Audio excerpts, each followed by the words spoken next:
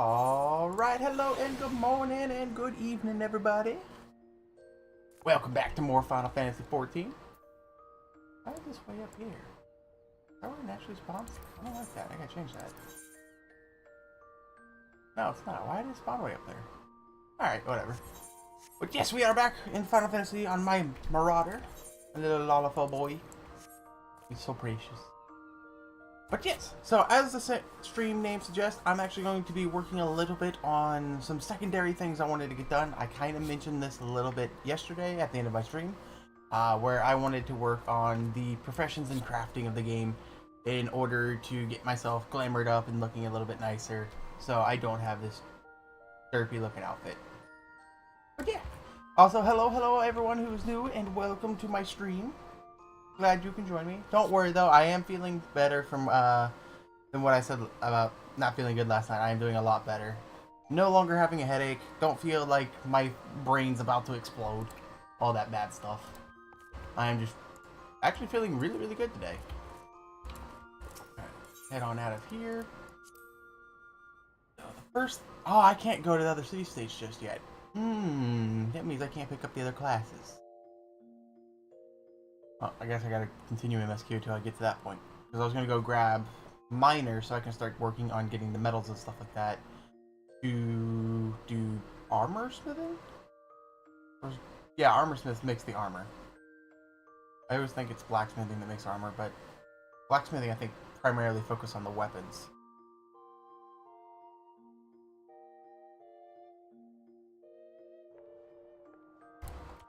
Yay! Alright. Better on. Oh wait, I think this is the quest that has me go to other places, is it not? Oi, do you fare? Or, oh, do you fare, though? Rested and ready to expand your horizons? Well, then I have an idea of where you might try and next. You heard of the old skylift in the middle of Noska? If you ever visited a Woad Whisper Canyon, then you must be up and down that thing at least once. It's a big bleeding scaffolding attached to the descent. You likely see the lads and lasses on there using it to haul cargo up the cliff face and labor that. And I hear they could use an enterprising soul to pick up the odd jobs what no other bugger has time to deal with. Track down the head of the operation bloke by the name of Werlick, and he'll be sure to put you to work on a task or two. Oh, never mind, this is not the quest to go to the other city-states. Never mind. I can do the levies, so you want to be culinarian. I got my flatbread still, so I'm okay on food. I guess we'll just go to an Aetherite and teleport out.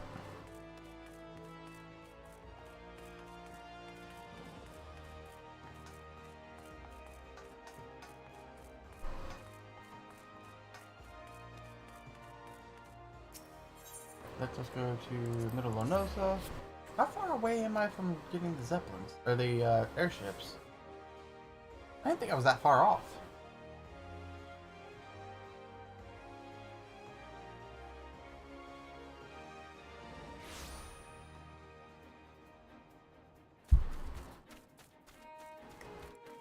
It's a foggy day.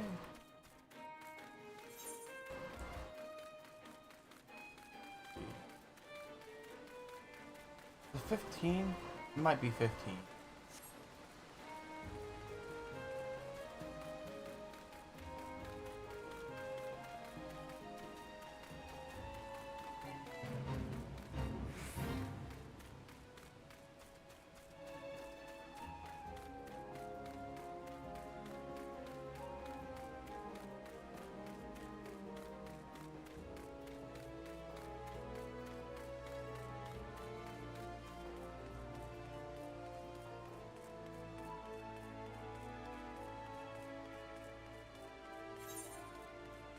Let me clean up my inventory.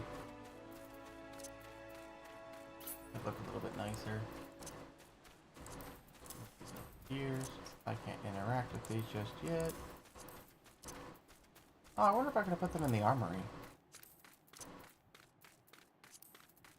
Oops.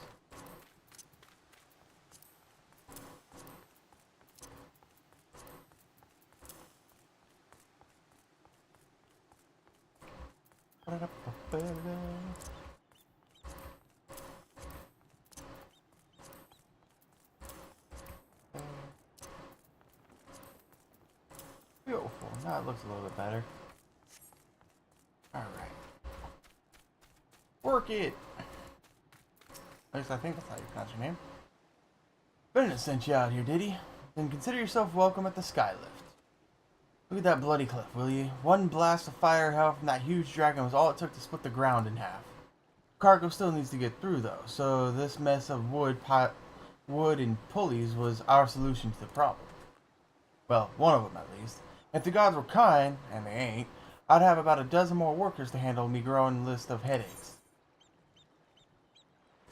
Should I take new pants?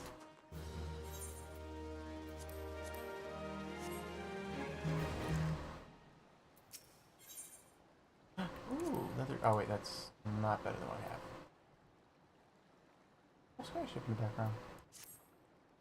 Glad I am to see you again, lad. A wagon driver just returned in a great bloody hurry, screaming about some monstrosity what sprang out from a million corn seedling in his cargo. Seems the gutless bastard tossed it over the side before turning tail and running for his life. I need to head down the road, recover that seedling, and deliver it to the loaf over at the Swift Perch in western Lenoska.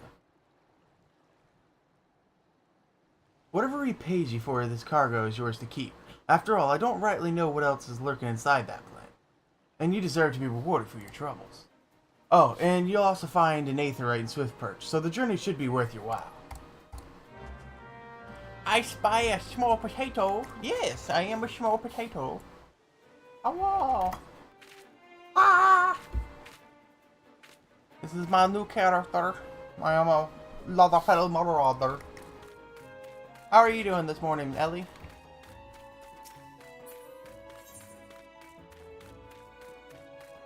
Carrying. Is this the boss fight or is this a bunch of megalodons? Or megalocrabs?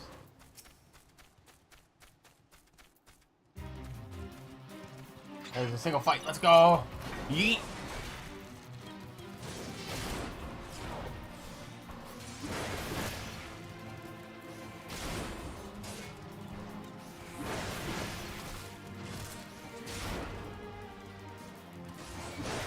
Doing okay? Yay! That's good to hear.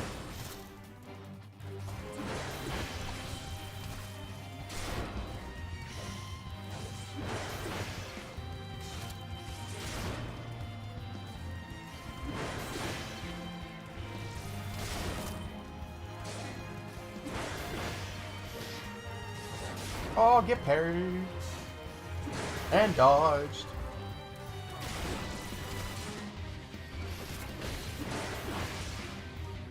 Oh, Lancer's come to help. Although, it's almost over. Thank you, Vivi. Oh, it's a dragon girl.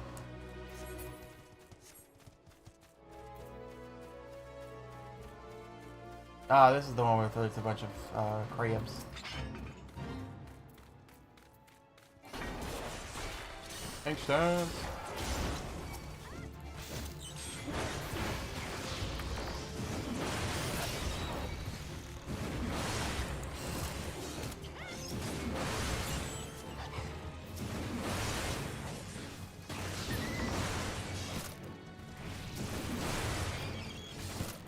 Grab all the crabs.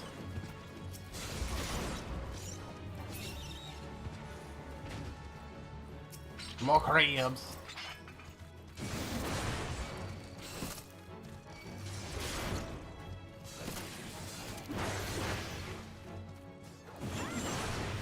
Just spamming the throw of it. I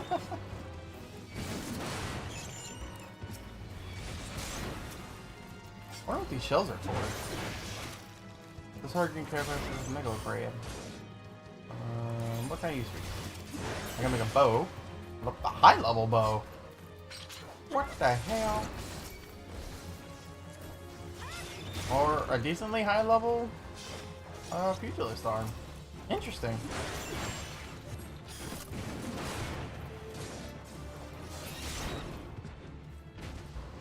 One more.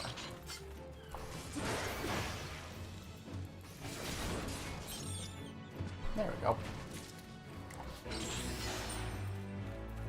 Oh, that was a big old chunk of... Oh, I forgot to do that with flatbread eating. Oh, I hate my life.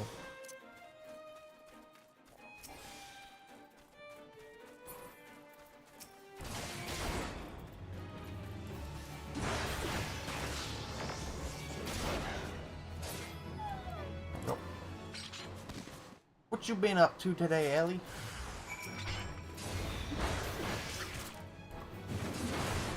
You getting into any video games yourself? Or you just been chillaxing?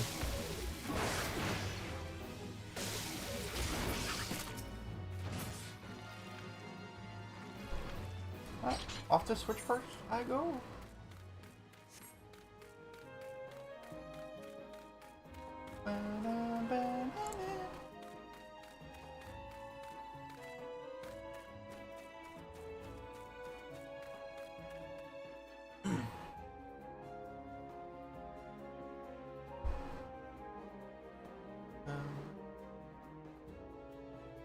Nothing much to be honest, just relaxing and taking it easy. Nice. I kind of was doing the same this morning. I've been awake for like 2 hours now, and I just laid in bed the whole morning. I didn't do anything.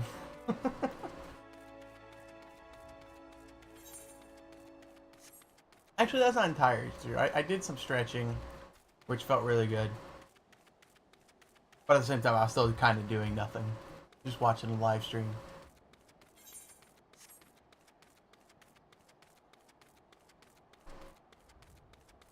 Oh, I'm here to turn in the thingies that you left.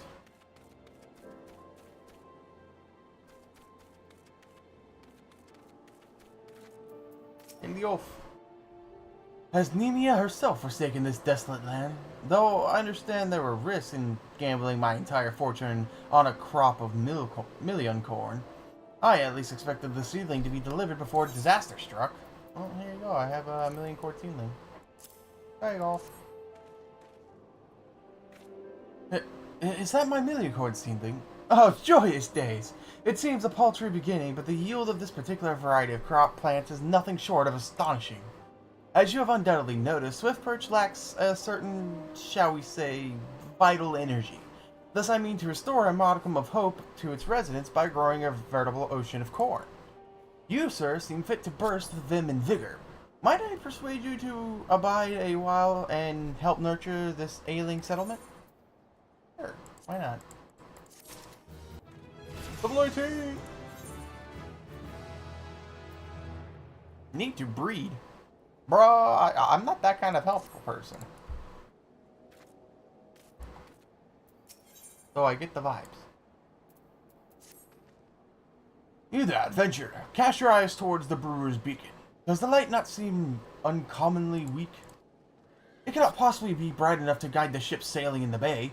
I would march over there at lighthouse and investigate myself, but I am duty bound to remain at my post. I would consider it a favor if you could make a visit to the brewer's beacon and see if aught had befallen Consway, the lighthouse keeper. Yep, sure, no problem. I got you, fam. Okay, I'm curious about this quest. What the hell is the need to breed? Oh, dodos! All the wild dodos you see about the place were actually once domesticated birds, bred by my father. They broke loose during the chaos of the calamity and gradually became the feral, ill-tempered creatures we now do our best to avoid. But if I'm to restore Swift Perch to the very same settlement it was my father, or when my father was alive, then I must also try my hand at dodo racing. And, as you have likely surmised, I shall require your adventurer's resourcefulness in this endeavor. For the initial stage of my dodo rearing enterprise, I need you to head into the flock and seek out dodo nests. You'll be looking for fertilized eggs. 3 of them should be nicely for now. But pray be careful when liberating the eggs. The adult dodos will not take kindly to an intruder making off with their offspring. Dodos! It's dodo cooking time.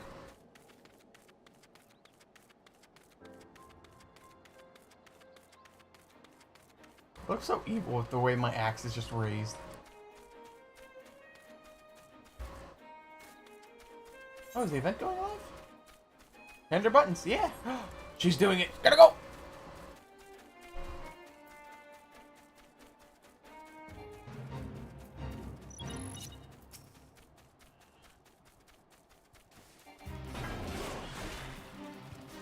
Yeet.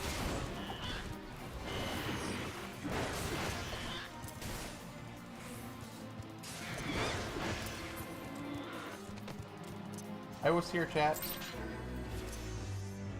Literally showing up, pushing 3 buttons, and I get almost 700 XP. Let's go. Oh no, she's down there. Wait, who was I just helping then? Oh. No other person? Alright, give me this dodo egg.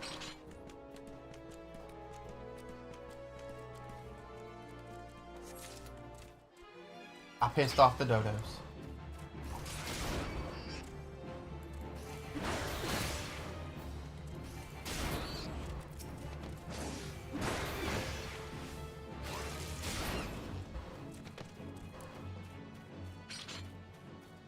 Man, even gaining 103 experience, I'm not getting that much experience.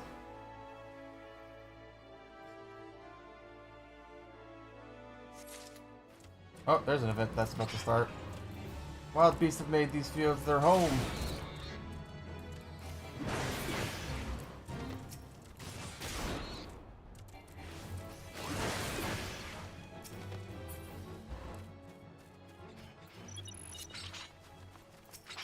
Charge!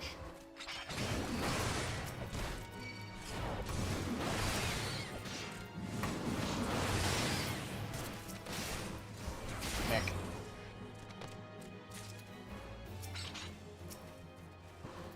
Nice, yummy animal hides. Use that for my leather worker.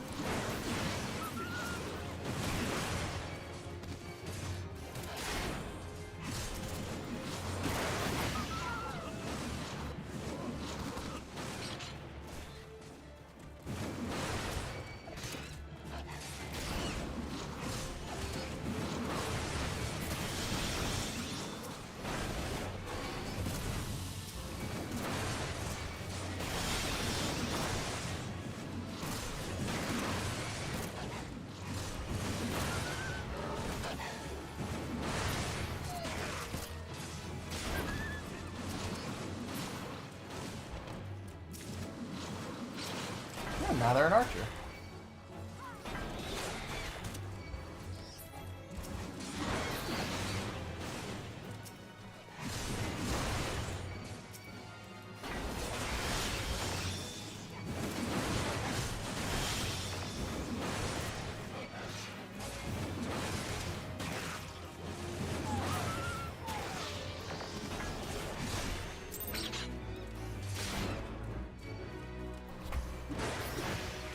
No dodo getting away from me. Woo! That one gave me a bunch of stuff. Let's go.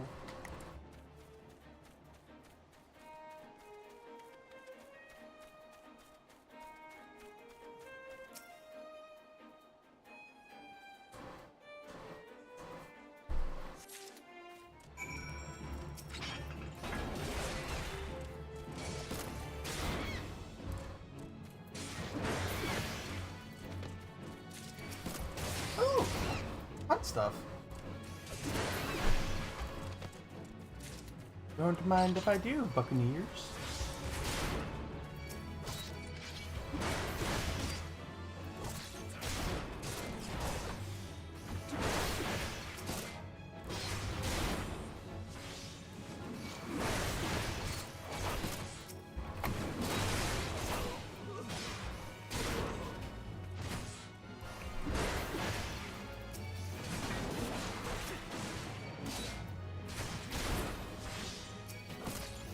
Like a little dagger?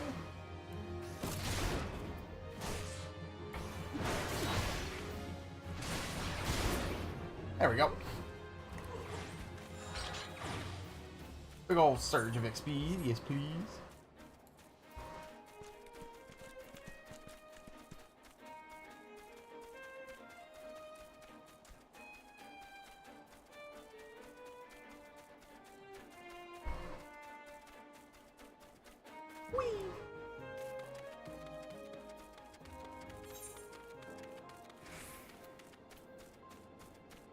Actually did get crab legs.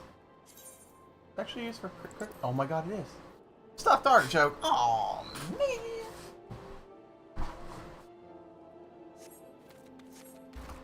Alright, I got your dodo eggs, my friend. With 3 eggs, I should be able to experiment with breeding. Success or failure is not terribly important to begin with. I mean, only to gain some practical experience with the birds. Oh, here you go, have some eggs. Yeah, she did exceptionally well in selecting only fertilized eggs. Now that I consider it, I'm not entirely sure how you managed to tell. In any case, I must raise the naturally aggressive dodo from the egg if I am to have any chance of surviving the breeding process. Apart from encouraging a more docile behavior while the bird is but a chick, it is imperative that I remove the gland that produces the infamous poisonous breath. My father's notes quite graphically depict the consequences of failing to do so. This really is rather exciting. Every day I take another step closer to my vision of a swift perch surrounded by golden fields of wheat and echoing with the calls of plump, waddling dodos.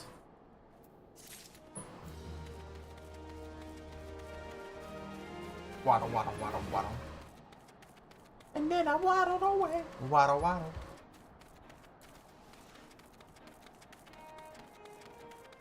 The dust storm? Gales.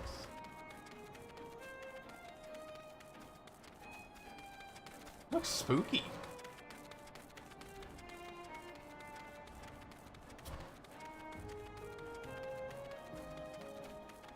Man, I still can't wait for the graphic updates and just to see how like all of the old world looks. Dark helmet!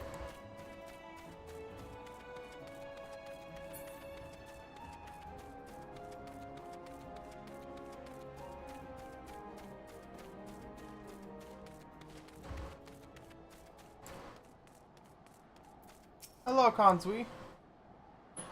You say a Yellow Jacket sent you here. Me light's grown dim, has it? Well, of course it bloody has. The bomb what fuels me furnace has up and buggered off, you see. And if I don't get that beacon fixed up soon, there'll be trouble on the water. I know you're just a messenger, lad, but I can tell you're a venturer when I see one.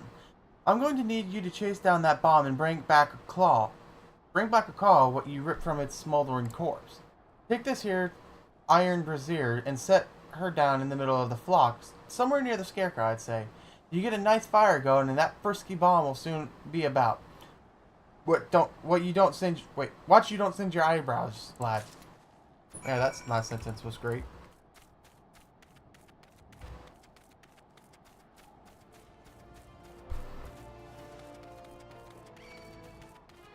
Really?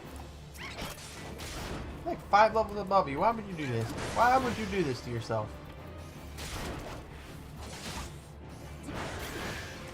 I dodged your peck.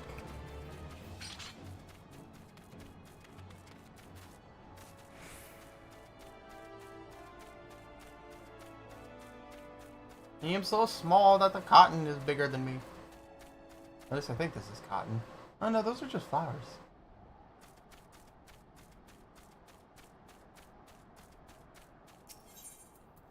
I can set this up. Yeet. And get the fire going.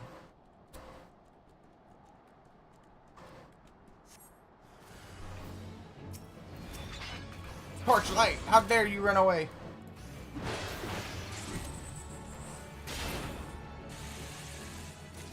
Oh, that was easy. Although I don't understand what you need the bomb claw for. Why wouldn't you just want the bomb back?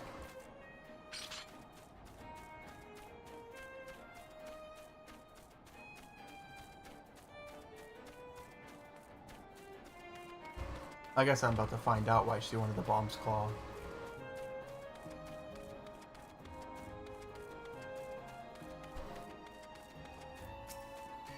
Oh, I was just about to run around you.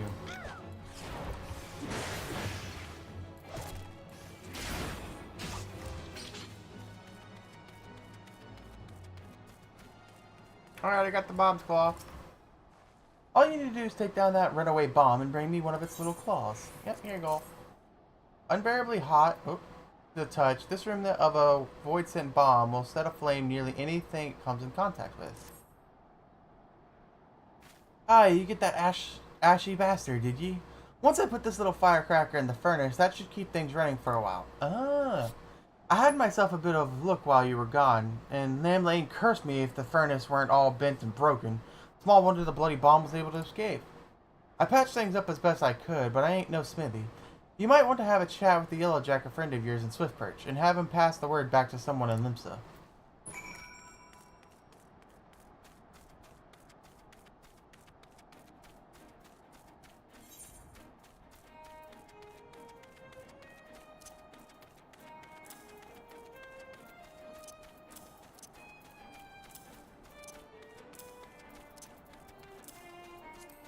What are dodo eggs used for? Dodo omelet. Sandwich basket. Mustard eggs. And cheese souffle. I almost said supple.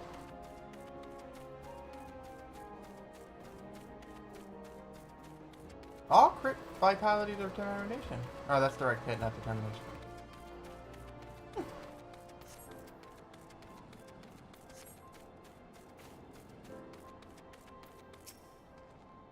The furnace is damaged, is it? Well, very well, I shall write up irrelevant reports, but these repairs must needs be effected without delay. It seems I have another favor to ask of you, adventurer. Take yourself straight away to the Armorers Guild in Limsa and explain the situation to Forge Master Hinaza. Ah. Oh, I guess I'll just return that.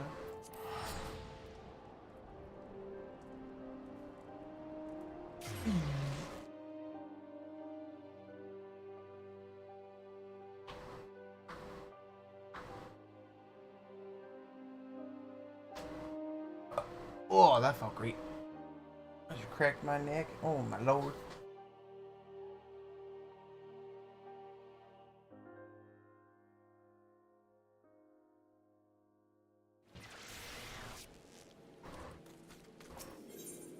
Ethernet and the F castle.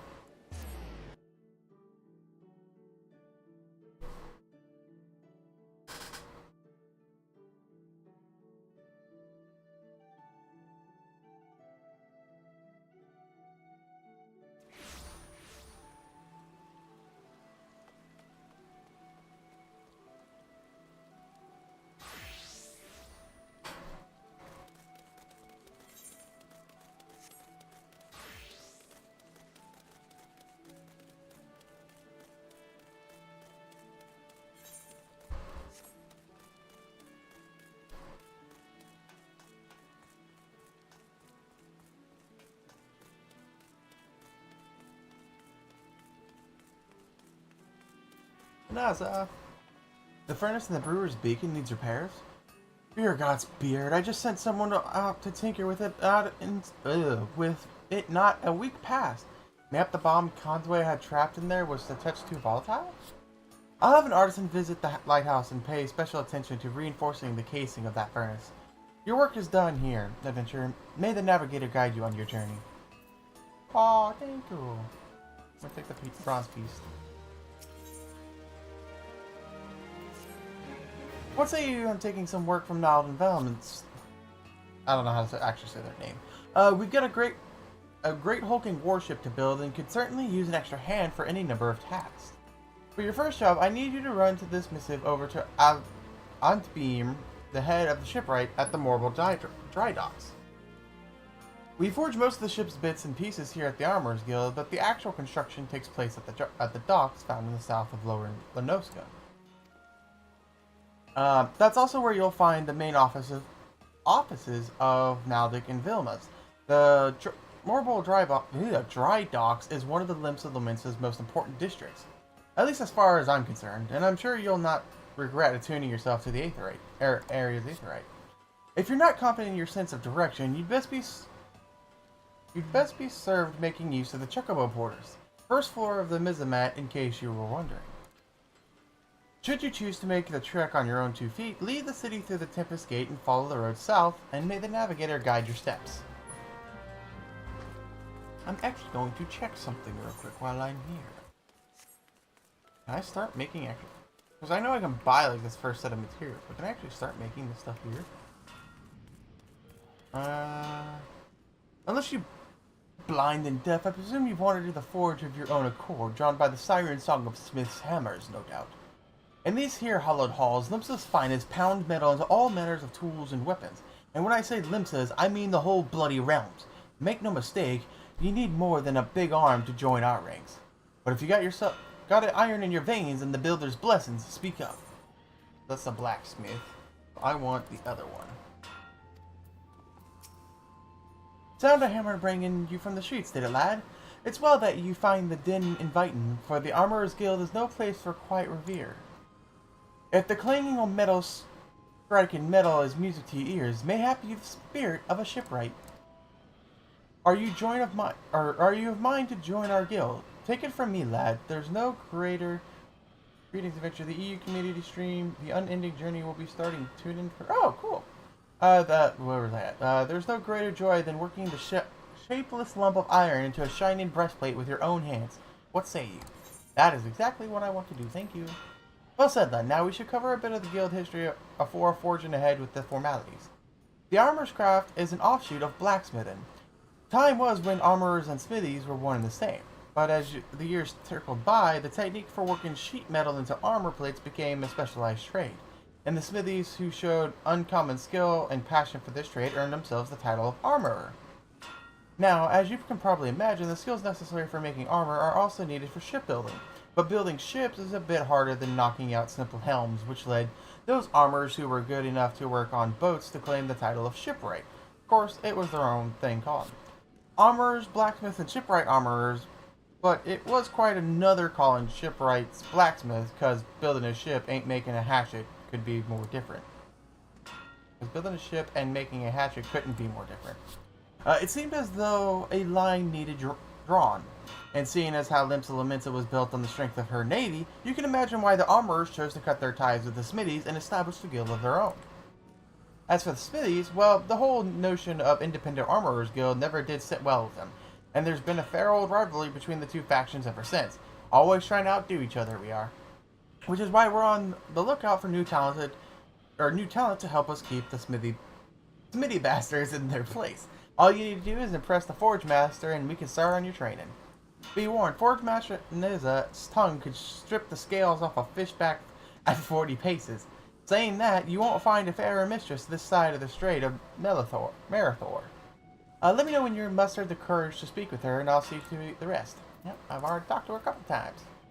Your mind is made up. You ready to throw your lot in with us armorers? Yes, please. I want to make new armor for myself. It is time you made yourself known to the Forge Master. That's no empty title, by the way. Hinaza is renowned shipwright and one of the finest crafters in Limsa Lominsa. Head outside and you'll find her blistering the skins off our newest initiates. This is definitely helping me learn to read. Another aspiring armorer, are you? Welcome, I am Naza, Forge Master of this guild. I take it Guanako has explained to you the history and nature of our craft. Good. I have little to add on that front, save this. The life of an armorer is not an easy one. Day after day, you will pit flesh and blood against iron and flame, and without a passion for the forge, you will fail. But passion alone will not make an armorer of you. To truly master this craft, you must be possessed of a will as unyielding as the metals you work. Knowing what lies before you, have you the fortitude to preserve? Yes. I am Marauder at what I do. Huh. I see you have no fear of hard work. This is well. Consider your request to join the guild approved. But if you ever give me aught less than your best, you will be out the door before you realize my boot is connected with your backside. Are we clear on that? Good. Now that we understand each other, let us begin with the basics. What is your name? Lil. Very well, Lil. This tool is called a doming hammer. Here, grip it firmly. Note its weight. And let me know when you feel comfortable with it in your hand, and I'll tell you if you're holding it properly. Firmly grasp it.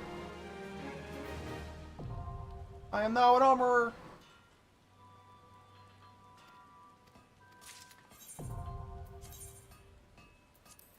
Firmly grasp it. I'm naked.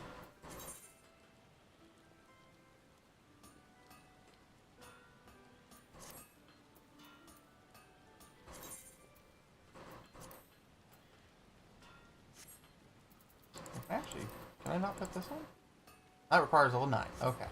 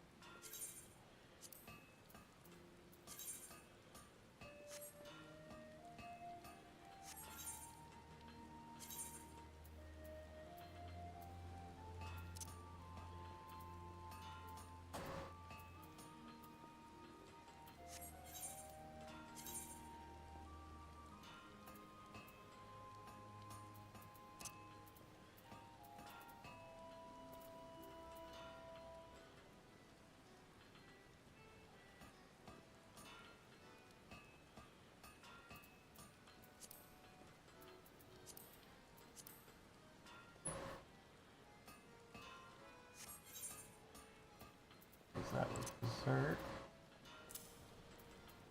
And that was also my limit break. And that was blow blow. And energy.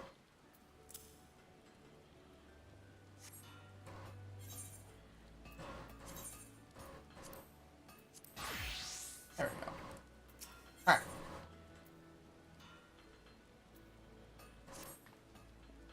Alright. Yes. If I didn't know any better, I'd think you were an armorer, little. Of course, I do know better, and until you craft something with that hammer of yours, you'll look like a babe with a rattle to me. Damn. And I have no intention of mothering you. Make no mistake, I mean to shape you into an artisan, however hard I have to pound. Save your sweat for the forge, lad. I don't expect you to fashion full suits of plate on your first day. Just pay close attention to my instructions, be diligent in your work, and the skill will come in due time. Now, let's be about your first lesson, shall we? I want you to take up your hammer and make me a bronze ingot. A mundane task, I grant you, but one which is every armorer must master. Bronze, you see, is the most basic material of the craft, and bronze ingots are its building blocks. 'Tis not the strongest of alloys, of course, but it is that very quality that makes bronze so easy to shape, and the metal of choice for the novice armorer. To forge your ingot, you'll need to procure 2 chunks of copper ore, a chunk of tin ore, and an ice shard. The ore can be purchased from Sorenby here at the guild. The ice shard you'll have to find on your own. Well, are you waiting for me to swing your arm for you, or mayhap you would have me swing my boot?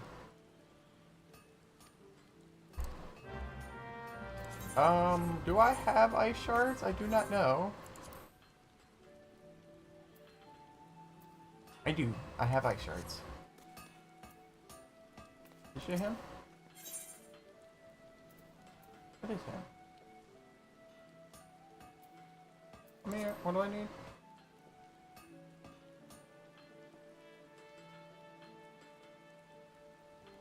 Two chunks of copper ore, 1 chunk of tin. I'm gonna do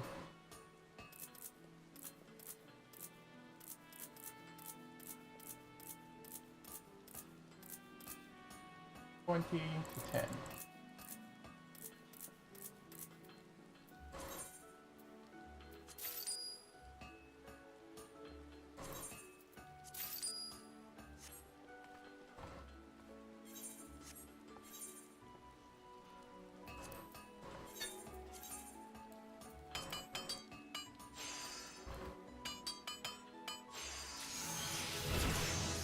Whoa! I done did it, Naz. Where's that bronze ingot I asked for? If you can't find the ore yourself, try speaking with Sombra here at the guild. Yep, I got it. Here you go.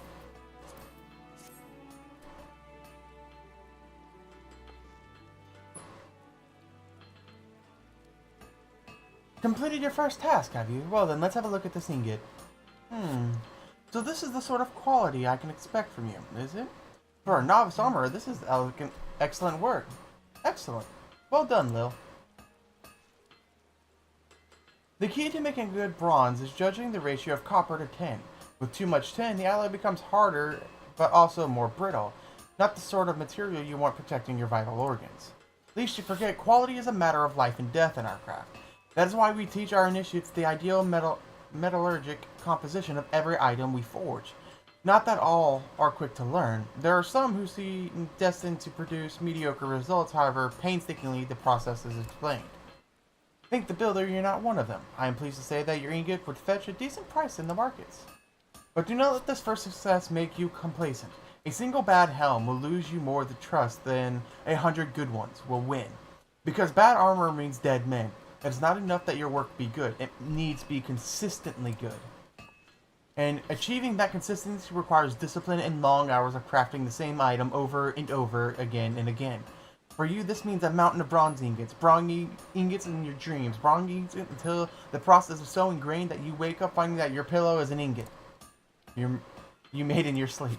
When you feel you have learned all you can from forging bronze ingots, seek me out and I will find you something else to craft. May the builder guide you.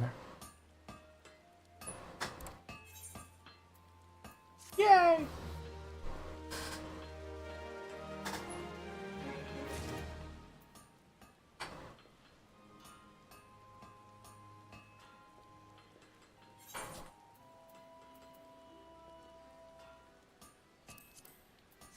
I am crafter now.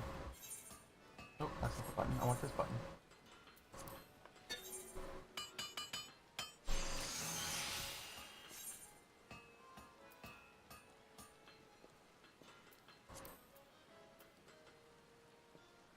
Wow. That is already... Oh wait, I'm in crafting gear. I was like, that is already so much better than what I'm currently wearing. Oh, yeah.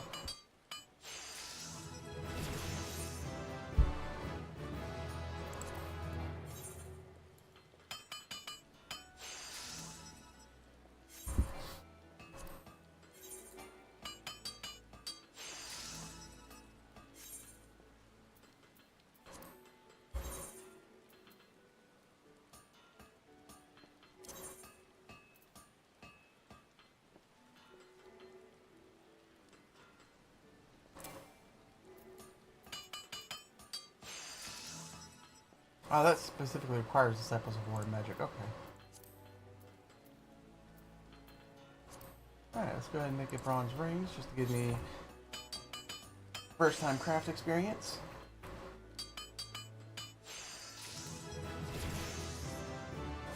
Hey! Now I have basic touch. Bronze rivet.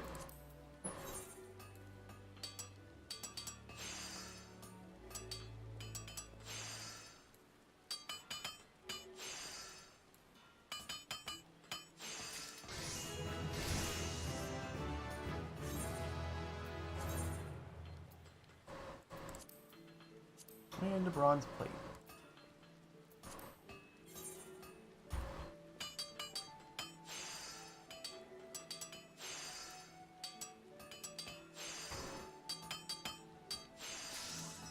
Ah, didn't go mastered. Alright, cool.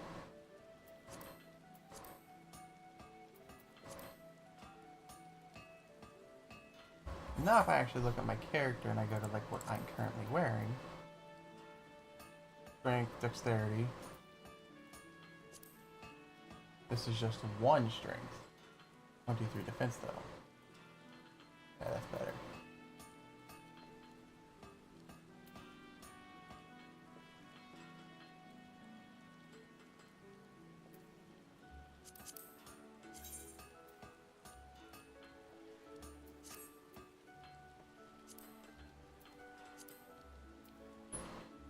Oh, I have a piece of leather. Oh, no, I don't.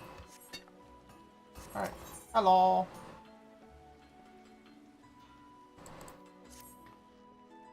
Ah, Lil. I take it you are now intimate with every aspect of the bronze ingots production. Good. Then you can assist us in a pressing matter. It seems that one of your younger members, Swithin, accepted an order for which he would struggle to fulfill in thrice the time he promised. While I am tempted to let him squeal under the weight of his own ambition, the guild is not in the habit of delivering late. Several veteran armorers have volunteered their service, but I would also like you to assist in this matter. On the one hand, you will be helping to spare the guild unnecessary embarrassment, and on the other, you will be deepening your understanding of the craft. The builder could not have planned it better. For your part in this endeavor, you are to craft 3 bronze hopalons. You'll need bronze plate and maple lumber to make the shields. While we're on the subject, have you been acquiring your materials? The markets are a reliable source, but have you considered making an arrangement with the miner or botanist? As you will have gleaned, the craft calls for a near constant supply of copper and tin, both of which are commonly mined in the region of Thanalang. Should your purse grow too light for comfort, there is little to stop you to taking up a pickaxe yourself. For the time being, however, I want you to concentrate on honing your skills as an armorer within the fundamentals under your belt. Hopalons shouldn't prove too challenging. But do not fall into the trap of complacency. A poorly wrought shield is worse than no shield at all. Each piece you craft, however simple, must reflect utmost attention to detail. Make the guild proud.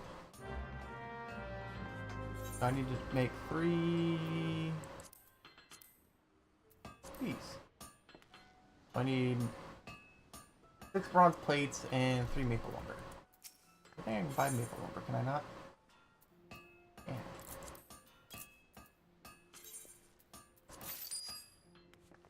Alright, so now I just need to make some more plates, which I need more ingots.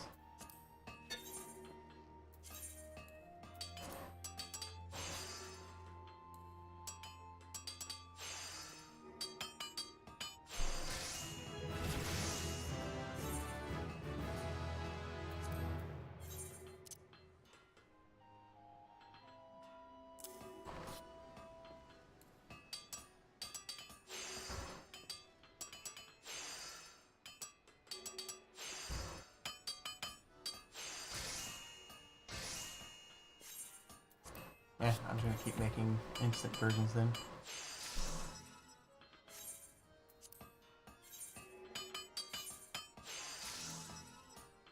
I'm at 5. I'm out of... Where did I get 30 from? Oh, she probably gave me some.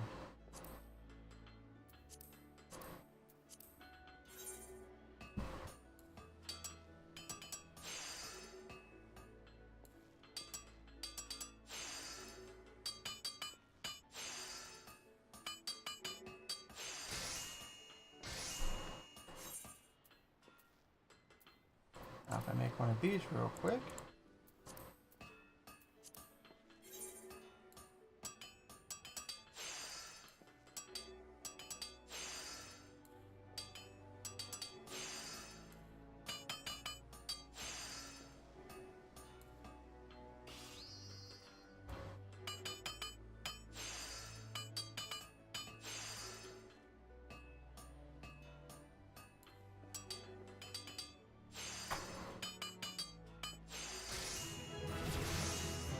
Woo! High quality, let's go.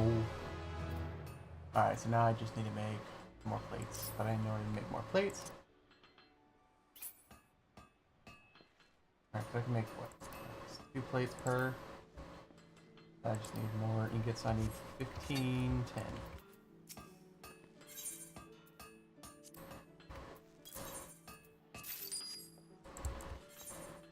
Oh, I have the level 11s. Ooh, economic bronze.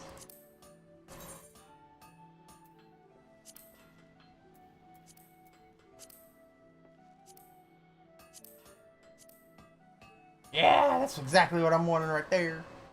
I look so good. All plated up.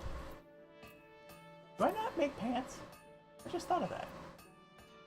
Oh, those are feet. I guess I don't make pants. I guess that's for leather workers. I guess they make pants. Alright, anyway, back to making this real quick.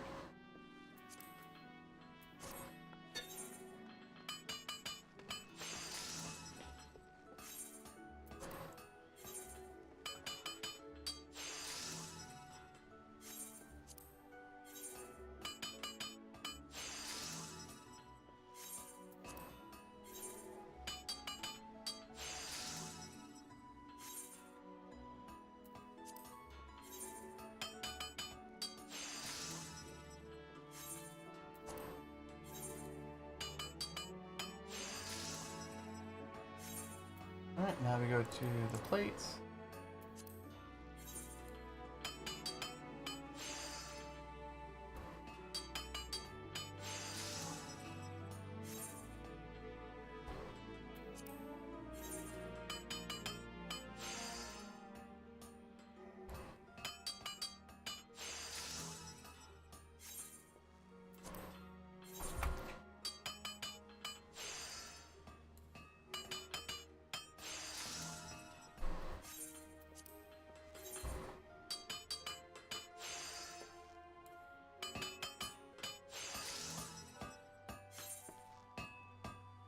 Alright, how many am I at 2 right now? I'm at 4. That should be enough.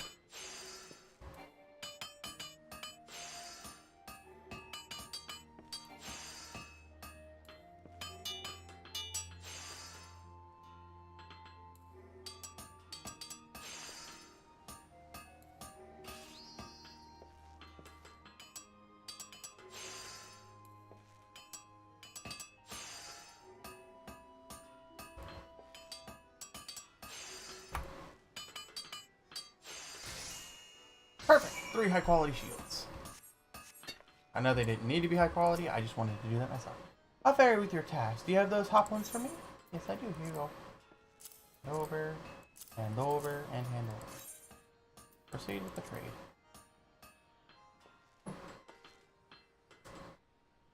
Impressive. You have managed to balance the conflicting requirements of sturdiness and portability, much as you balanced hardiness and malleability in your first task.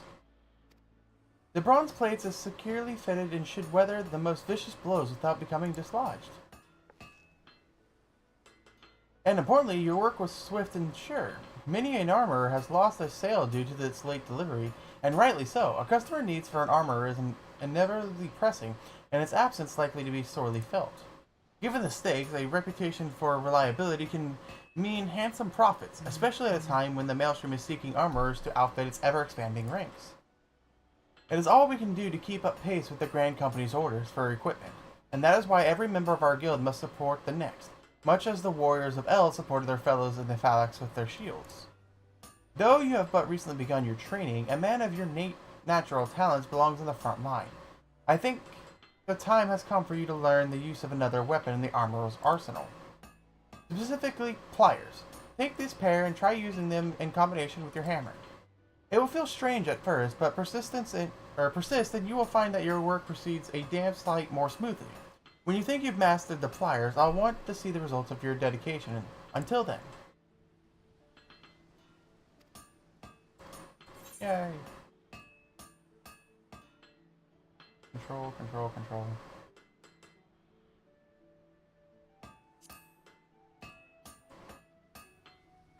I'll take the pants.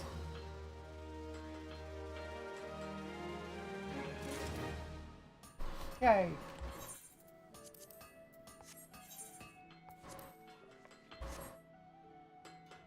Oh, now I can go back to crafting just some random shit.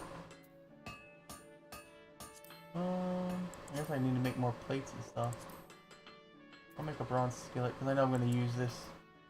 So, back to making more. Oh, did I put on the fires? I did not. There we go.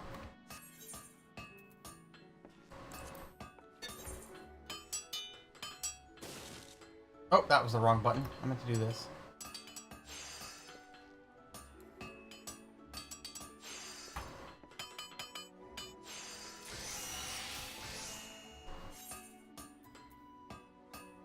I want to make a really good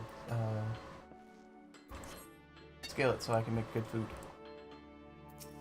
Going to need some maple lumber, please. Thank you.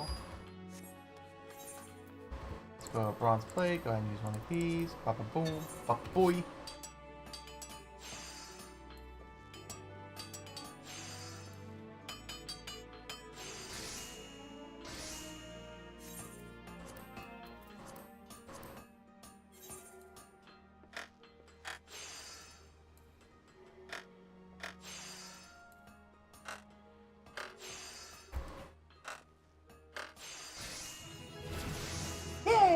And now I can quick synthesize, which makes crafting iron, the ingots so much better. I can just go quick synthesis, max please.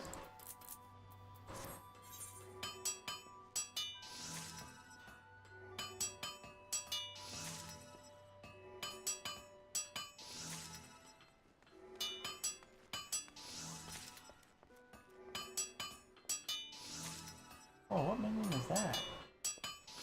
Oh, okay, I know what that is. Yay!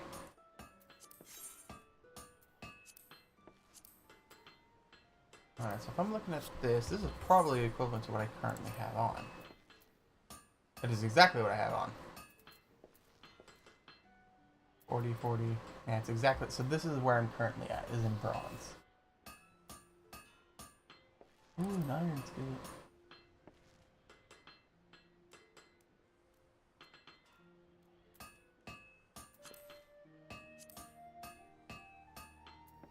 Another bronze plate. This real quick.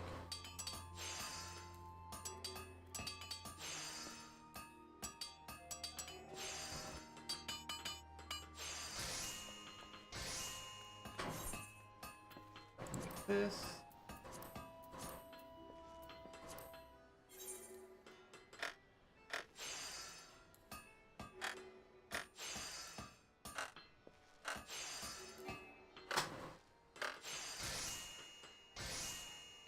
Beautiful.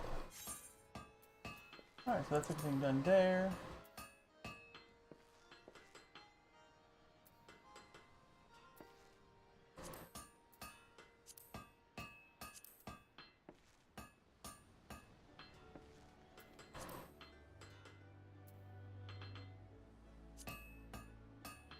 Oh, I can't make a copper ingot. How do I get a copper ingot? Can I just buy copper ingot? I can. I'm gonna buy 3 of you, 1 of you. Oh, something for you, so I'm gonna buy 3 of you. Oh, and no other.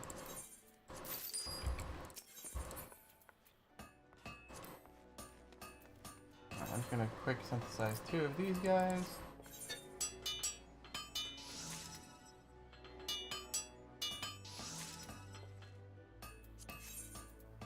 That should be giving me what I need to make this. Oh, I need the bronze over too.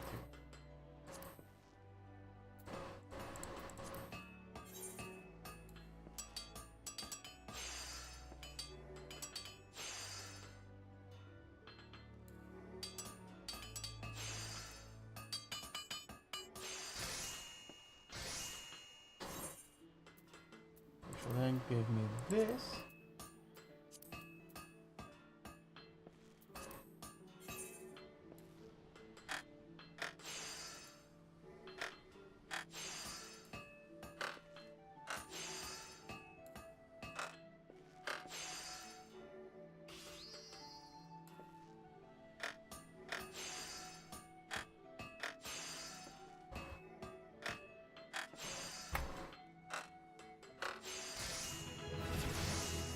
There we go.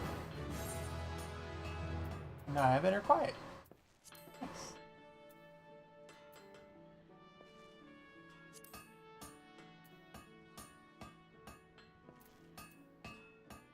So this was level 8. What level were my pants? I knew they were better. Oh, that's why, because these are not pants. These are feet. Ugh. 23. 3. 1 strength, 1 dexterity, 1 strength. Okay, so making these at a higher quality would actually be pretty good.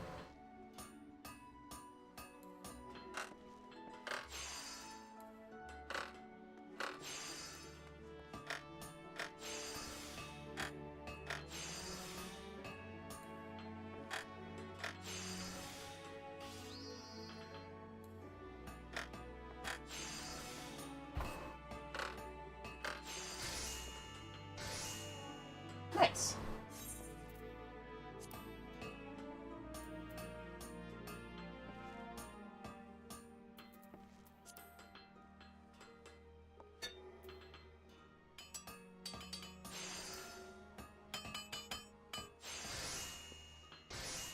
Which in truth, making these would be better.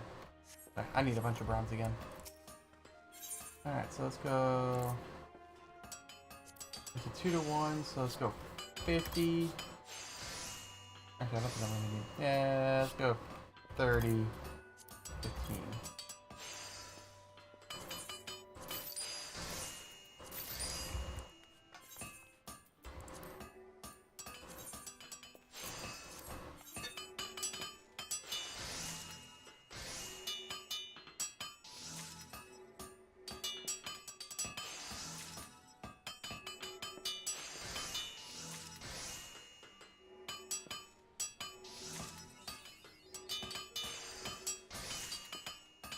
So I craft away on this. I'm gonna go grab me some tea. So I'll be right back.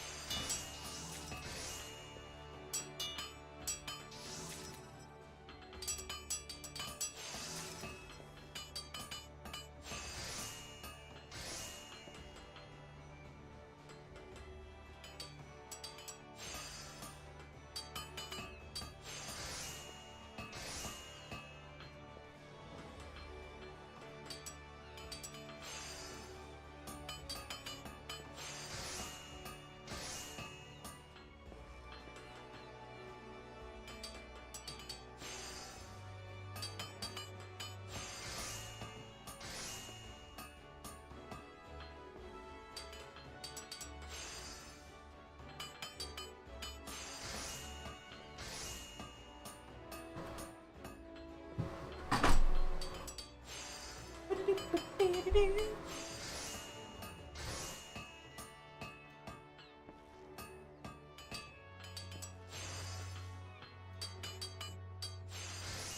we go.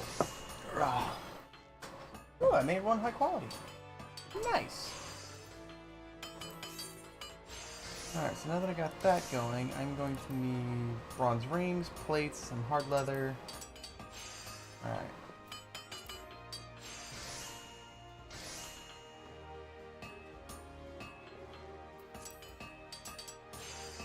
So let's go ahead and make quick synthesize. I'm going to make 3 of these.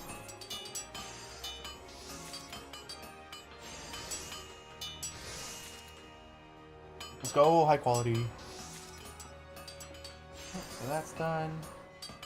And then, was it rings? Or was it ribbons? Rings and hard leather.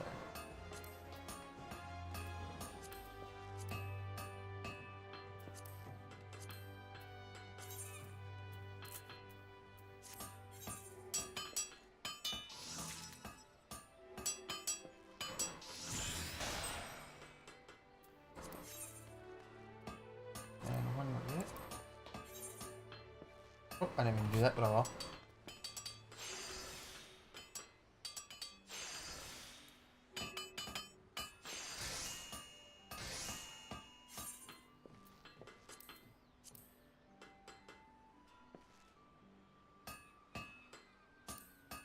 Hard leather. Oh, that requires iron. Oh, okay, so I need to make some iron. Oh, nope, I want hard leather.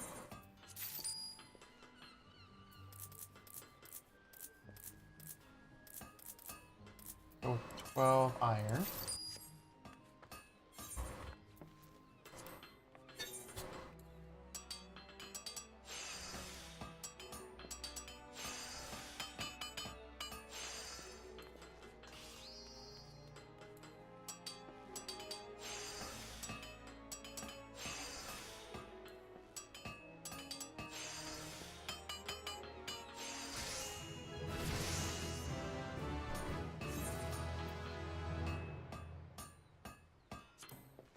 Now I need an iron rivet, which requires 1.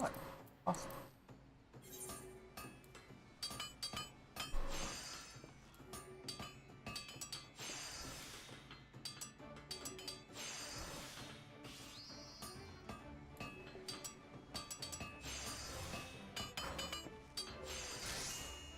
Oh, that almost just gave me a full last level. Let's go. Alright, so now we can make this. I'm actually going to use one of my high quality for my bronze gauntlets. That should be 15. I'm going to go to 45. And now I can work on making this higher quality.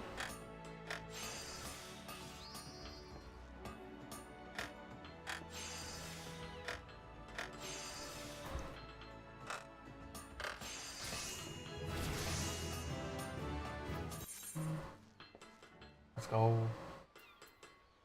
I have serve and increase my speed, which is nice. Oh, and I have 16 to 20.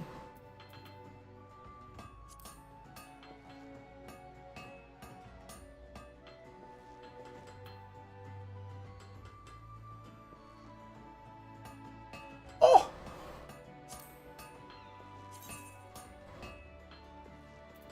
Do they look visually different? Oh, oh my god, yeah, they do. They look so much better. Oh, that looks so good.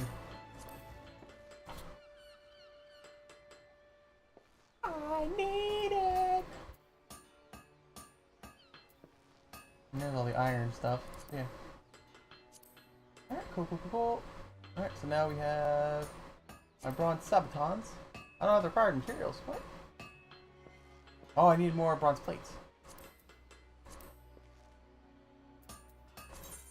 Quick synthesize 2 more.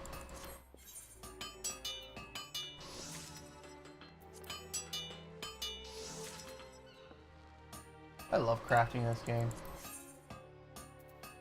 Alright, so now I can go the bronze sabatons.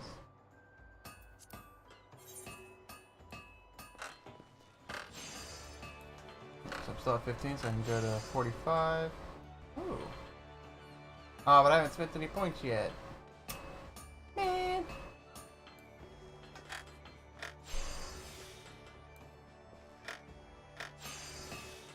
There we go.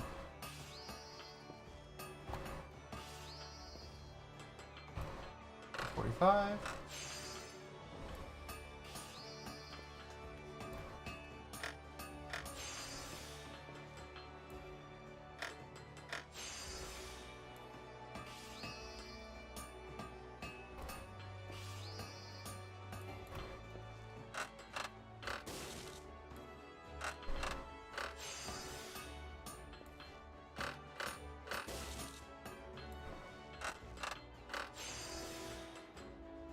Let's go.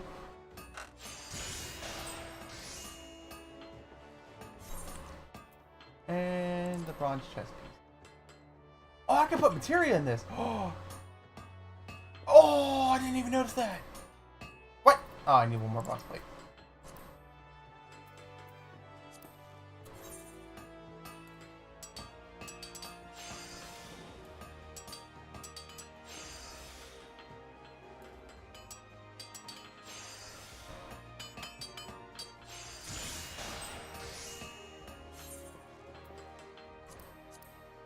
Alright, bronze grass, and now I can do that. Let's go ahead and use a little bit of this.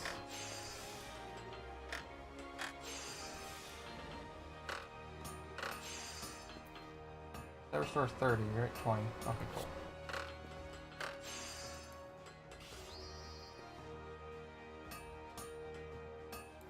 Again, go to 45.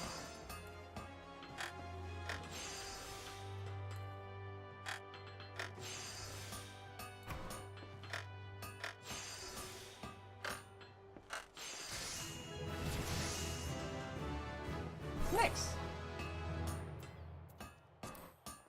Just out of curiosity, what do I need? A brass ingot and leather. Can I buy that? Oh my god, I can. And leather.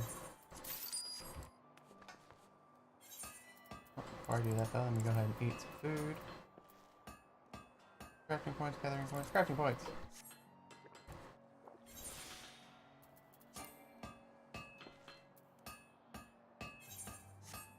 Oh, my inventory. What? What do you mean?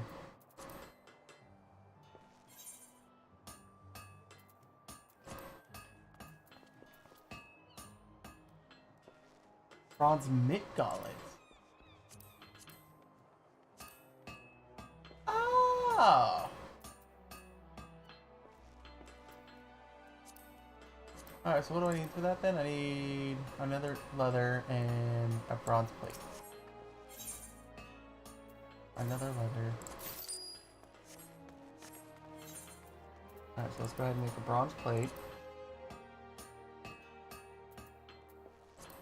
I can't make a bronze plate because I'm out of copper. Or bronze.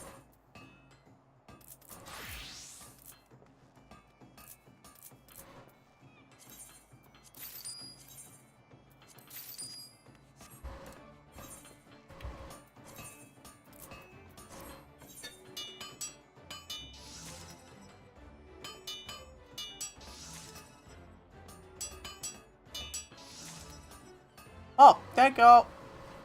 I didn't even get to see what it was.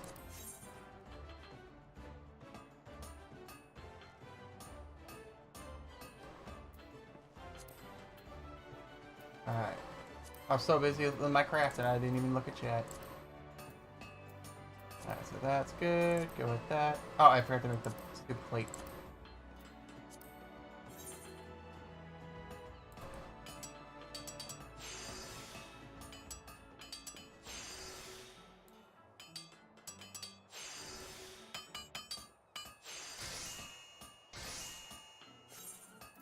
Alright, now I can go make these gloves.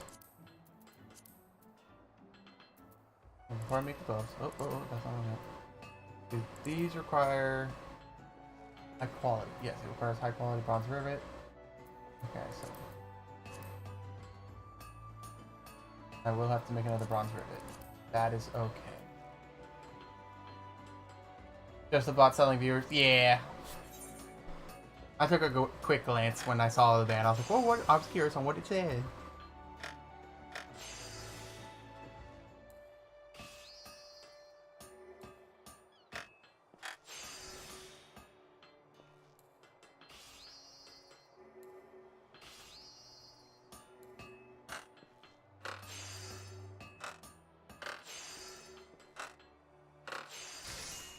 Perfect. Alright, cool. Alright, now I need to make... what again? Bronze rivet.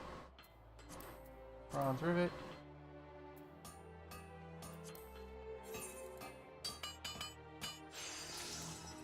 I pushed the wrong button! Oh, shit. I'm gonna do that again. I'll use my high quality.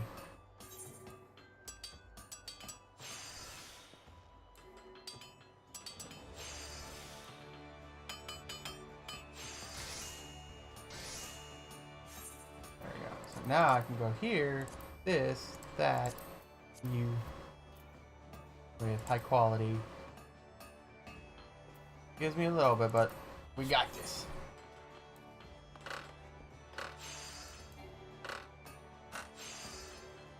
Push shift, I didn't push the button again.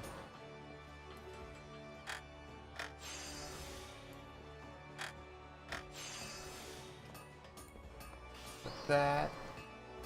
We'll use this. What? What? I pushed shift!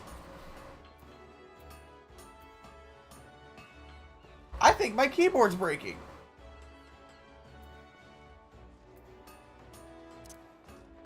So that explains why.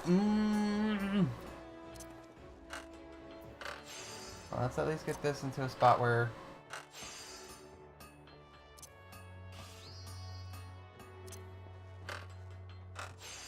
$75. I should take it to 90.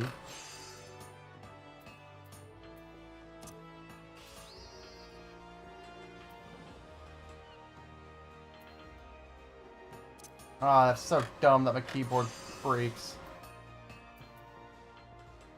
Alright, that's a 68%. Let's go for that high quality. Yeah! Still got it. Let's go.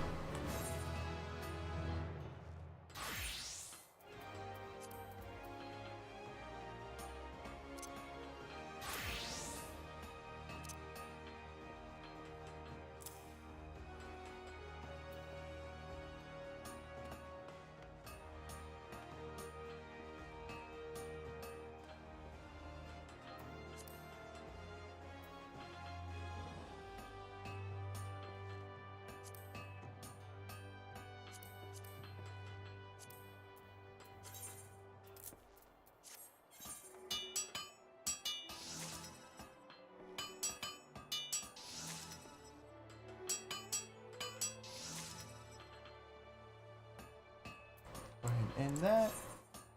And let us make an iron skillet. Oh, I need an iron plate. Okay, now that I know that my keyboard's fucked up, that sucks. This one.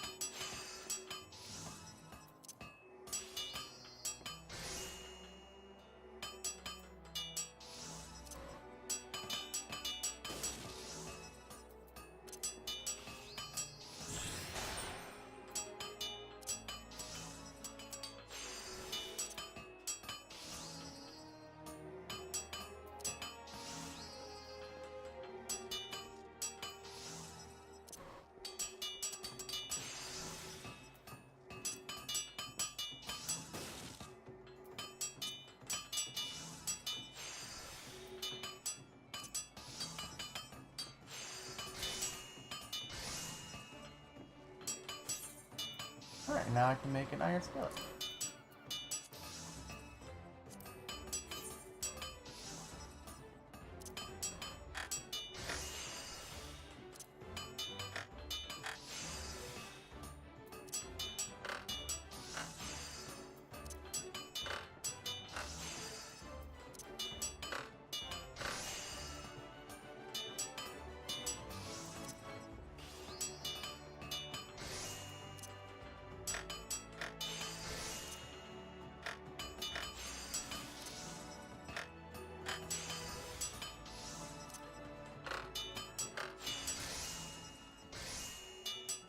Beautiful.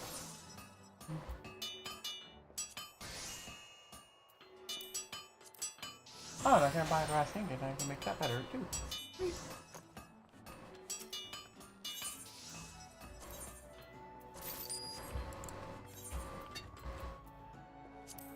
This goes from a level 12 to what? 15.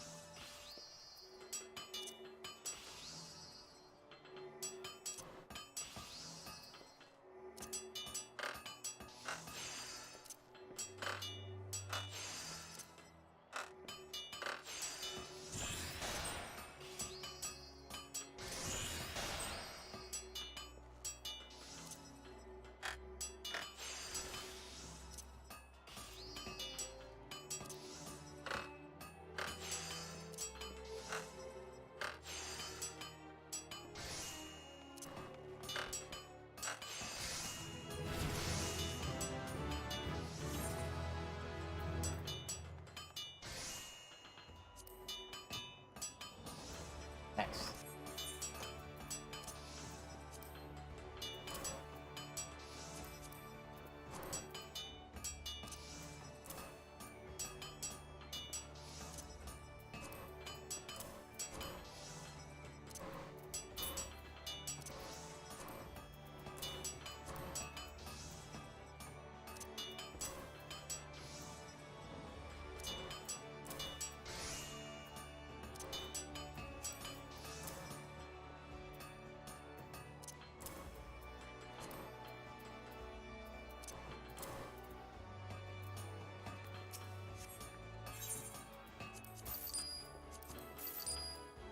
There we go. Make a decent amount of money right there.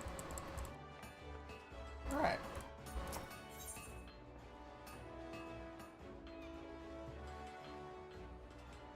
Alright. Oh, wow, I forgot this was level 10. Alright, cool. Ah, Lil, just the lad I was hoping to see. I have a new initiative that has near exhausted my reserves of patience, and I think she would benefit from seeing the results of Pierre's dedication and skill, specifically yours. Her name is Gornie, and Builder, help me, she is the most distracted, fumble-fingered craftswoman ever to lift a hammer. If she could but learn to forge the simple of items without constant supervision, I would consider it a rare victory. It is unfortunate that Beauregard did not see fit to invest all of my armorers with your innate talents. But I suppose we must all start somewhere. And if I had been in every initiate that was slow to grasp a technique, our guild would have a grand total of, what, 9 members? Oh. Yeah. 9 members? Mayhap 10? I jest, but it would be a few enough for our clients in the Maelstrom to have to share breastplates. So what say you, Lil? You need only craft a dozen sheets of bronze plates to supplement Grand's own. When they are ready, I want you to deliver them to the lass in person. Mayhap your examples will inspire her to take more care with her work.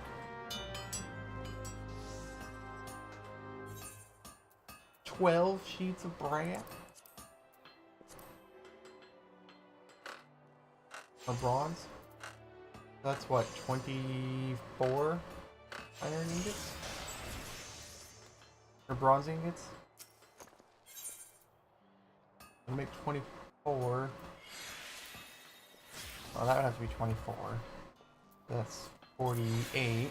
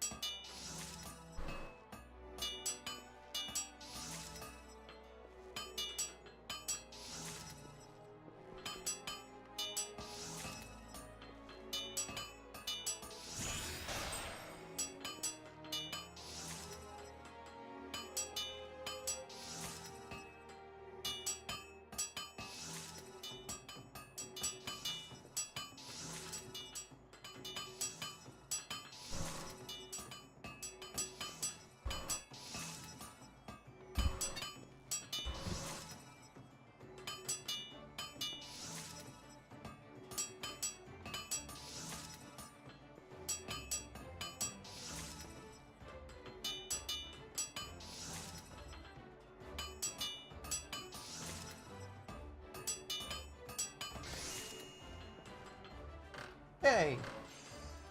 Alright, put the phone back. Oh, you make a shit ton of bronze plates.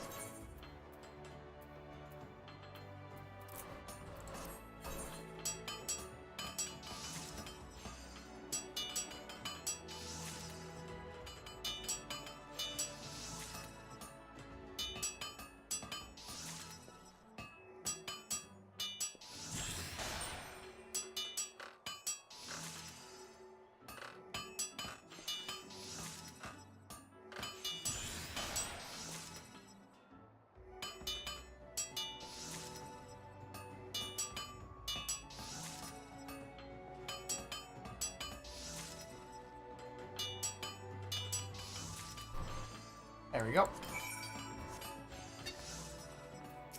Oh, no, sorry, wrong person, sorry. Renee. Oh, you must be Lil. The guild master told me you'd be... Wait, where did I put my hammer? Ah, there it is. Sorry, what were you saying? Right, yes, I would be most grateful for the next extra sheets of bronze plates. Oh, here you go.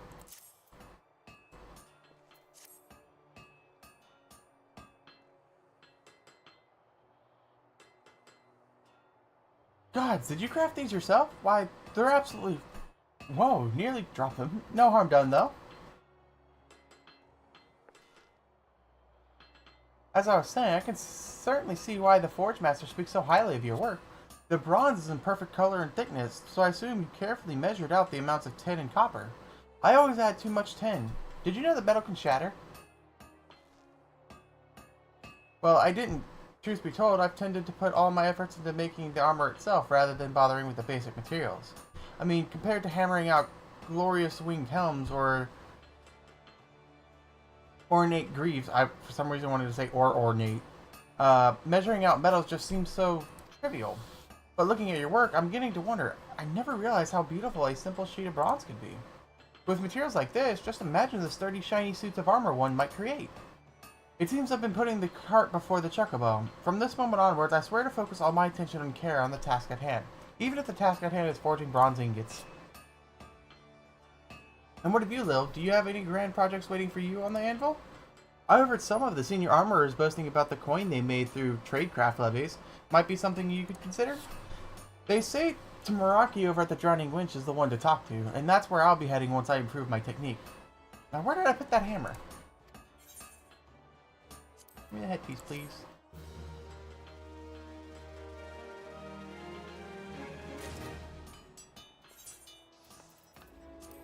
Add our hammer, and let me actually put this right here for now.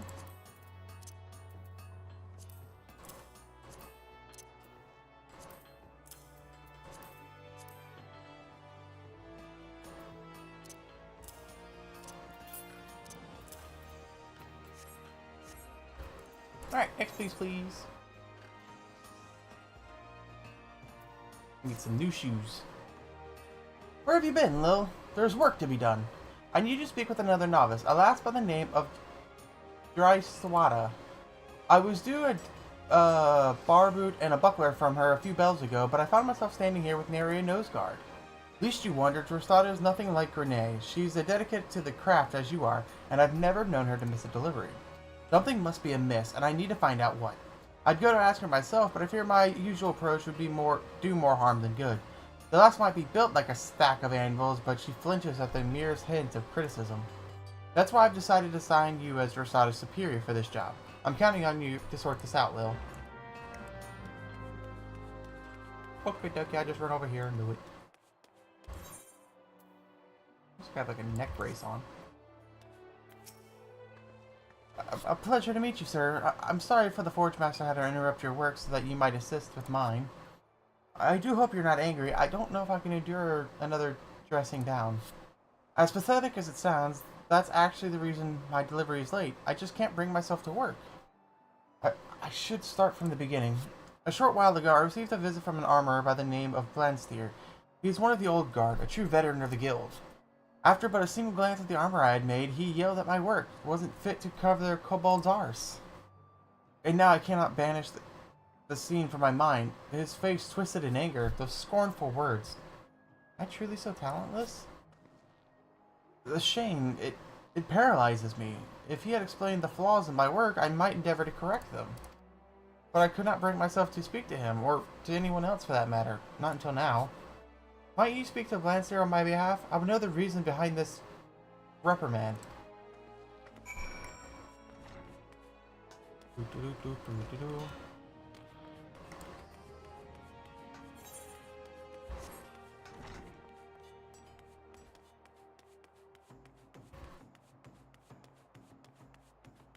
Hey, Blanster. I am Blanster. If you're looking for an armorer with skill and integrity, you've found him. What are you after then? Eh? You want to know what's amiss with Drancer's work? One of the guild's newer faces, are you? All these whelps training in their Hanazas got their heads filled with daft bloody notion of cooperating and camaraderie, when what they should be learning is how to use a pair of pliers. I've yet to meet one of her novices that can forge an ingot worth a damn, and them as ain't got the skill ain't worth them. Wait.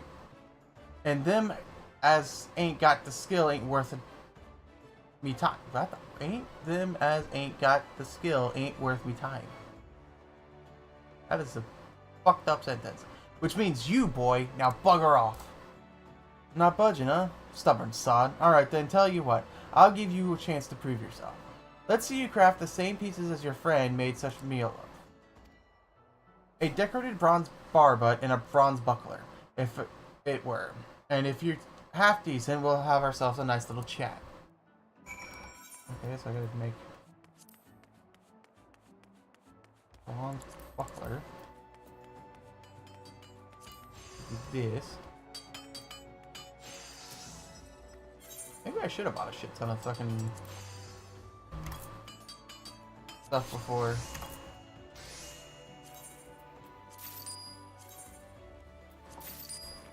Hey, yeah, sure. Oh, I got a 10. Alright, go ahead and synthesize all of these.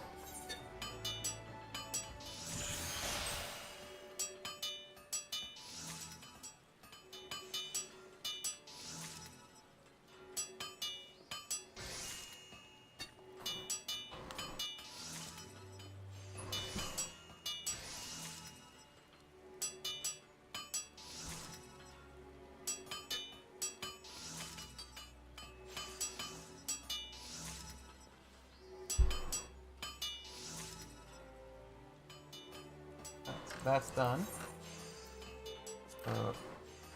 Oh, here's the bronze bar butt, but it needs to be the decorated version. Needs that one. We need a copper ingot and an brass ingot as well.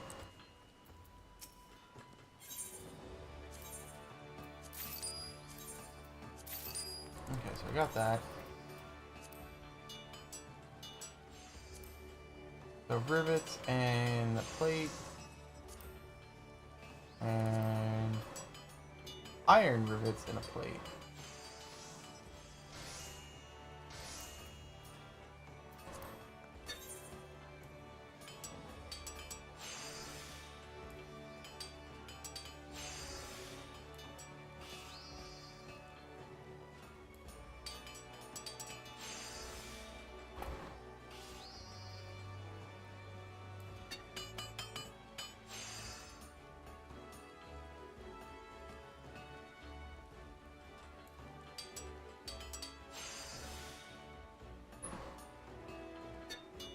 Something about crafting in 14 is so relaxing, it makes me eepy.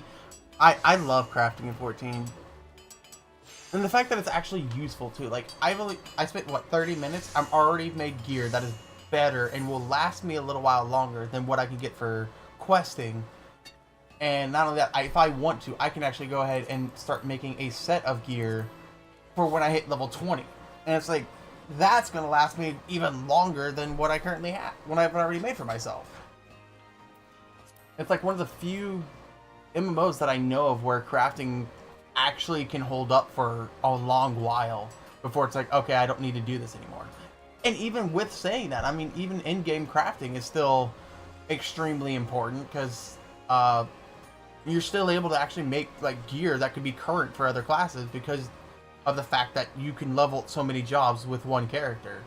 So it's like, even if it's not relevant to your main class at the moment, you could still hold on to it or make new gear for your secondary classes that you're playing. absolutely love the system that they have built up for this. Alright, so I need this one. Bronze barber, yep. So I need plate and rivets.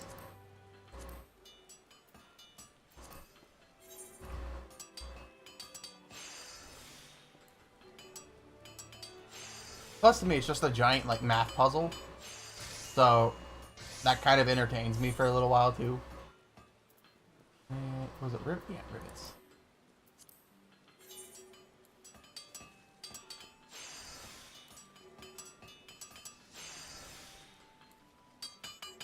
Yeah, and that's the other thing, too. I mean, hell, making glams for Gil. That's the reason why I even started this, was because I don't like the way my character looks, and I know I'm going to be unlocking the glamours in a little bit. So I wanted to make myself like this plated set of armor that I could use for glamour, and I now have it. And I'm like, let's go.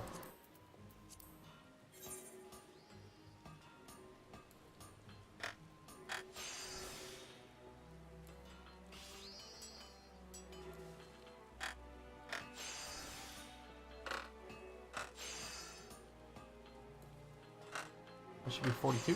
36. I don't know why I said 42.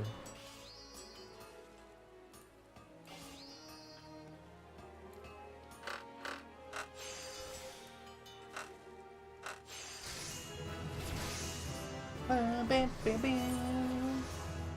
Alright, so there's that done. I need to prop the plate again. Can't wait to see. I love seeing what people come up with the glam. Well, my glam wise, I mean, it is literally what I've already made, which is this right here.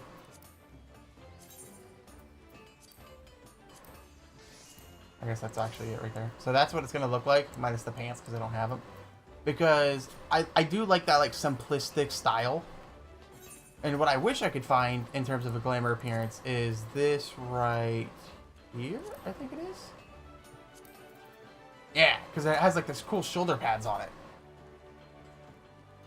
So if I can find that type of like appearance look, honestly, I might just throw that in the glam dresser instead because that just looks so much cool. It looks so good.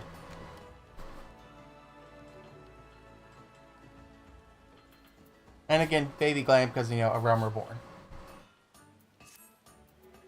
Also, I really need to like start clicking these buttons instead.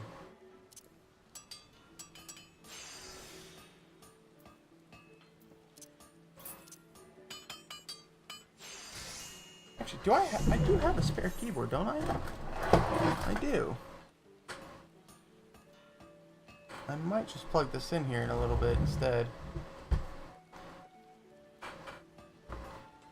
Because that's actually very annoying. If that's happening in this, it explains why I've been having issues in some other games too. Alright, now I can do this.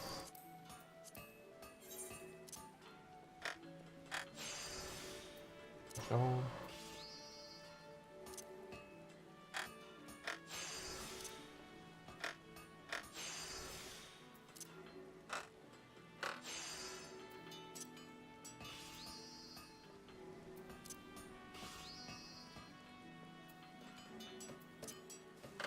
That should be that 36.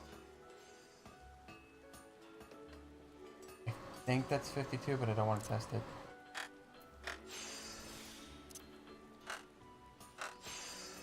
$54. I was off by 2.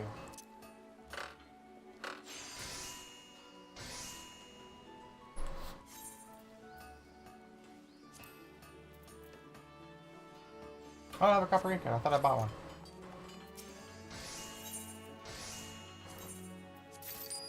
The other thing about crafting too is like you feel so accomplished because you see your work progressing at like a very rapid rate, at least early on. So like you start appreciating like the work you're putting into because you can see your efforts going into getting better and faster. And as you unlock more skills, you're able to do and manipulate everything a lot easier. And it's just like it's a very satisfying system.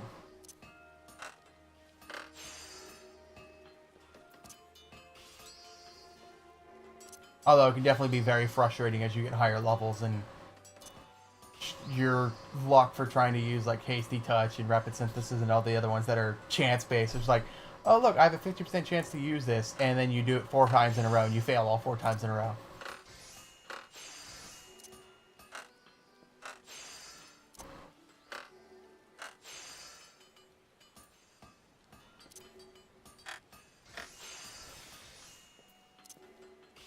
I know I got it anyways, but just in case.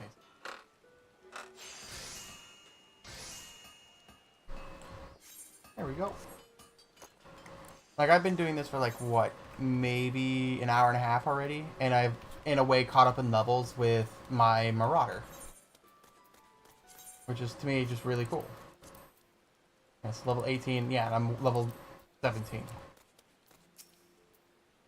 Bring me a decorated bronze bucklet, or barblet, and a bronze buckler, and you'll not gain not out of me save curses, you weeping sack of God damn, the fucking language.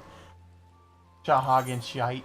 Oh, I have a high quality version and a high quality version, so suck a dick.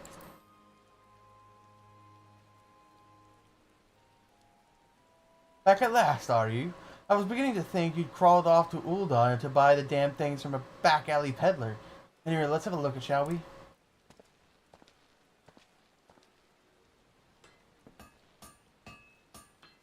Bugger me. Are you sure you made these yourself? Huh.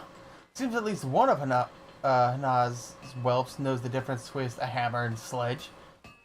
Build or take me, you've some talent, lad. This barber will show the character of your work, present and uncompromising as it should be. You've realized that forging an elm ain't a matter of slapping a few molded sheets of bronze together. Nice. And your buckler's just as good, small and light, but damn sight sturdier than shields twice the size. Didn't expect to be saying this, but I'm impressed. With this level of quality and polish, you can make a tidy living for yourself as an artisan. But you're the exception, as proves the rule, lad. Fact is, the other novices ain't fit to lick your boots. Your Westsailda included, so you tell her this from me. If you've the time to wallow in wounded tears, you've the time to examine your own mistakes. There's no room in this world for craftsmen as they can't criticize their own handiwork. So learn how to gauge your failings and correct them, or hang up your bloody hammer. Ooh. Oh. I want that gland. Is that what the fuck? That's a Pegasus. I've never seen that pet before.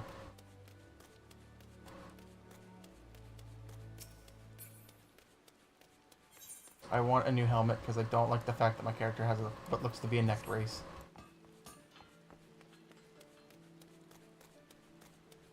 A wolf win! Or hang up me bloody hammer. Well, thank you for passing on Blintz's advice. I believe I understand what he means to say, but not everyone has the inner fortitude to endure such criticism. Be it from oneself or from others. It's such strength is required to master the armorer's art, and mayhap I've mistaken my calling. I joined the guild with the dream of following in Hazan's footsteps, but I see now that was folly. I shall have to take a long and hard look at my aspirations. Please convey my apologies to the Forge Masters for the delay.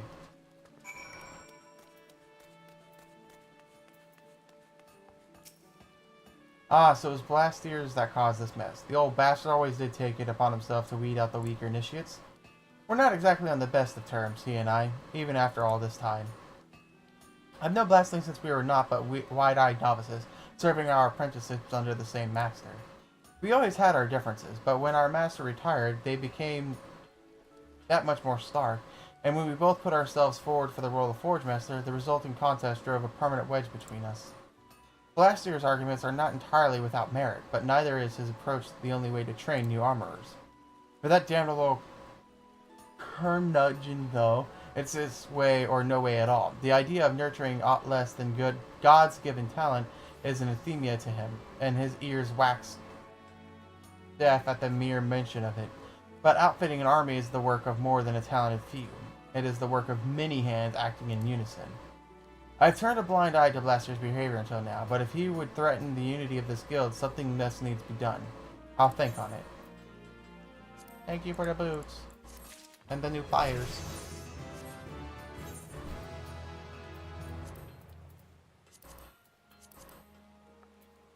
Yay. Yeah, so now I can make 20 to 25 gear.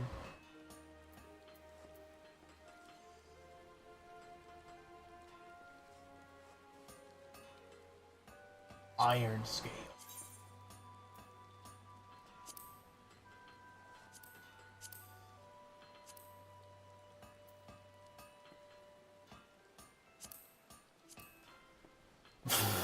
I love the heavy iron stuff.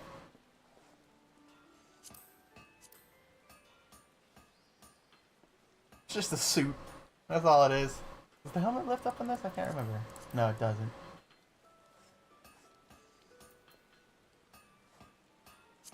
Iron scale to me is just, it is so cool. How does they have that iron grease look though? Ooh, that's slick. I like the scales though, because they kind of like bust out a little bit. And then the iron hat.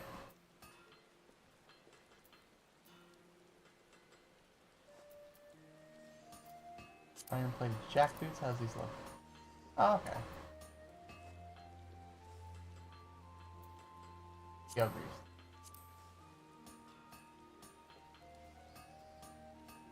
Yeah. And shoulder pads. That's what makes it great.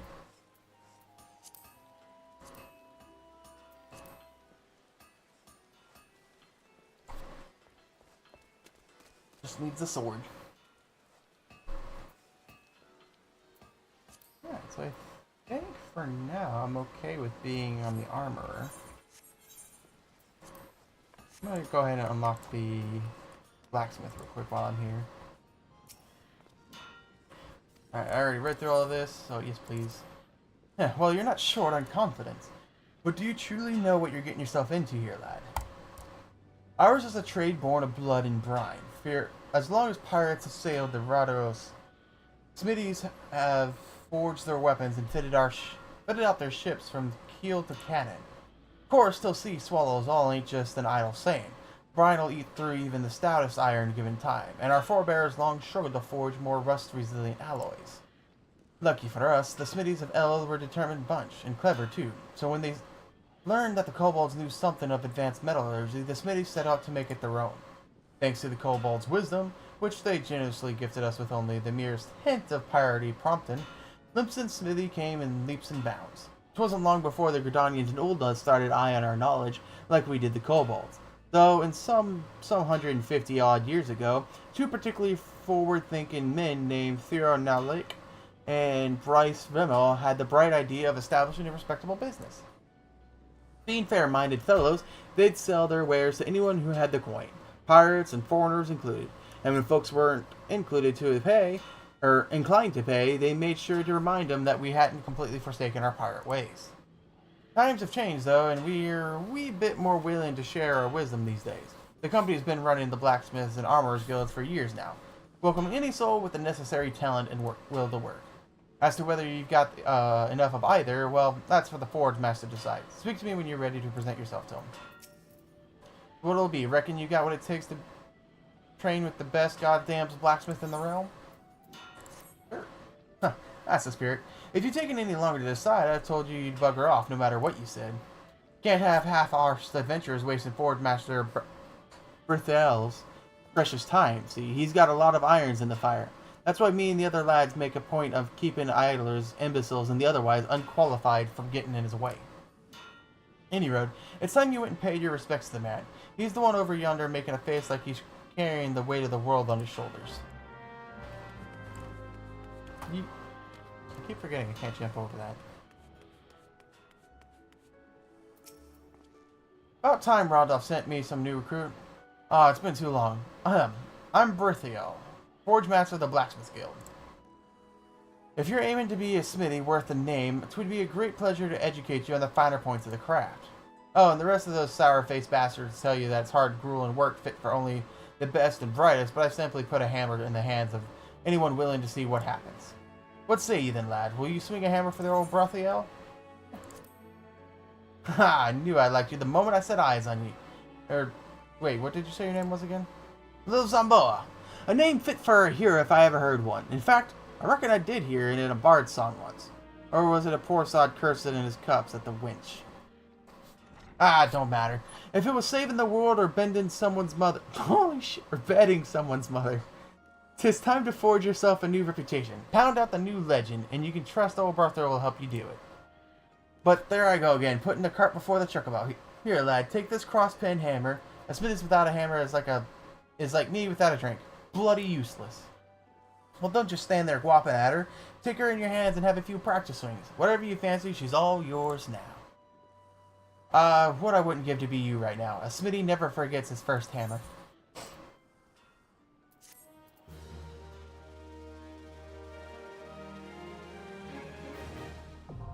Blacksmithing unlocked.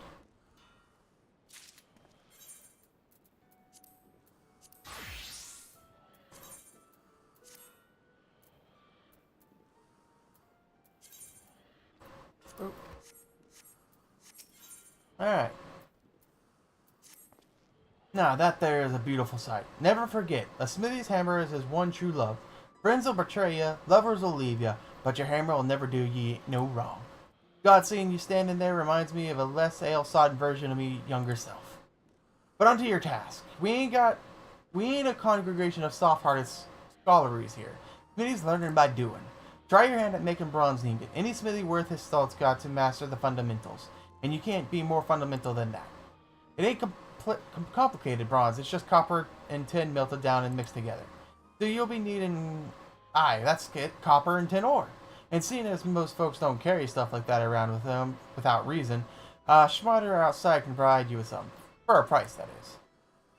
What the lad can't tell you, though, is the fire shard you'll need. It's complicated, but that don't mean it's easy. You need to melt the metals, after all. To do that, you'll need to get them hotter than the flame-kissed horse crotch. And and that's all there is to it. Think you can handle it, lad?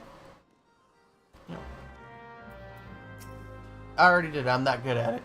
Remember to make a bronze ingot. All you need... Yeah, okay. Here you go. Here's a bronze ingot.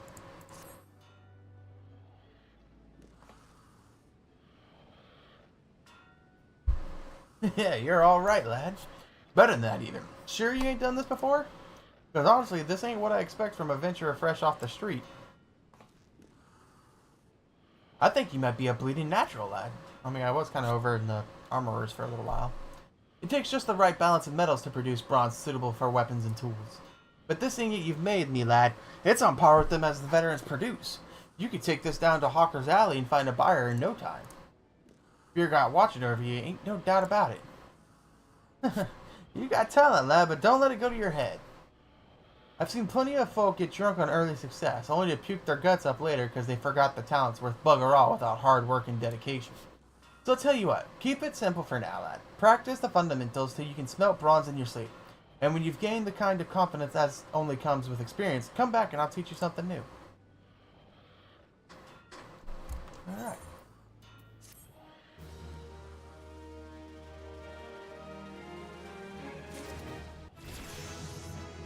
Yay! Oh, it's the same. Okay. Alright, time to go mass produce a batch of shit. So what can I make as a blacksmith? Bronze hatchet? Ooh, for botanist. Swords, files for...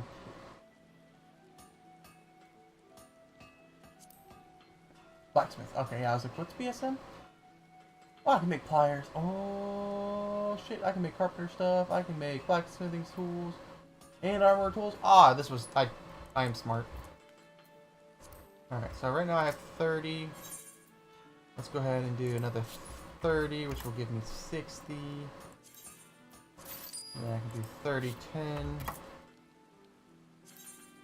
Oh, no. Probably gonna need... Let's go with 5 copper ingots for now. And let's go with like... Ooh, no, no, no, no. No, no, no, no. With 5 leather. I don't think I'm gonna need too much cloth because I still have some cloth. And let's go ahead and eat some food.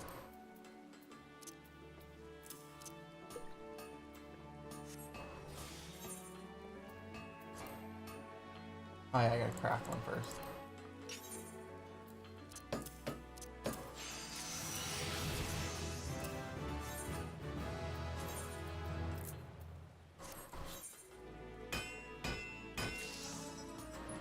Alright. Put the craft away. I'm gonna get a snack.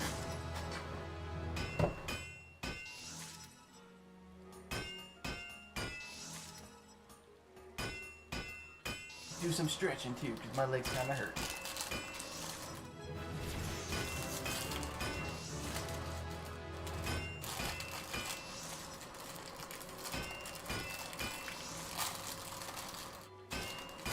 Rice Krispie treat.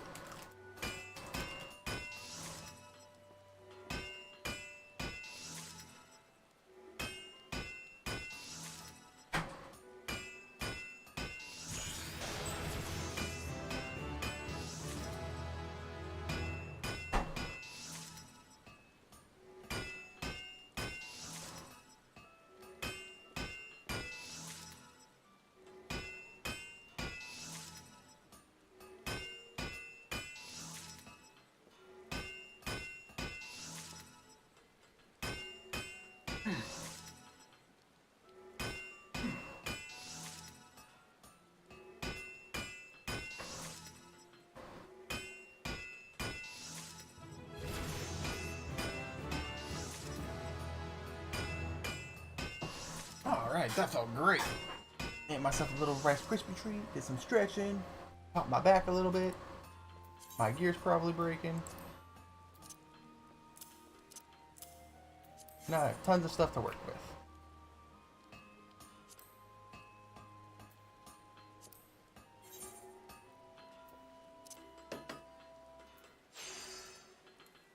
Another one craft too.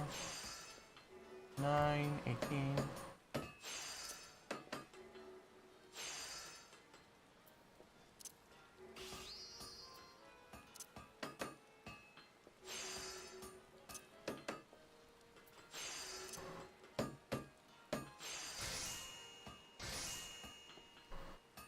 Go.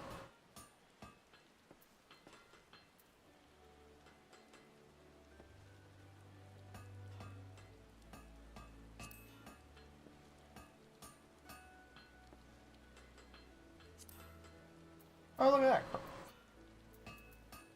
There's the claw. So this is still 9.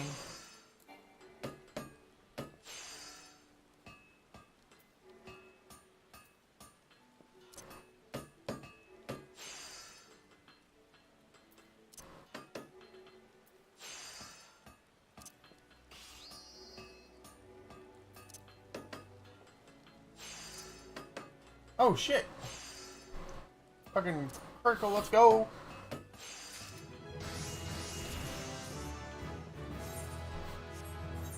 Alright, so now I got 2 new tools I can use. Whip.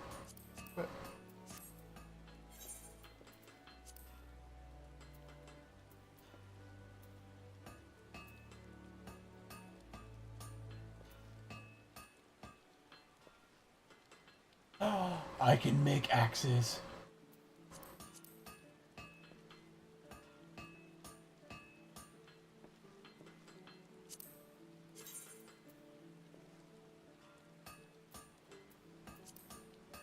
Oh, that axe looks so good because it's double head.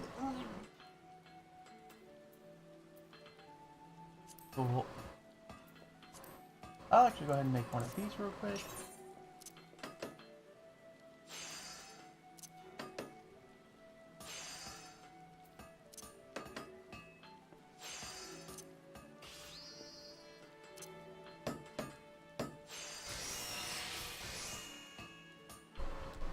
Perfect. Oh yeah, I can also upgrade my gear. I'm gonna recommend gear. Oop. Holy shit, my stuff is nearly broken. Where is an arm guy I can repair at? Is that one? Yes, it is.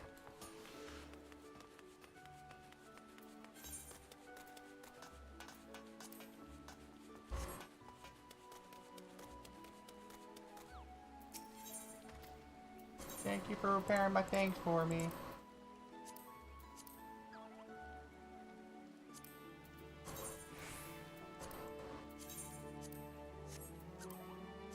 Get everything repaired up and good to go.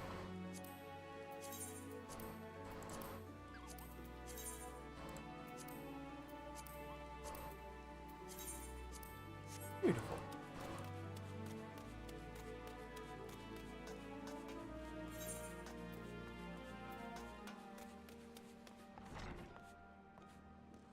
Alright, so I definitely want to make one of you.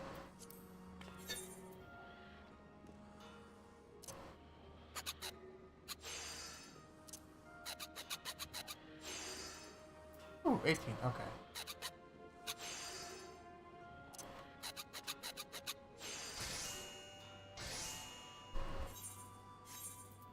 This can go ahead and get moved over here too.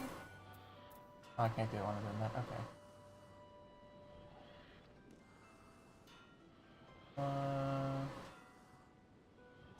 Make a bronze saw.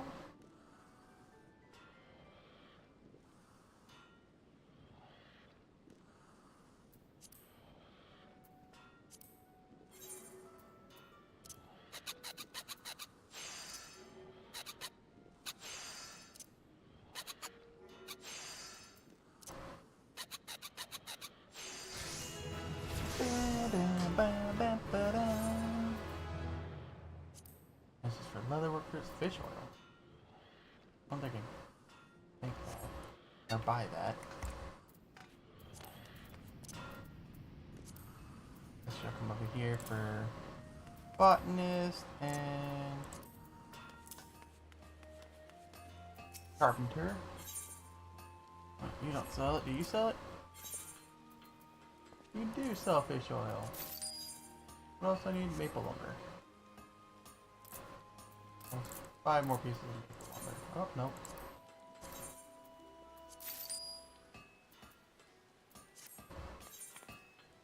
I can make this for my leather worker.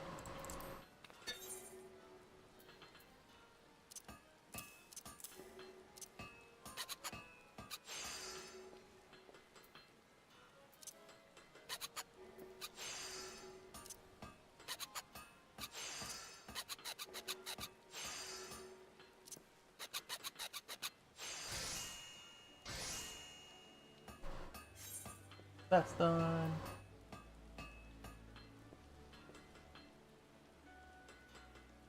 I can make this.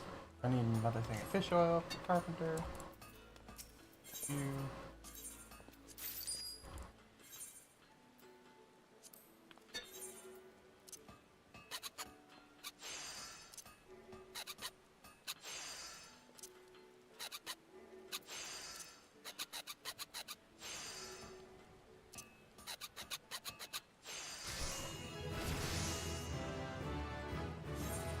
Nice. And bring this over. So that is for carpenter. And you are for the leather worker.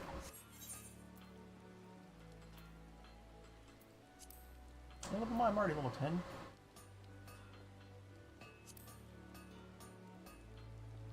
Whetstone.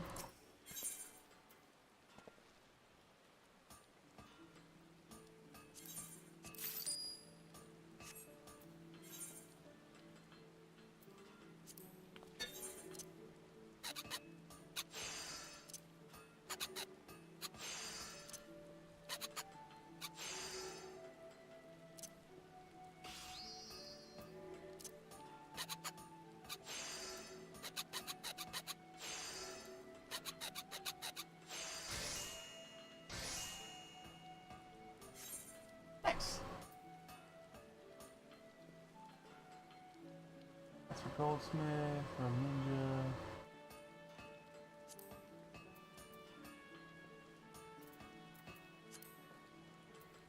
Try to make a pickaxe.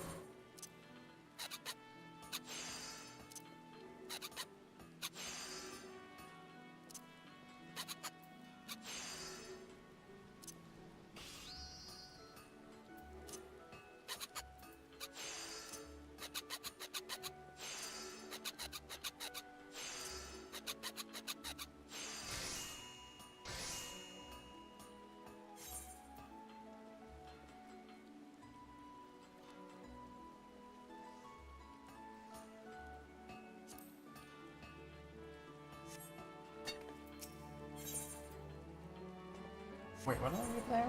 Ash lumber.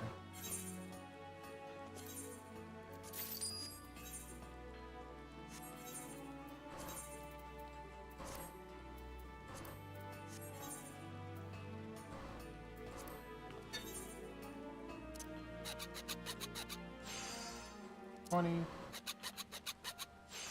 $40.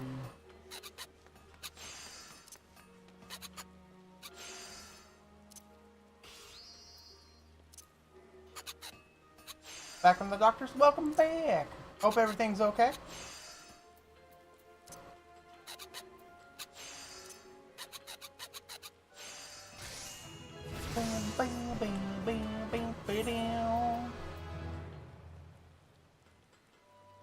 And that needs hard leather.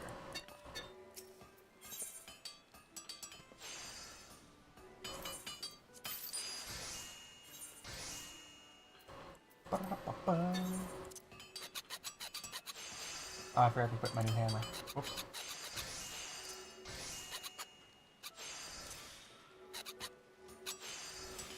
If I recall, I think you said it was like an eye visit. Doc said major improvement. Let's go. That's really good to hear.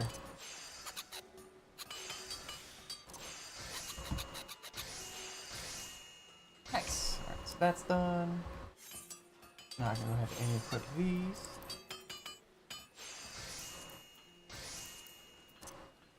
This can come over here. My new mining pick and cooking cutlery. Ba-da-dum-bum-bum.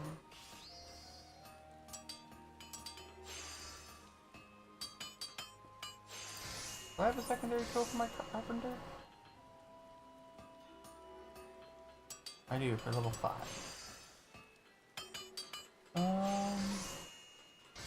I guess I can make a tool for the goldsmith. I need bronze rivet.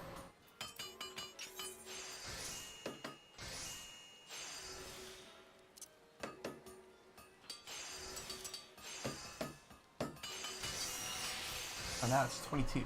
Awesome. So I can go here, and then I can make chaser hammer.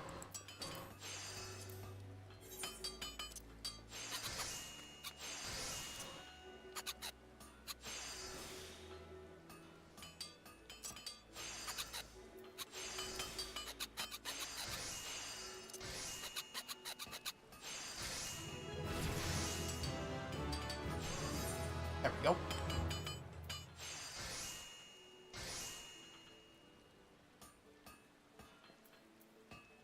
I don't have the alchemist secondary tool. I need one thing of bronze lumber.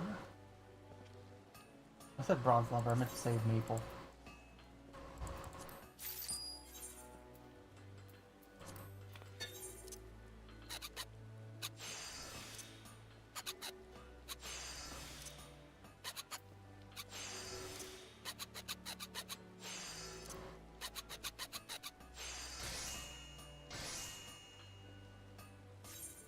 Awesome.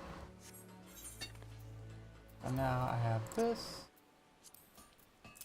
And here.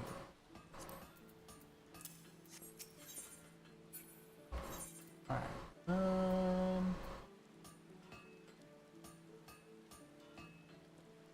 Let's go to the next side. Armor crystal. Isn't that what I'm using right now? Oh wait, that's for armor. Never mind. Dirt. A bronze scythe. Ash lumber. And stone.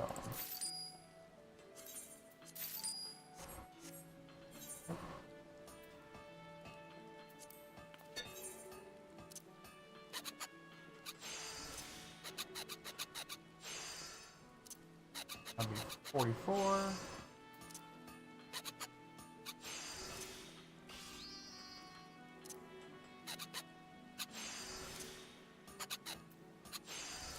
There we go.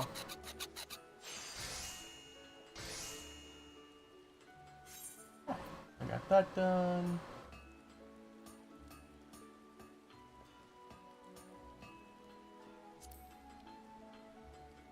Again, more ash lumber and what's that? Ash lumber and what's that?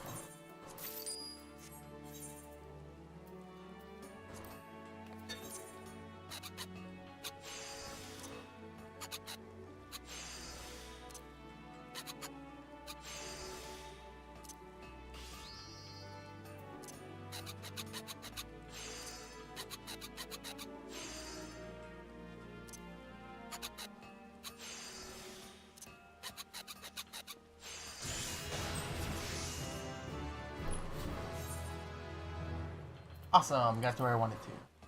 Now I should be able to make a new weapon, the Iron War Axe. Or this.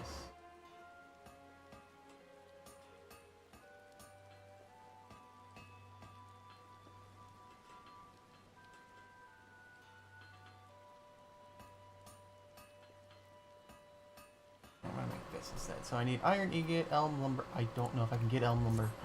No, I can't. So I have to go with the Iron War Axe instead. Ash lumber and an iron ingot. I just need 3 iron ore. I need 6 iron ore.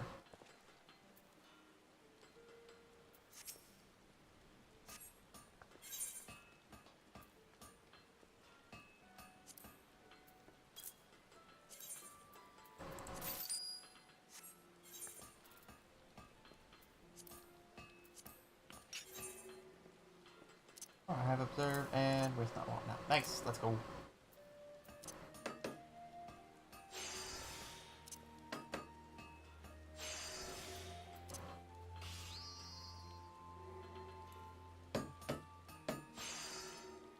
Okay, so that's still really high up there, which is nice.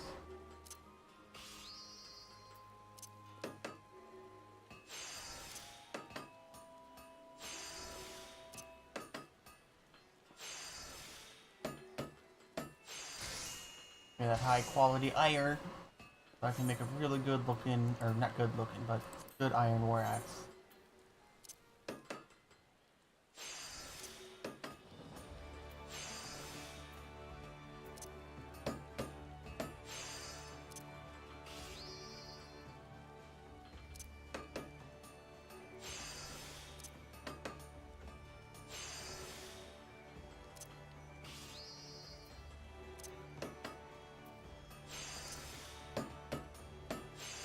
Alright, that's the 2 iron bars I needed.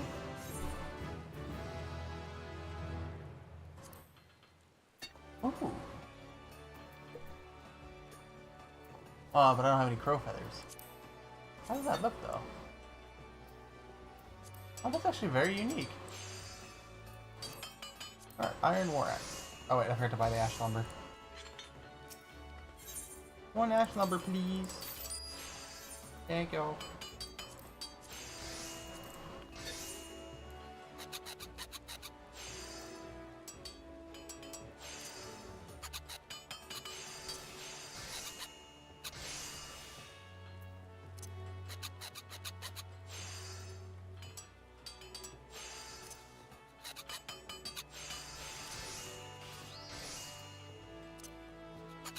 Actually, I didn't need to do that.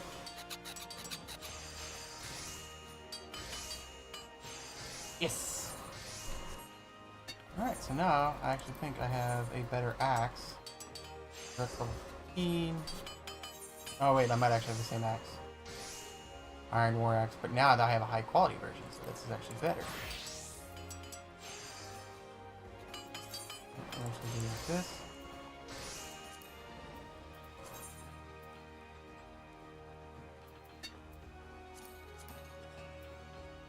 I have hempen trousers that are better? Oh yeah, I do. Oop.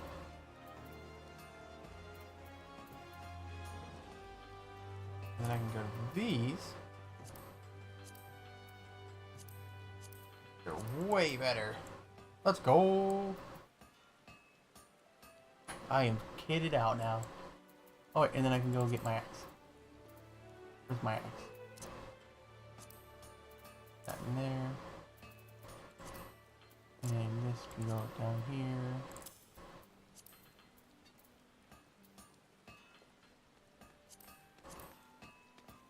Beautiful.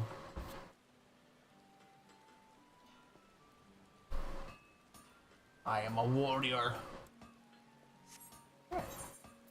Sucks that I can't make the iron livress though. Or you don't get elm lumber. Can I make the next tier of axe? Nope. I cannot.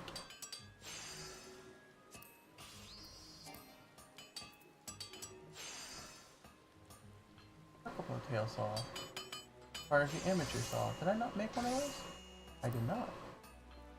Where's the amateur saw at?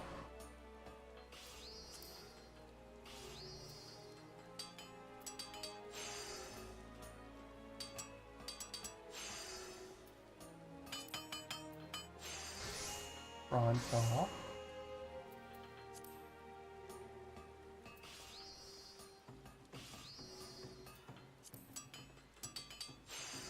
Amateur saw.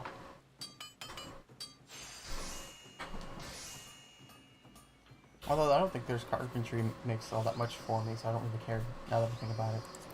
But I could do the amateur's pickaxe though. Actually, that brings a question. Where do I get the miner's hammer?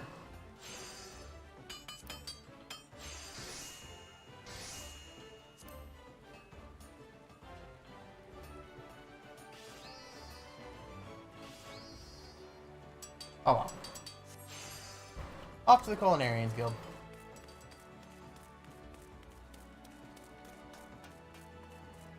And then I'm gonna make myself some food, and then off to adventuring again.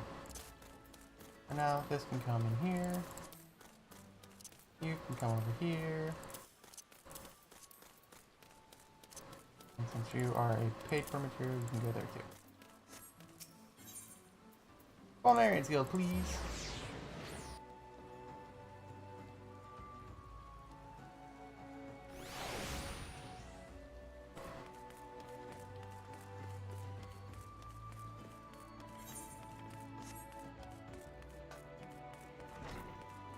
Oh, nope. Down here. I beg your pardons, good sir, but this is the Culinarians Guild. If you are here to dine at the Bismarck, one of our waiters will be along shortly to show you to your... Oh, you're not a patron. But I assume then that you wish to become a culinarian. If so, I wholeheartedly recommend you join the Culinarians Guild, where one may learn the culinary arts under the finest chefs in all the realm. What say you?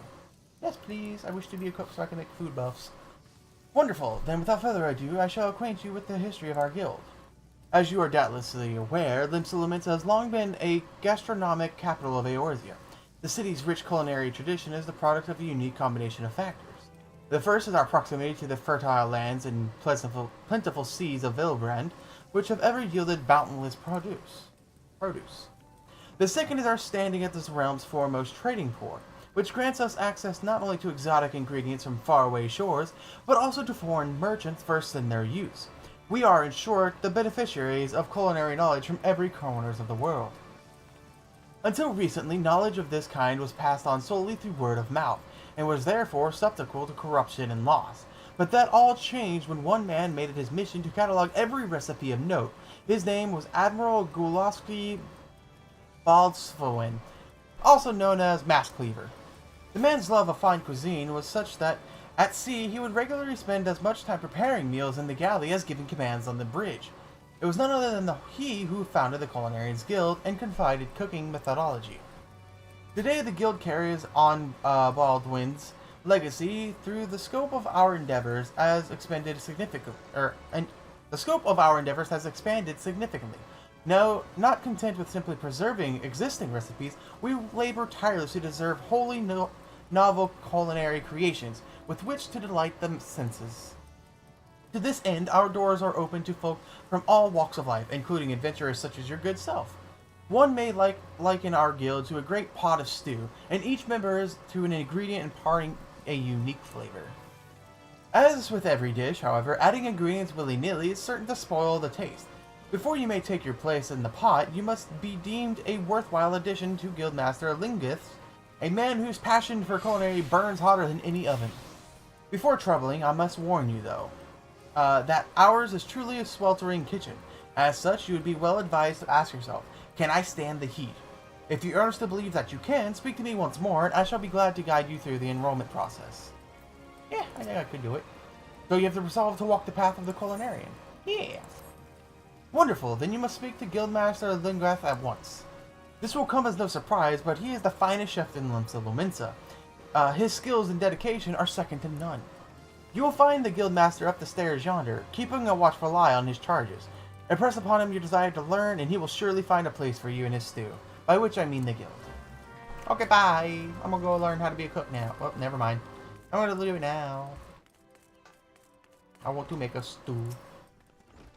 Well, Matt Venturer, I take it you want to join our guild. Let's have a good look at you then. What an underfined whelp like you know about cooking. Judging by them scrawny arms of yours, you'd struggle to lift a spoon, never mind a skillet. I jest. It don't take too much muscle to be a culinarian, else it doesn't even take talent, at least not on its own. No, son, more than anything in becoming a good cook boils down to passion. If you got that, there ain't nothing you can't achieve, so tell me, have you got it? Yes, sir. That's the spirit. Your passion for culinary arts is plain to see. And you'll be needing every bit of it if you want to become a master culinarian. Why, if mastery was a 12-course dinner, I'd hardly have finished the soup. Make no mistake, our trade's as tough as old mutton, and passion's the only thing what gets us through the gristly bits. But enough talk. What do you call yourself? Well then, little, welcome to the guild. To mark the occasion, I present you with your very own skillet. I ain't much to look at, but a little more than serve a novice like yourself. Now then, let's see what you can tell which end is which. I know I said you'd struggle to lift a spoon, but you won me over. Now show me you could hold a skillet, and I'll get you started on your first task. Yay!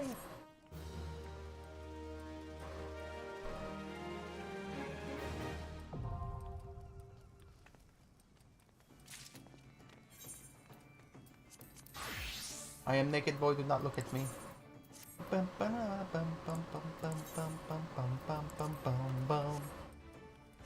Alright, I am now culinarian, boy. I see you're holding the skillet the right way round. Good. A culinarian lives and dies by his utensils. Get that into your head before you do any odd outs, or your food will look like shite and taste worse. Now, let's see what you can do. For starters, I want you to make me maple syrup, using your skillet. Recipe is as simple as they come. You only need two things, maple sap and a fire shard. Josley sells sap over the guild counter. Now, time's a wasted, so get to work. It don't pay to keep folk waiting in our trade.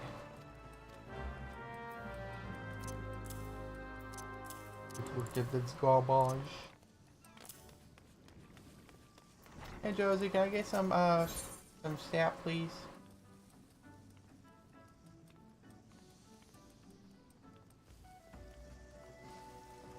Maple sap. I'm gonna take 4 of these. No, 5 of these. Because each one is 3, so that makes 15, so I'll have plenty of syrup. Maple syrup.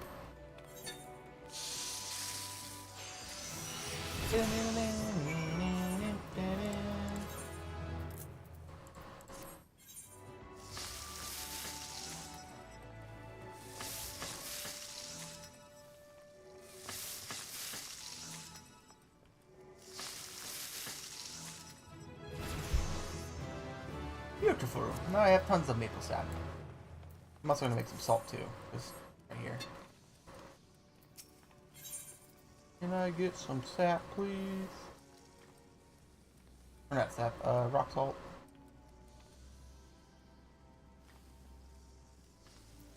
I'll do 3 rock salts. I can make some table salt.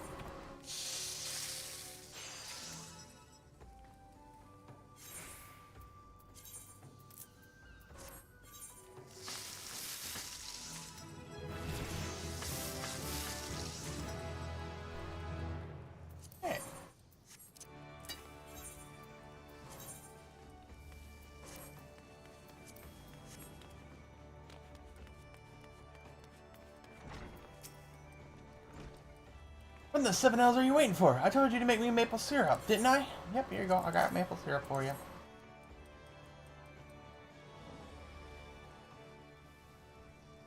The maple syrup's ready, is it? About bloody time. Let's see how it tastes then. Oh, this ain't bad. Flavor's alright. Consistency's nearly there. In short, a damn sight better than a lot of novices manage. As you probably know, maple syrup's one of the most popular sweeteners around, and a key ingredient in all manner of cakes and treats. What you probably didn't know is that boiling this stuff down gets you maple sugar, a different sweetener with different uses. Just goes to show even the simplest ingredients can have in complexities. I said earlier that a culinarian lives and dies by his utensils.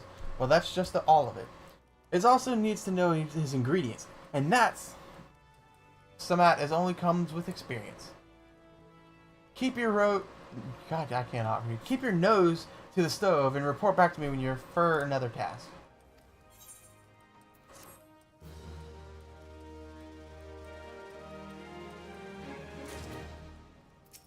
I'm ready.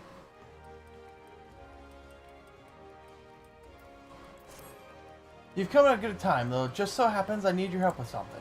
One of our chefs burgered up and ordered a bit ago, and he's been down in the dumps ever since.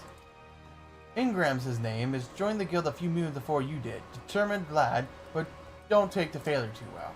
Any road, we can't have him crying into the soup.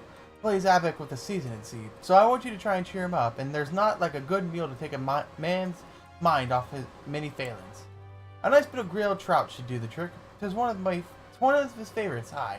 If you was to cook him up a plate of that, I reckon he'd find experience highly motivating. The main ingredient, princess trout, can be had here at Halley, and for Ingram, you'll find him working in the kitchens. Prepare the dish and take it to him. Happy grilling.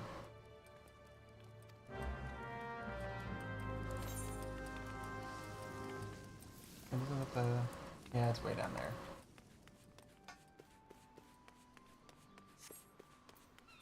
Was it near the F castle? Yeah.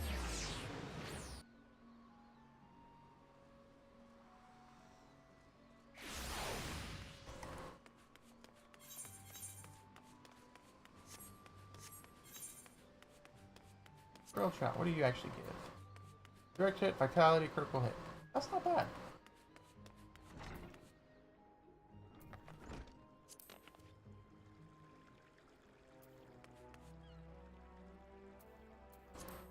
But I'm looking for more of these higher level foods.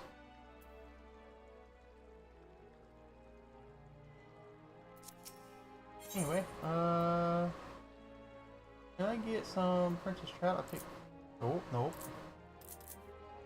Take 3 of these. Thank you. What else can I make? Fish meal.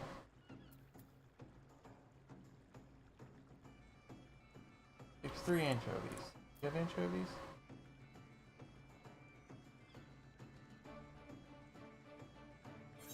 Even that. Oh, flatbread. You have crayfish. Dude.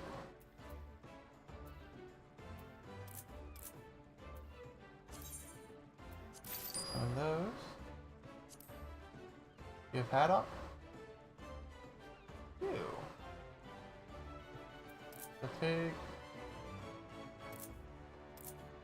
5 of these. Any fish meals in here that I can cook?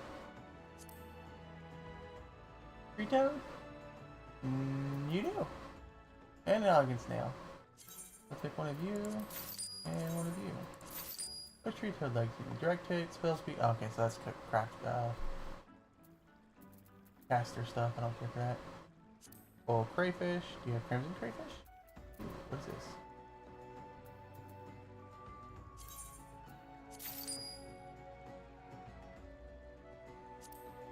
Okay, thank you.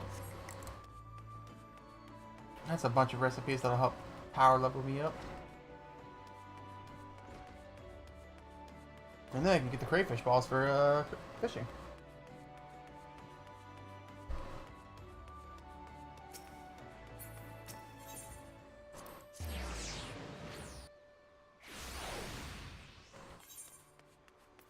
Alright, so first things first. I need rye flour, so I need rye.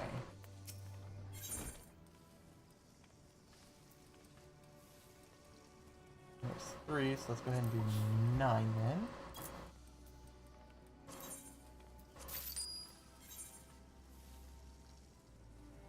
Grilled trout.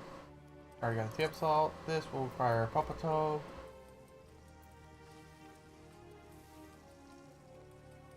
And olive oil. Oh, what do I need for olive oil? I know that's something I can make.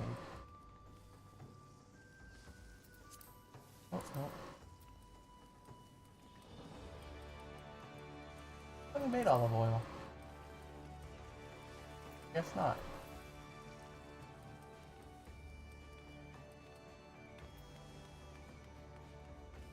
Or I can't make it yet, maybe. That's probably it.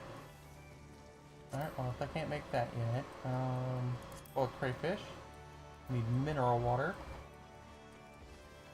Mineral water.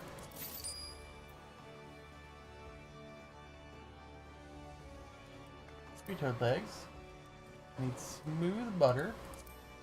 So that was going to take 2 buffalo milks.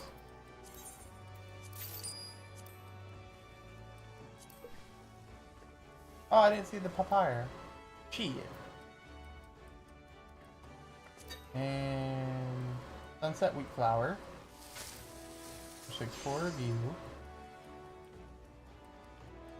I shall make 12 of you.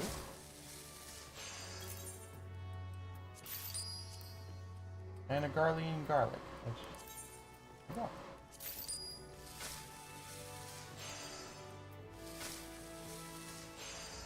Alright, time to get cooking. Let's go ahead and make the sunflower flour.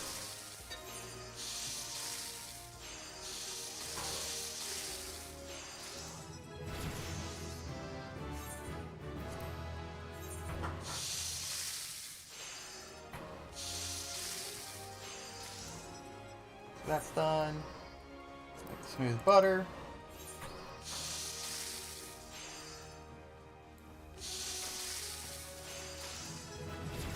Oh, I don't have my cooking suit on. Shit.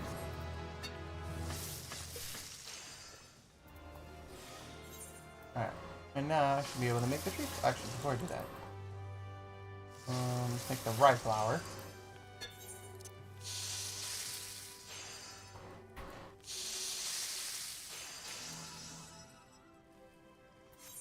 Alright, so that's done.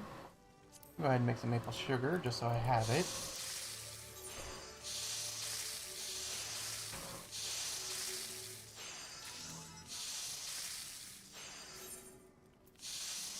Can I make honey? Nope, I don't have this stuff.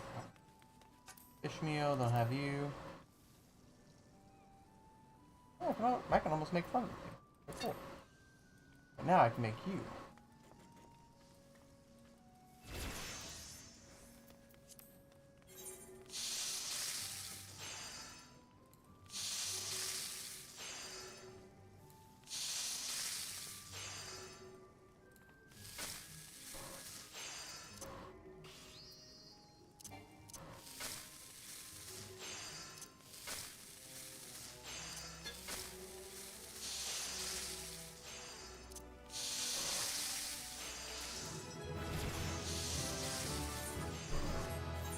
Now I can go to here and equip my new skillet and my culinary thingy.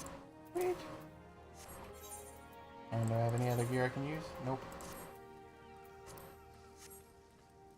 Nice.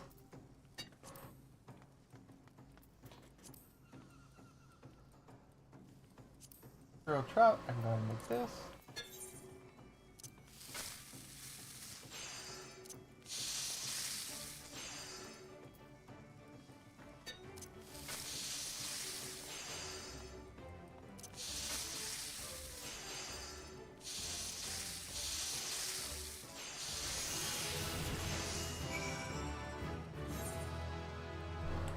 Alright, now I got my touches.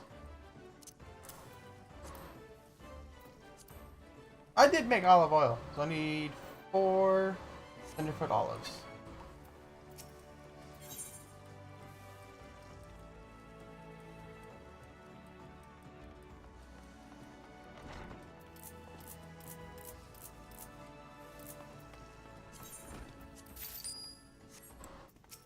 Oh, and a potato. I need a potato. Where's the potato at?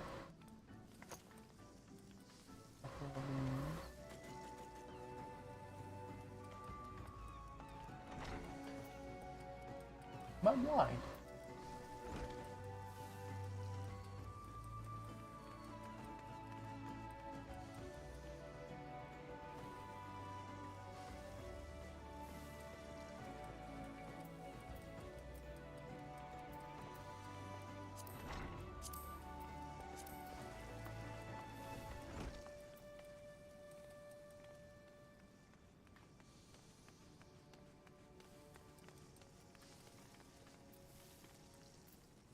No, okay, so the potatoes aren't just not there. Okay, so I can't actually make that meal.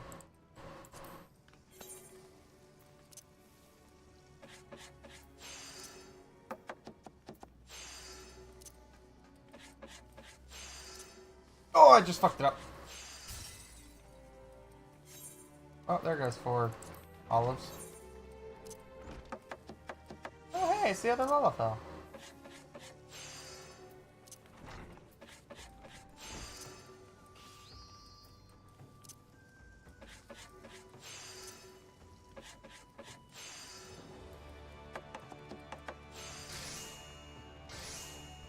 Alright, 3 bottles of olive oil. Done.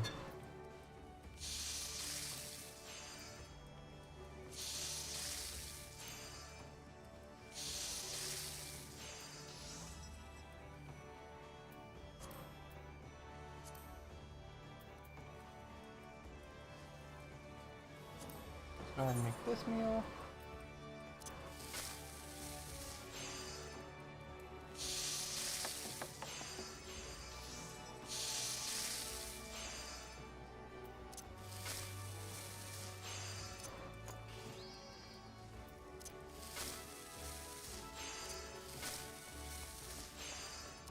And that is done.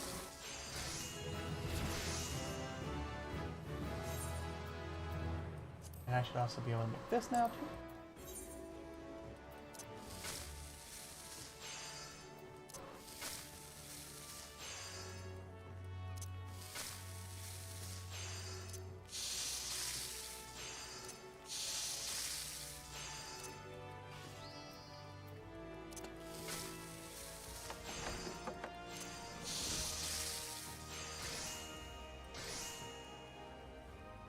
Yay! Anything else I can actually make on me right now? Gooby ball. Also for fishing.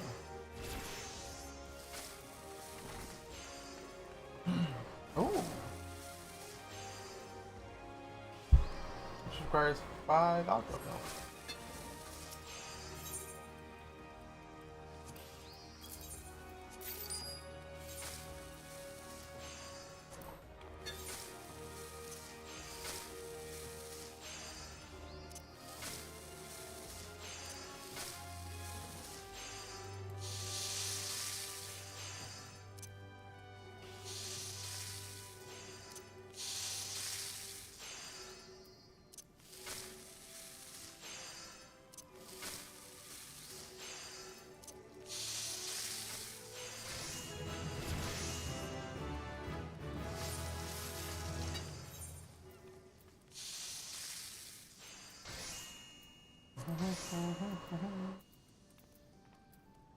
Where'd that go?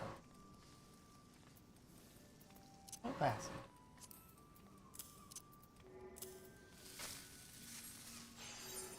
Now I can also do this here, Ordinarian, and that is for level 15. Anything else I can upgrade? Yes, I can. Let's go.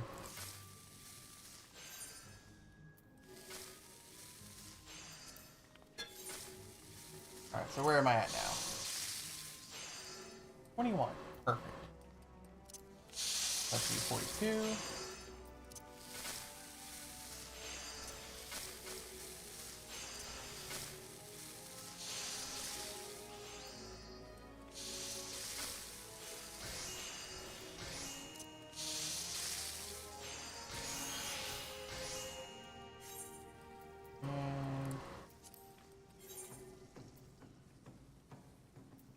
Actually, how much better is this?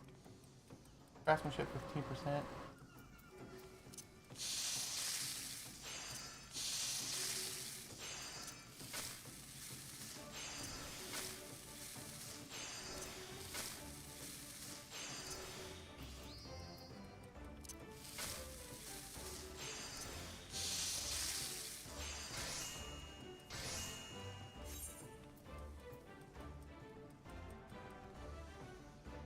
Okay, so that's going up 3%.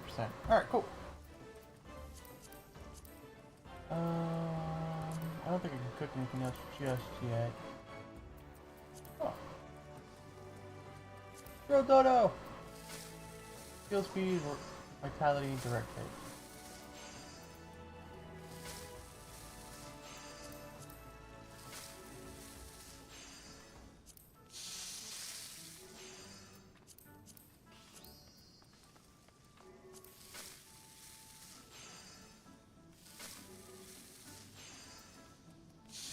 Animation, vitality, direct hit.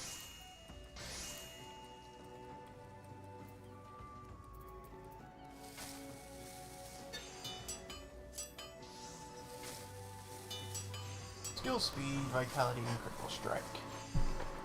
Okay.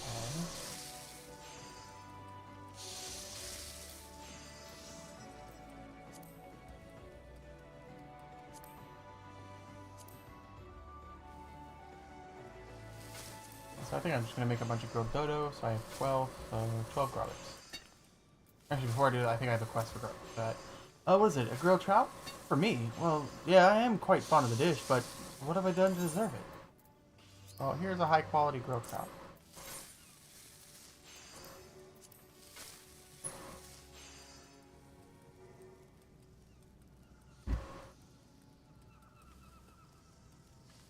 The guildmaster thought it would cheer me up, you say?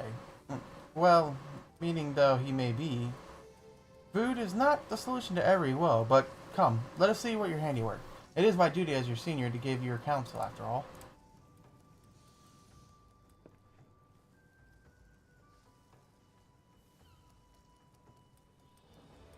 Surely not. You made this? Truly. The aroma. Delightful. It looks derpy. And the skin, ever so slightly charred, just as it should be. 12 save me the thought of sinking my teeth into this crispy layer and tasting the tender flesh beneath. Oh. Beg pardons, as I was saying, this is quite impressive. In fact, I doubt even the guildmaster would be able to fault it. Trust me, I know. But I don't understand it. You've been here since scarce long enough to learn syrup making, yet you've already capable of this? Do you know how long it took me to achieve the same? 6 bleeding moons! Gods, am I so utterly devoid of talent? No, not to be outdone by a mere novice. I refuse to be outdone. My apologies. I thank you for the trout, and would have you accept this knife from me. Use it in conjunction with your skillet, and your cooking experience will be much enhanced. Do not mistake it for a gift. It is payment for the trout, nothing more. Besides, it would give me no pleasure to get better of a man who wasn't properly equipped. Now, leave me be. I have stock to take. Yep, I know all that stuff works, but I'm going to take these in pieces, thank you.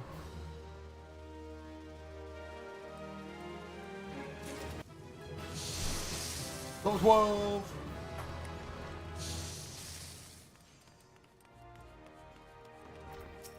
I did it, Guildmaster. Are you proud of me? Ah, Lil, fine timing. I need your help. Remember Ilgrim? Well, your grilled trout did wonders for his motivation. Lad's been working his arse off ever since. Any road, I thought I'd give him a chance to prove himself with a big order for delivery, but it looks like he might have bit off more than he can chew.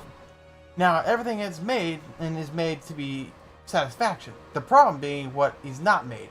And I ain't talking about missing Thule nor a stray crouton, neither.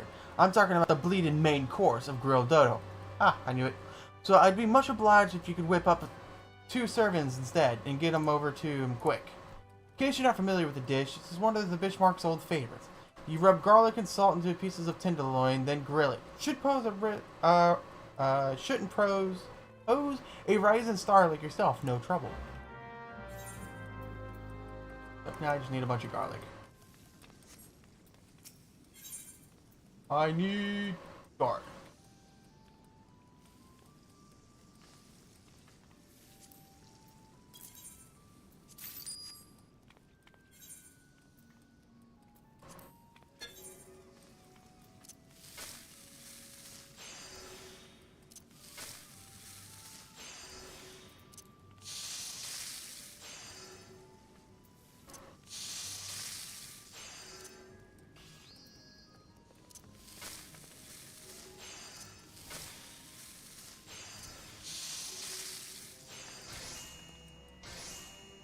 There we go. Good old Girl Dodo. So this is 422. 523. Nice, that is some good food. What is it now? The Guildmaster has entrusted me with the preparation of a sizable order, so if you don't mind, I shall get back to work. You forgot your Girl Dodo, so I made some really good Dodo for you.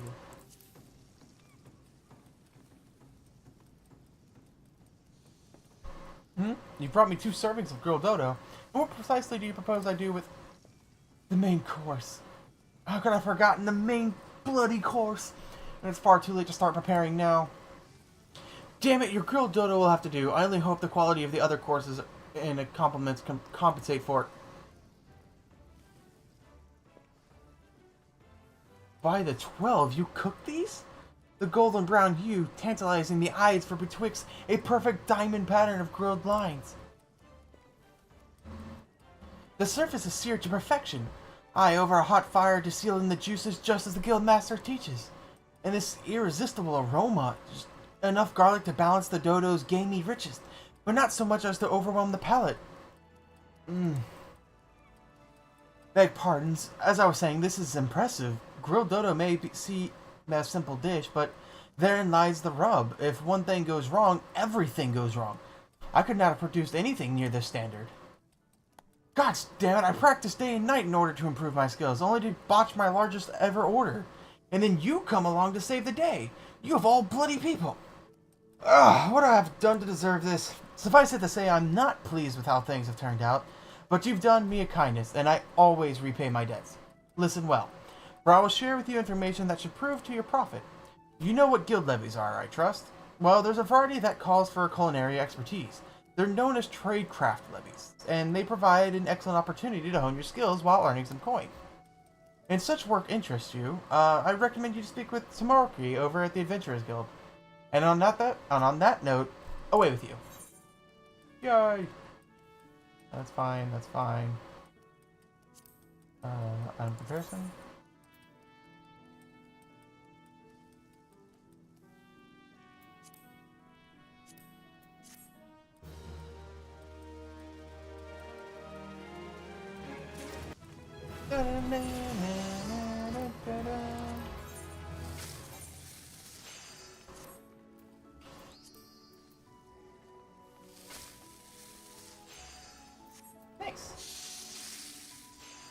Alright, now I just need to gain a couple more levels. I can make 16 to 20 food. Let's go. Lavender oil.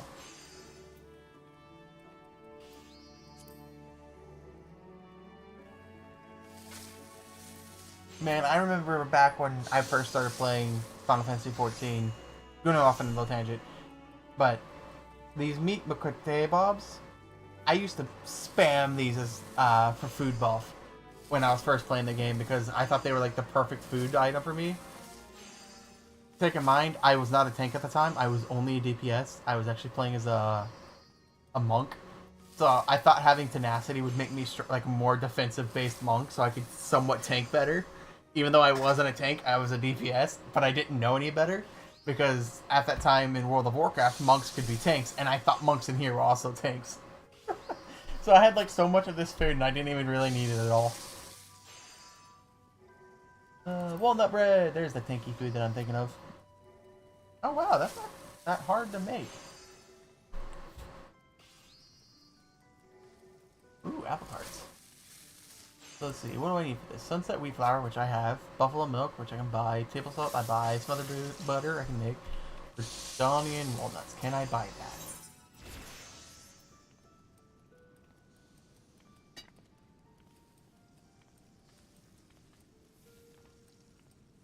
Does not look like I can buy the walnuts.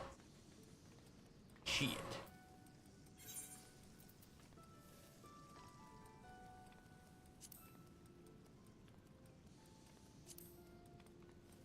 Holy crap, that takes a lot of ingredients. Cottage cheese.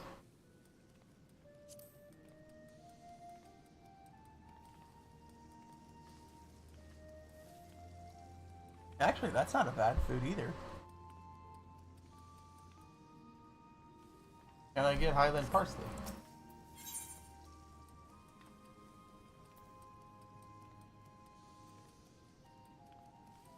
No. I will take some of you and 3 of you.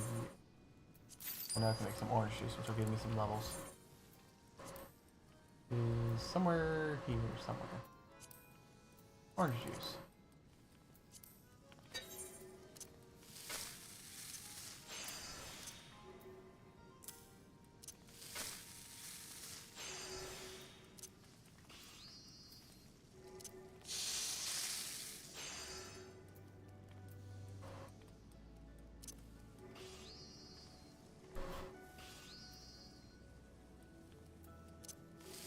High quality orange juice. There we go.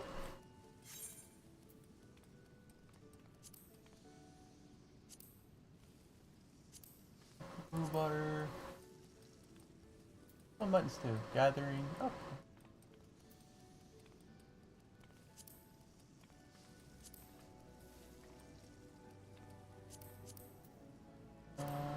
Oh, there's the raisins. Oh, it's only 1 per. Whoops.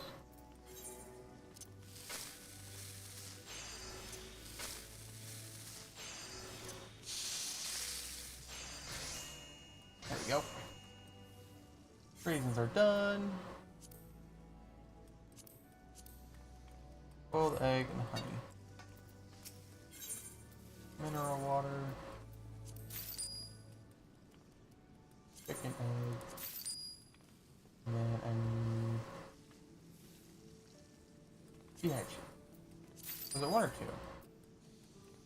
3. Make sure I got the thing. Okay.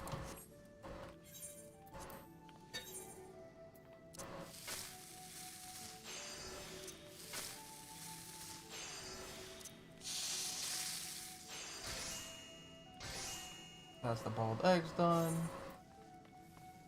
And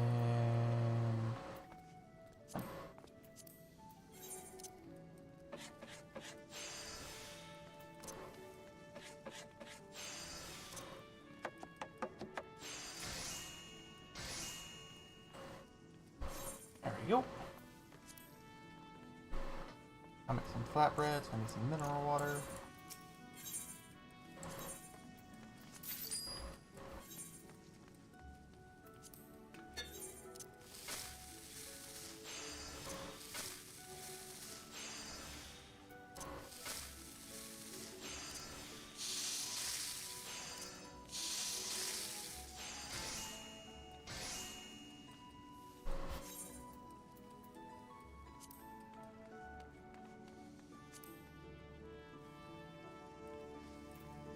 Mineral, Rollenberry, and buffalo milk. Mineral water, buffalo milk.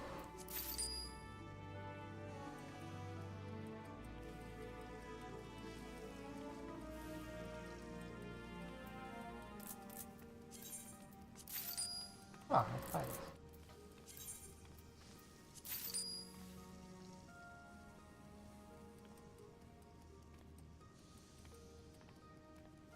Okay, so rolling berries aren't something I can make. Okay, good to know. Bicycle.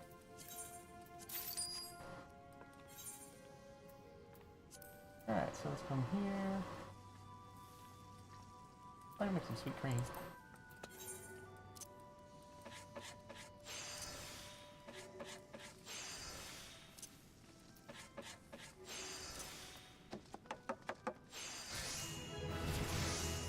Number 14! Actually, I gotta do something because I just realized that these are getting buried in shit.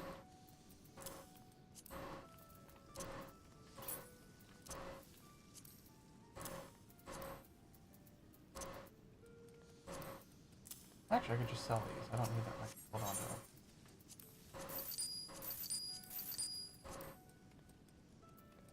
Sell that too.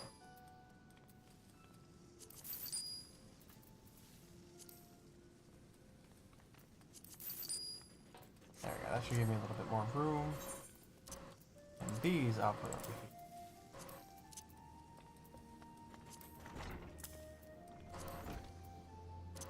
Ah, one more level and I get to use that awesome frying pan.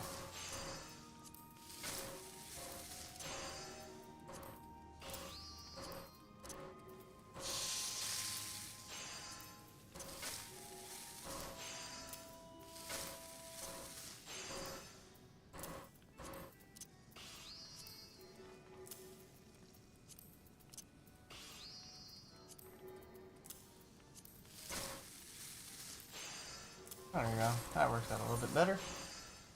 Alright, next, cookeroo butter, which is what I bought. Oh, it was only 2.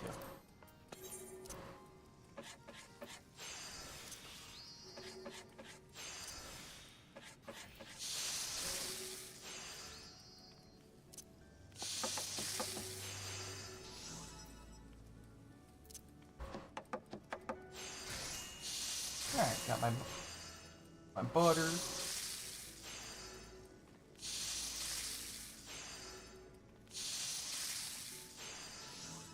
Beeswax, and I don't know if I can buy beeswax. Can I buy beeswax?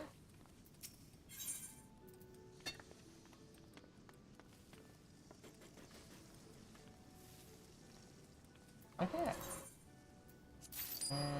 And 1 beeswax and an ogre pumpkin, which I did see somewhere. Ogre pumpkin.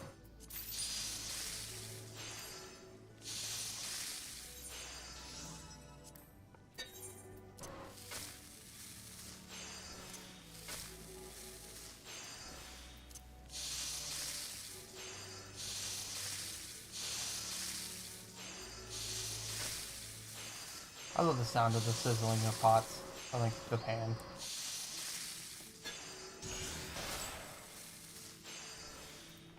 Alright, here we go.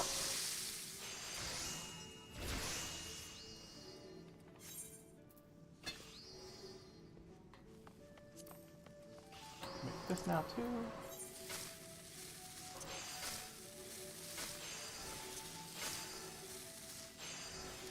Oh, shit.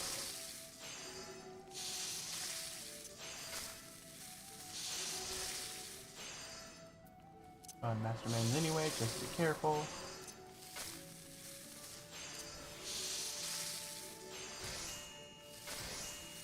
Okay. Alright, so that's done. I can't make you because I don't have the fish. Mutton stew. But I can make. Onion, carrot, and water.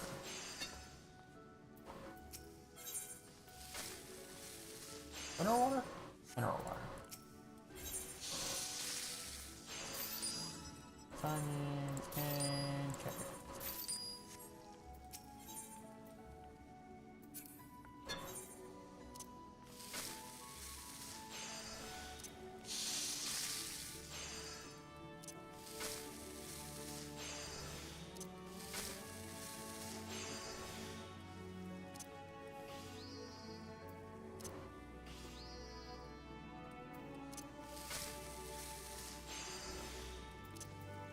Unnecessary step, but I'm doing it anyway.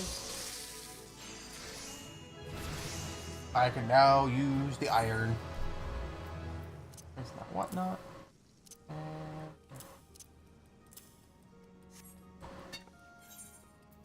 let's go, iron skillet. Oh. That's a massive jump in ability. Oh, damn it. Ah, so small. Looks like an egg skillet. Alright, let's go up here. Tomato sauce. I need an onion.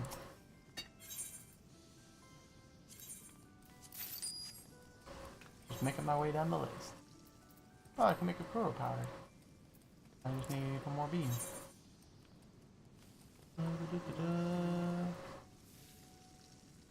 Throw beam.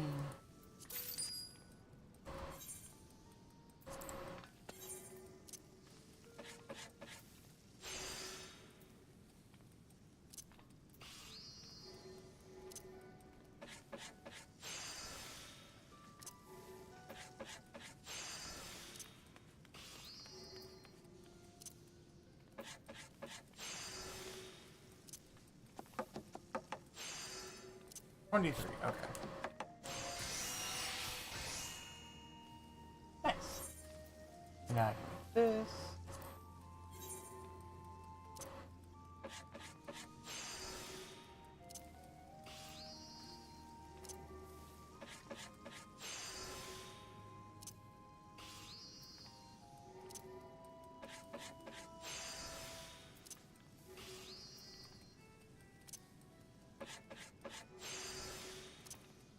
Damn, I'm getting lucky on the conditions changing to good.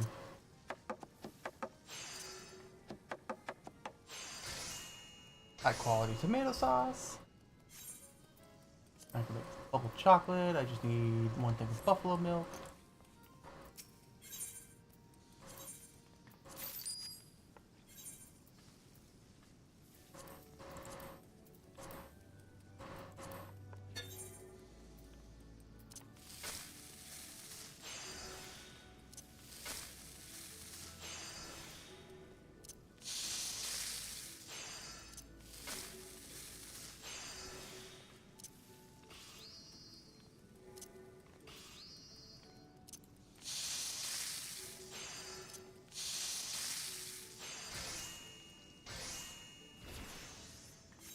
Yay! And pearl chocolate, I think, is the same thing, just different ingredients.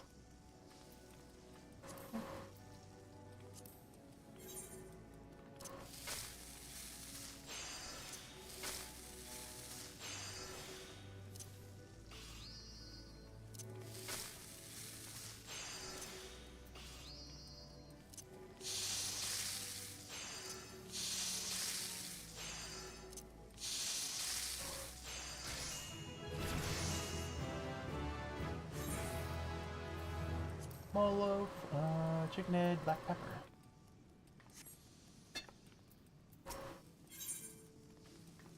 Chicken egg, and I think black pepper's down here. Black pepper.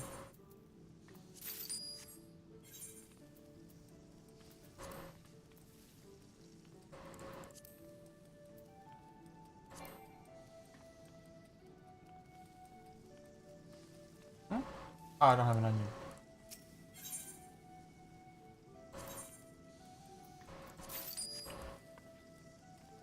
There we go. What am I missing? No, wild onion, black bread, egg. Okay, that was weird.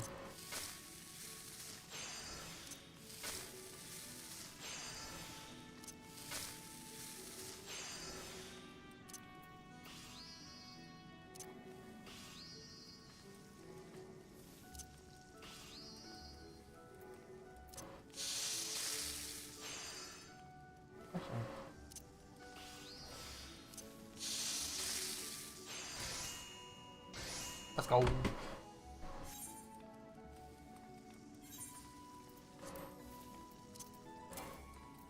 I want to organize my inventory just a little bit so I know what is actually food.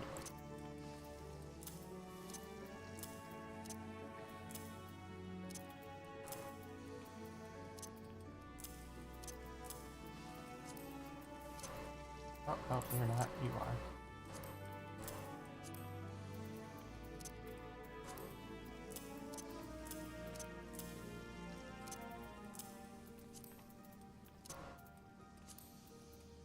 I went from having no food to having tons of food, which is what I wanted. And the mutton stew. Oh yeah, my boiled egg. Let's fill in this area here with all of the ingredients.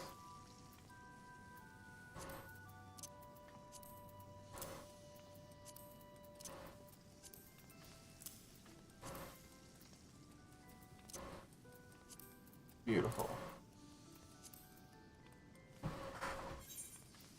Alright. What's next? Parsnip salad.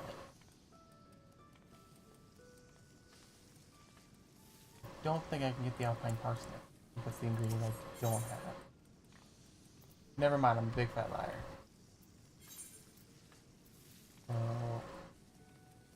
I'm thinking Luminosity lettuce, parsnip, mineral water, buffalo bean. I know I saw that somewhere. Buffalo beans and spinach. There we go. And my olive oil.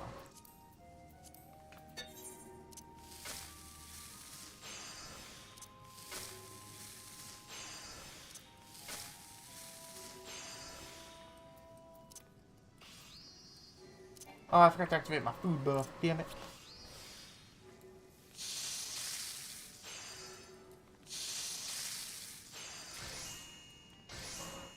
Alright, parsnip salad. Yeah. I'm gonna go ahead and do this one. Alright, gelatin. What is it used for? Batwing and stuff I don't have. Pie. Alright, mineral water.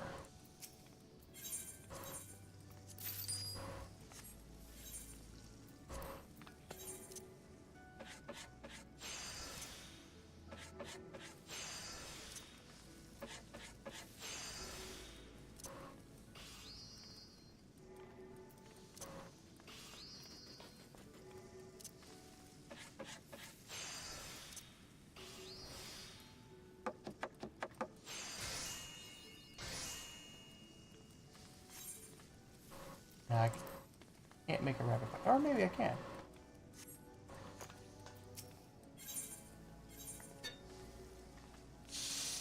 Let's see. Marmot meat. Yep, marmot meat. Carrot. Wild onion. I'm gonna buy a couple of these. And black pepper. Back here. Black pepper.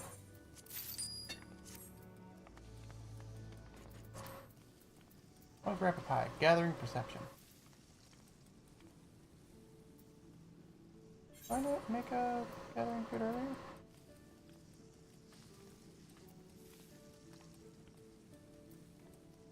Oh, I did not. So rabbit pie is actually a good one to have.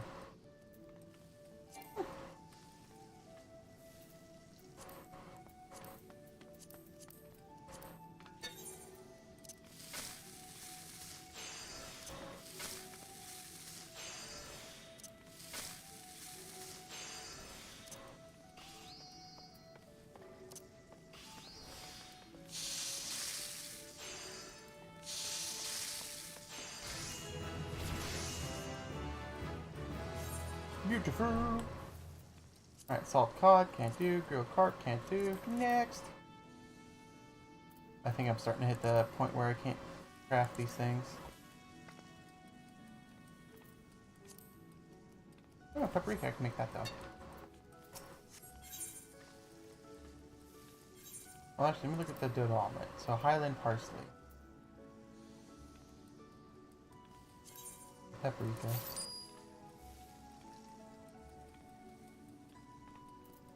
Nope. So I can make the meat kebab. That requires cider vinegar, which requires fairy apples, which I can't get.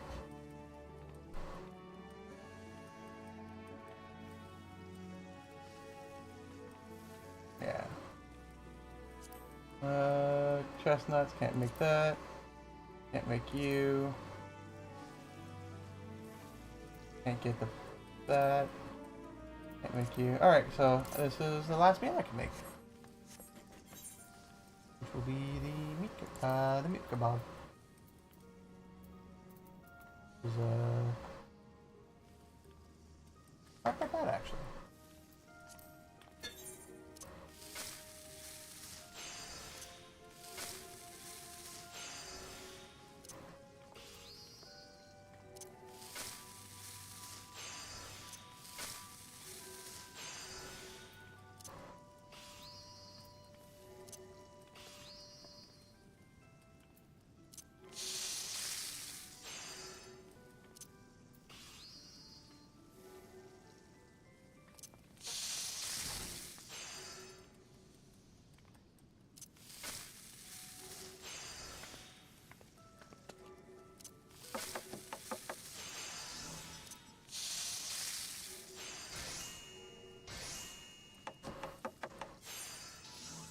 that, is it?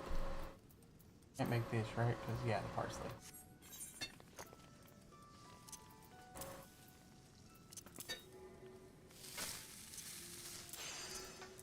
I have so much food.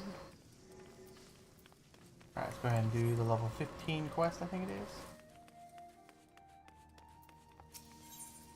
Yes.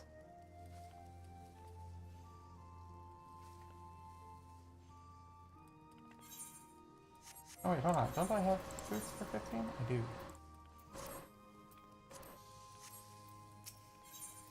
Alright. And a 15 knife, which I think is better than mine. 38.22. Yep, it is. Well, if it isn't the young little, and judging by the burns on your hands, you've been working hard at your cooking. Good on you. You're an inspiration to your peers, lad. Especially Ingram. He's been working like a man possessed since that business with the grilled dodo. Not that it's made much difference. Truth be told, I'm convinced he's made a pig's ear of things again. He's told me as much, mine, but it isn't right plain on his face. I've tried to prise the story out of him, see if there's aught I can do, but he bites its tongue when I'm around. Stubborn sod. Anyway, I was thinking, might be as best he'd open up to one of his peers, and seeing as you've had such an effect on him, I reckon you might just be the lad for the job. So do us a favor and coax the story out of him, would you? Oh, and lend him an hand if he needs one. Easy enough. You again. What have you come for this time?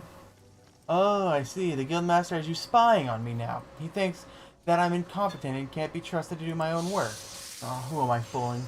If Master Lingas thinks that I'm incompetent, it's because I am. With me, I'm one buggled order after another. It shames me to reveal this to you, of all people, but I've offended one of the Bismarck's regular. The man, Marimaga is his name. He's a soft spot for meat macabres.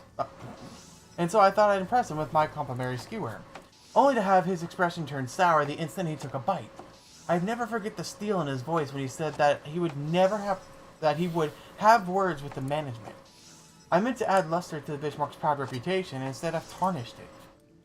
I want to set things right, but I don't know how. Metalbog's still out on the terrace, but I can't just bear facing him again.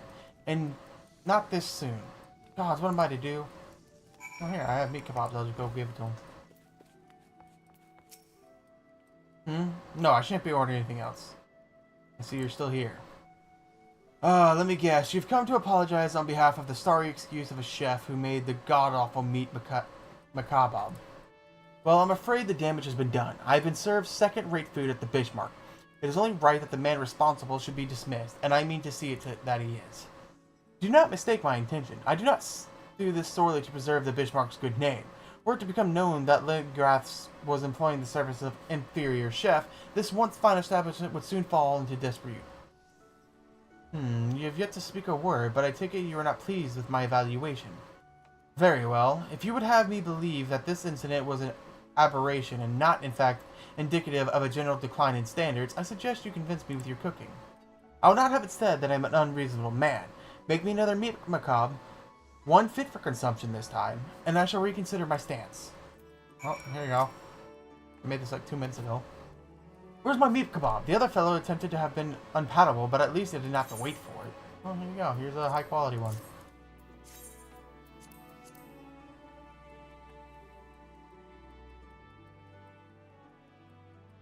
Ah, here it is. Finally. Unless you have any objections, I shall sample it in your kitchen.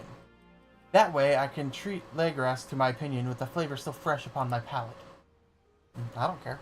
I'm gonna, blow your clothes off. Well, well. It would seem you have made amends of your fellow chef's failure. This is the most flavorsome meat macabre I've ever tasted. And I've tasted more than I can count. As a matter of fact, I consider myself something of a connoisseur of the dish, and know more than a little bit of its preparation. Would you like me to tell you what I think of your colleagues did wrong? First of all, in his eagerness to seal in the meat's moisture, he left it searing for far too long, producing something akin to charcoal. Not so with your dodo. Its surface is charred just enough to be aromatic, while the middle is still moist. Second, your friend grilled all the ingredients together. Even though tomato and paprika require far less time over the flame or over the fire than meat, to your credit, you did not fall into this trap. Last but not least, your friend was too heavy on the salt. Those with underdeveloped palates may beg to differ, but it is the harmony of sweet and sour and salty that makes a macabre, and yours, my friend, struck the perfect balance. Which brings me to my conclusion.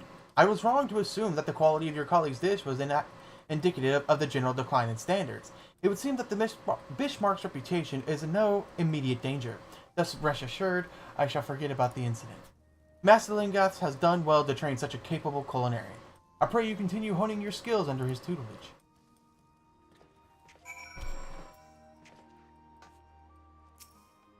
Full math, bro.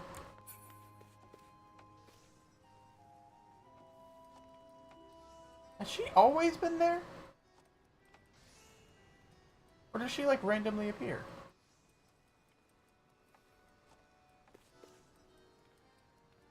Ah.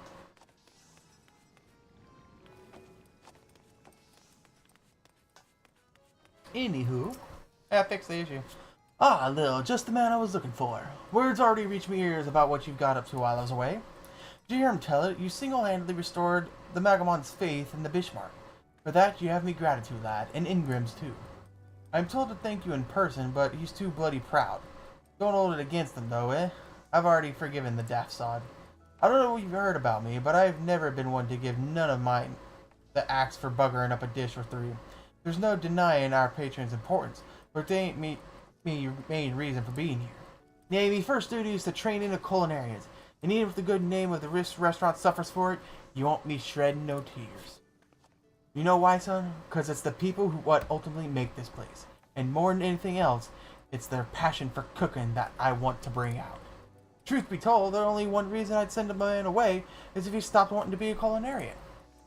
Of course, I doubt that's something that's ever applied to you. In the short time you've been here, you've already proven yourself more capable, and as long as you keep your nose to the stove, you're only going to get better. I look forward to seeing what you're capable of and tasting it for good measure. Yay.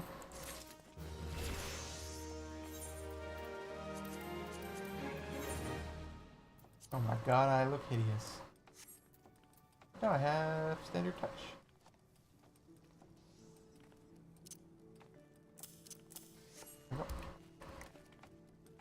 Alright, now before I head up onto adventures, or back out on adventures, ooh, I can make 21 and 25 foods now. Yay!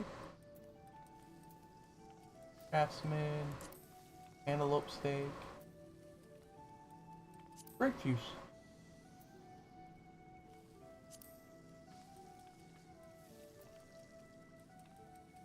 Over the phone, I can make that right now. Dried plums. Can't make you though. Or you. Oh, shepherd's pie. Fucking love shepherd's pie. It's so delicious. Fish. Or pretzel. I can make that too.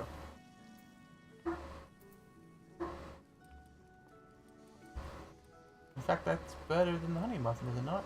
8-6 vitality, critical hit, direct hit. Okay. So 6-4-3, 7-4-3. So yeah, this is just straight up better. Camel meal tea. Let's go. Meal pie. Yeah, I can make some dark pretzels then. So I just need maple sugar, sunlight wheat. Yeah.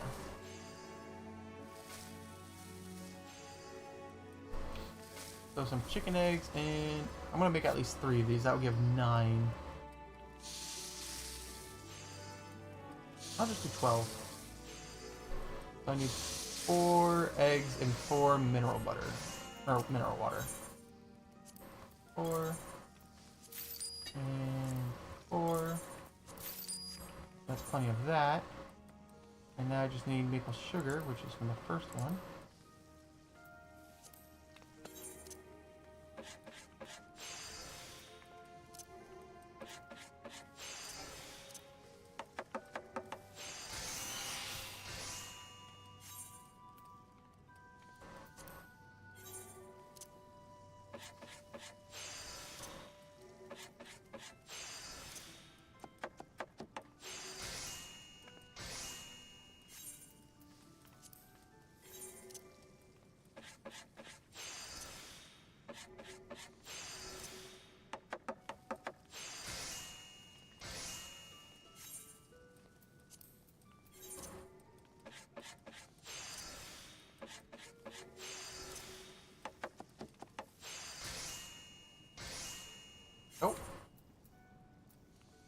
else did I need for this dark pretzel?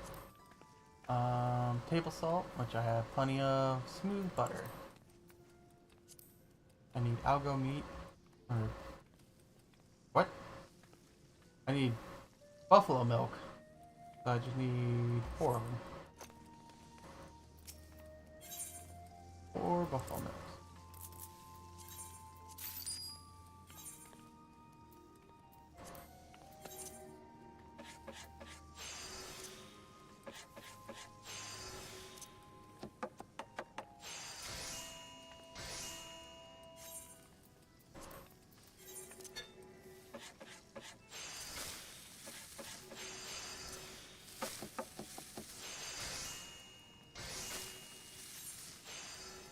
Alright, that's that done. And then the sunwheat flour.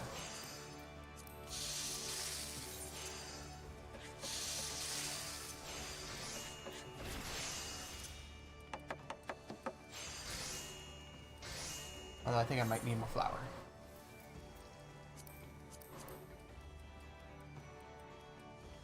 Yeah, 'cause that's only 6, so I need more flour.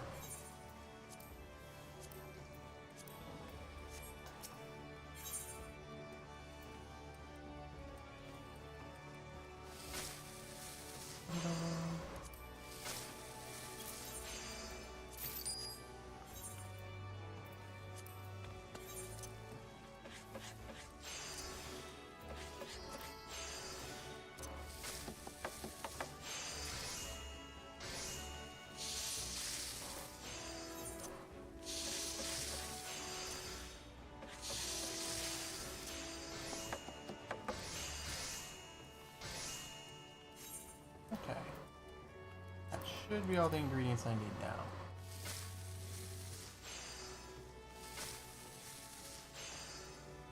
Oh wait, I forgot to buy a crap ton more.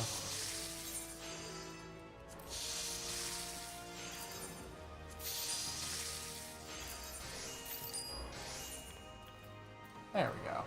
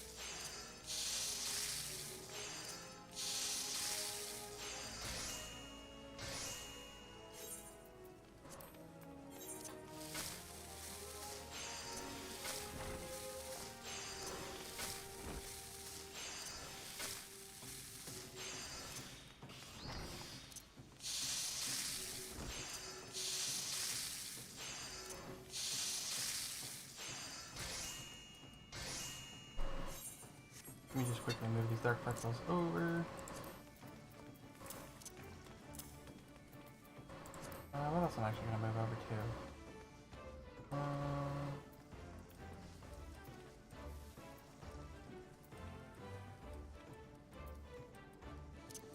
move parsnip salad. So. And last but not least,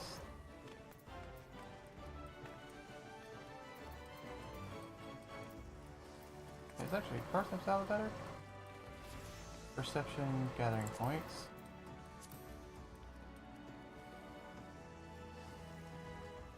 I'd actually have to rather the pie over.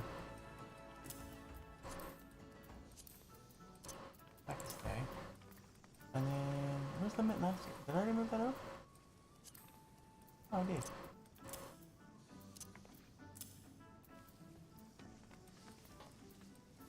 Okay.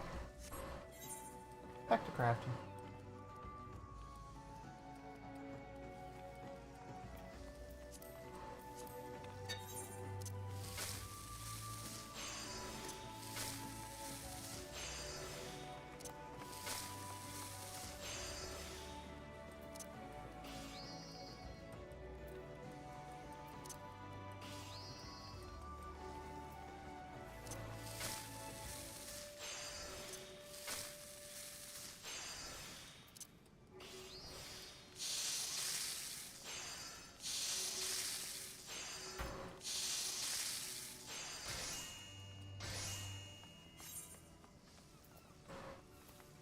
What natural ingredient did I run out of?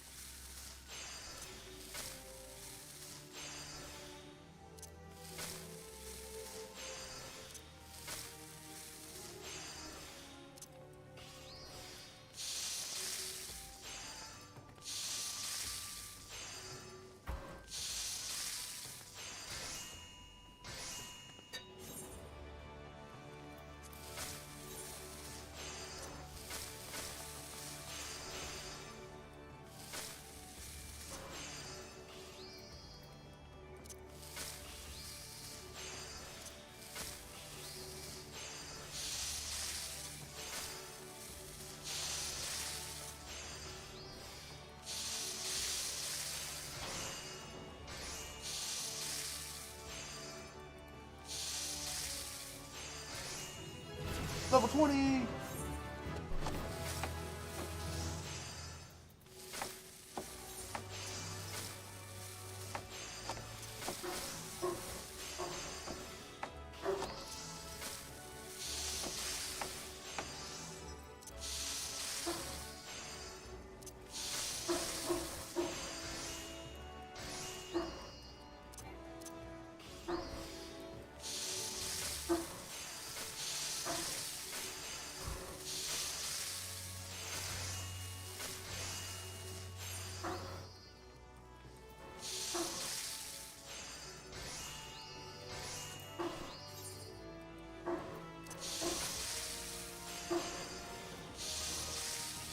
Dog barking in the background.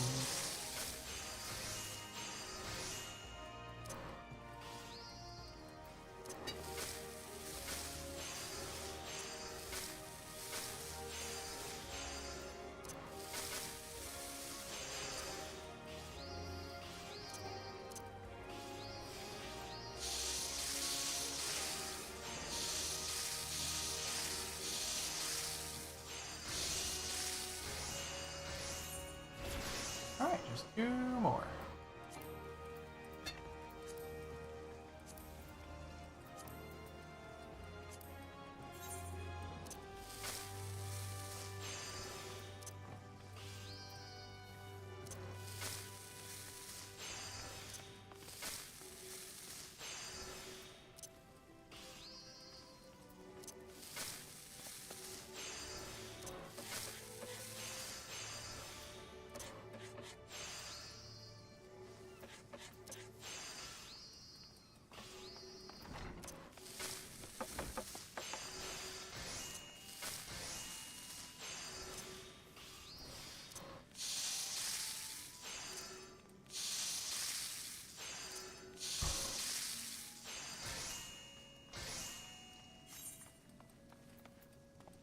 And last one.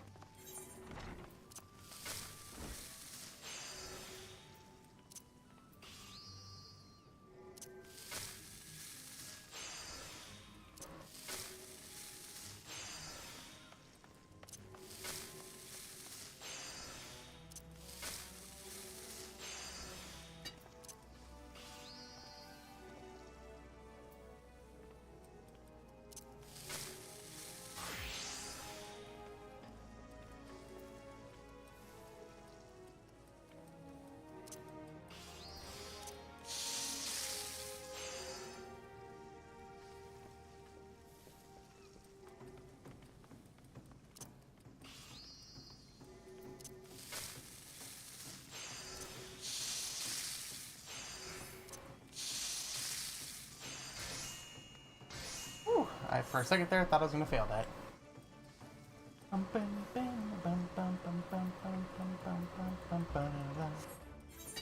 Alright.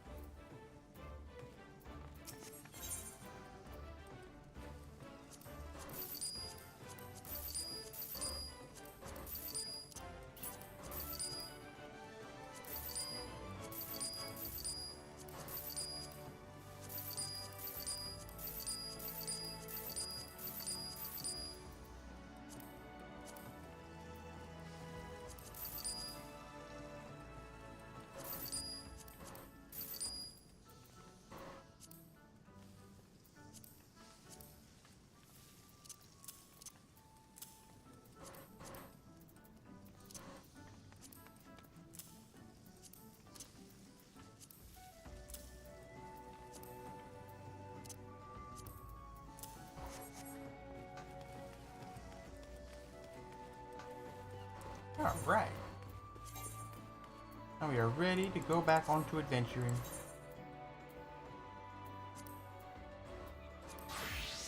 After it's been like 2 hours of just crafting. 2.5 hours of crafting.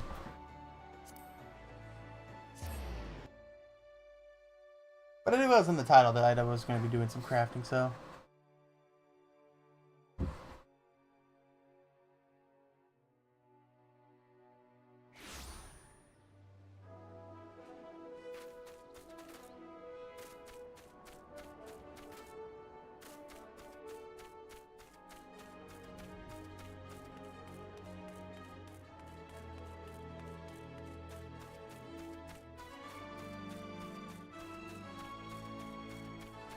Oh, ran into a pole because I wasn't looking.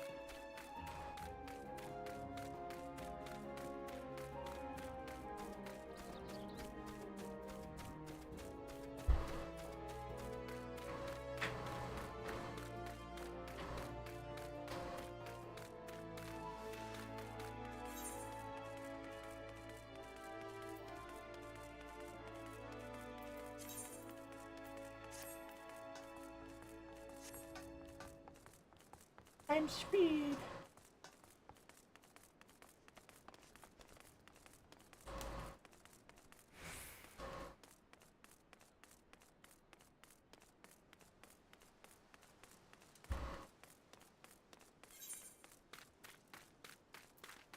All right.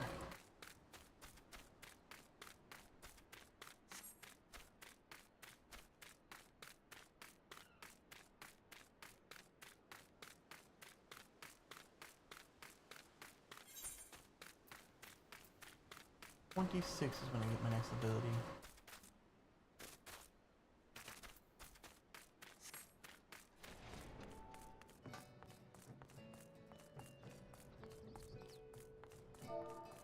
What's my playtime at now? 8 hours and 58 minutes. Almost 9 hours.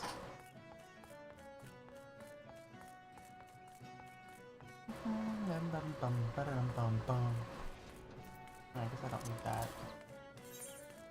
Instead, I can use rabbit pie, which I'm gonna have to make more of.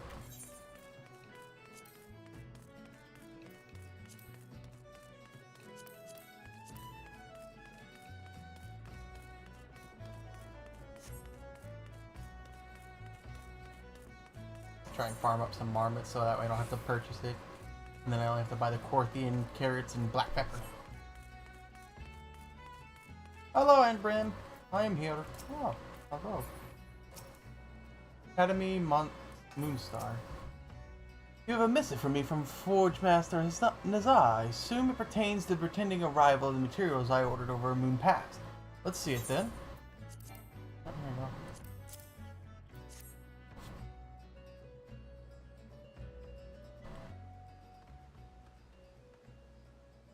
Blast and botheration.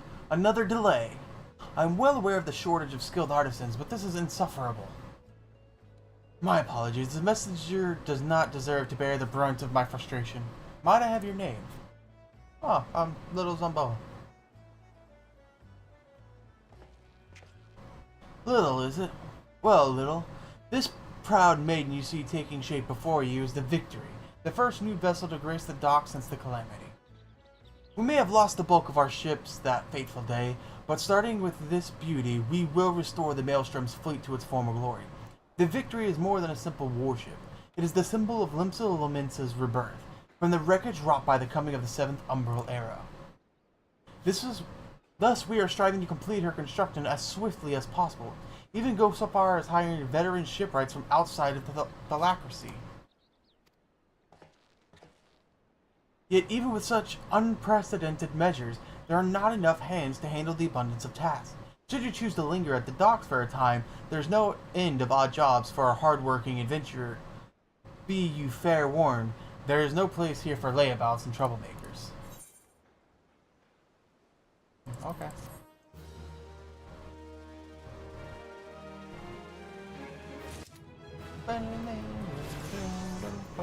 Level 19. Where in the 7 hells is that man? Not once in the 12 moons has he been late with shipment, and now 2 whole turns of the sun without a single word. A shipwright of mine, a young man named Frill, recently left Candlekeep Quay to retrieve several crates of supplies ordered from Limsa Lominsa, but he's yet to return. I have sent several missives to Halbroda, but his replies are always the same. He does not recall ever seeing the right, nor the supplies he was scheduled to collect. That man knows something, and I severely doubt he is telling me the whole truth. As I cannot leave my post, I would ask you to travel to Candlekeep Quay in my stead, and inform Halbroda that if he insists on playing these games, I will personally see that he is transferred to Turtleback Island, where he can rot along in the middle of the sea for eternity. It's down here, right? Yeah.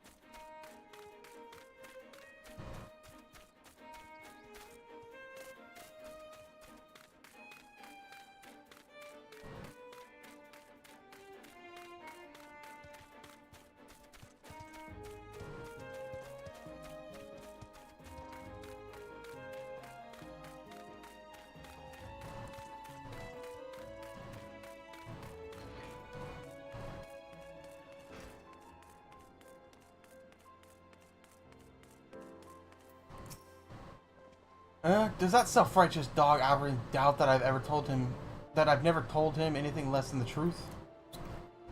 Yeah, so that's why I'm here. So what the hell's going on, boy?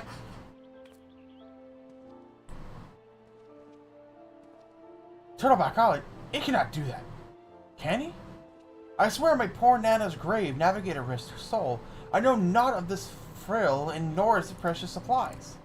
Hells, we here at the Quay have had enough trouble these past few suns. What with the sinking of the Lominsian cargo ship off the Salt Strand, I haven't the time to take proper piss, let alone make note of every scrag that wanders in off the grip.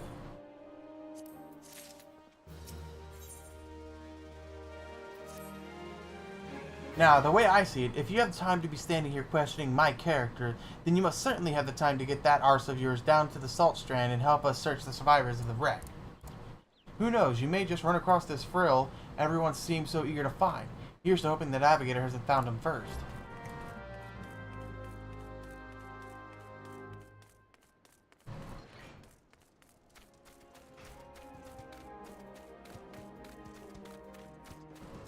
I always thought this area was super cool looking.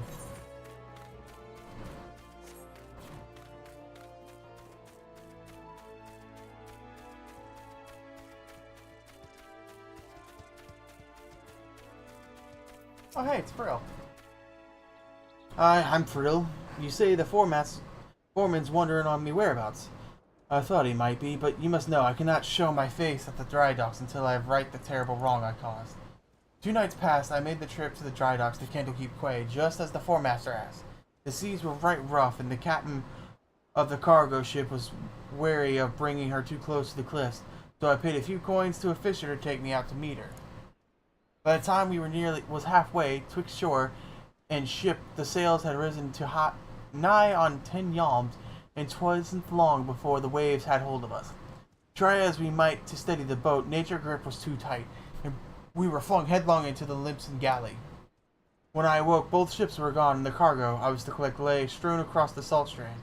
I've made every effort to salvage it, but the sands are crawling with quarren, and I ain't one with a sword. Now you see why I cannot return to the dry docks. First, I'm going to go over here and do the one prince.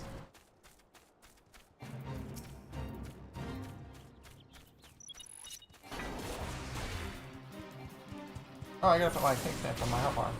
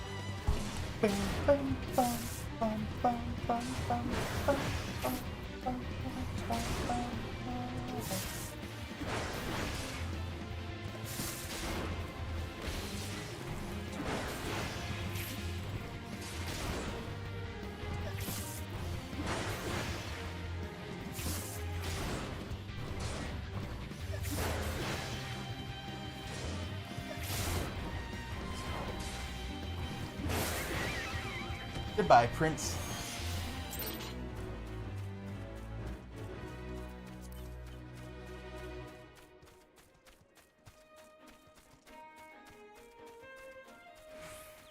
Oh, I need to fight these guys. How fortuitous. Yeet.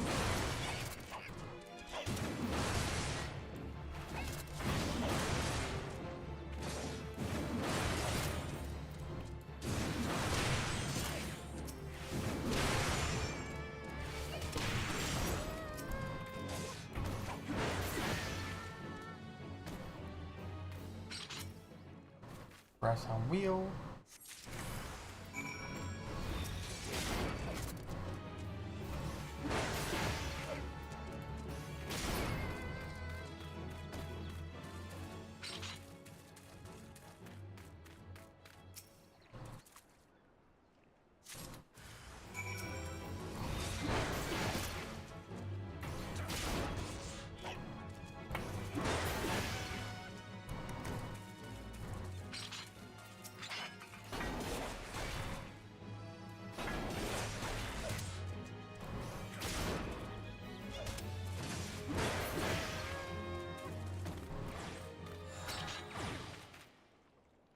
There we go.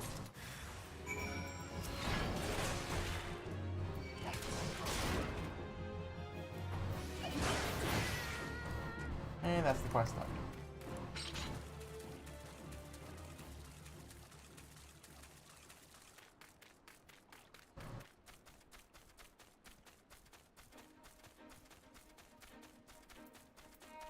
Hello, friend. That night I was tossed in the seas like some doll of rags, and it weren't long... doll of rags. And it weren't long before the world round me faded as black as I slipped deeper into the abyss. But lo, the navigator wouldn't see me to the gates of the 7 hells, and I woke to find myself washed ashore, and here as I've been ever since, waiting for a chance to salvage me master's cargo. Oh, there you go. There's that, there's that. The missing parts! I don't know how I can repay you. I'll deliver the supplies right away, but first I must stop by the quay so that I might pay me respects to the widow of the brave fisher who gave his life for a handful of coin. Could you tell Upburn that I'll be back to the dry docks by nightfall? Many thanks, adventurer. I'll not forget this kindness. Yeah, sure.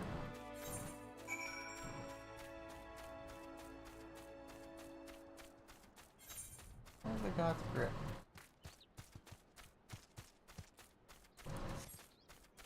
Oh, it's up here.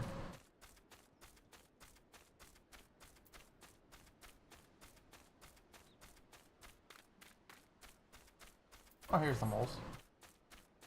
How many moles do I need? 4.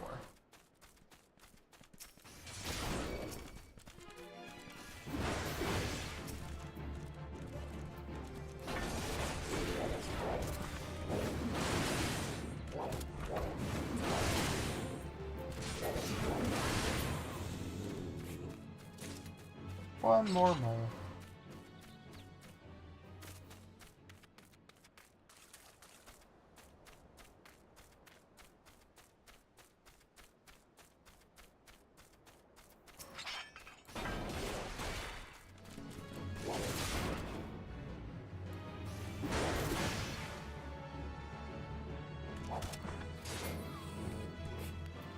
That's a cool looking X. Alright. Now where, oh where would fireflies be? In the God's Grip, which would be in this area. Over there? Maybe? Mole meat!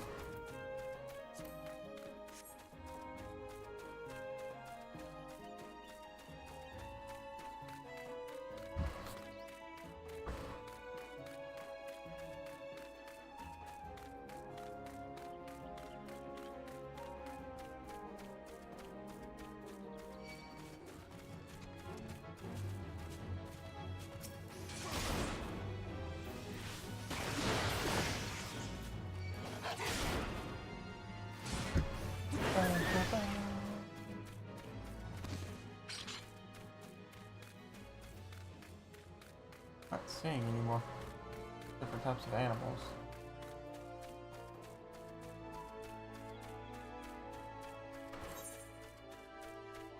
In the name of love. See what this fate is. Is this the one where you just fight the one guy?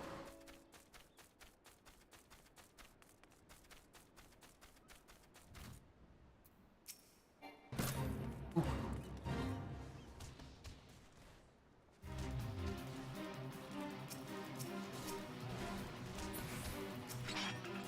I'm good now.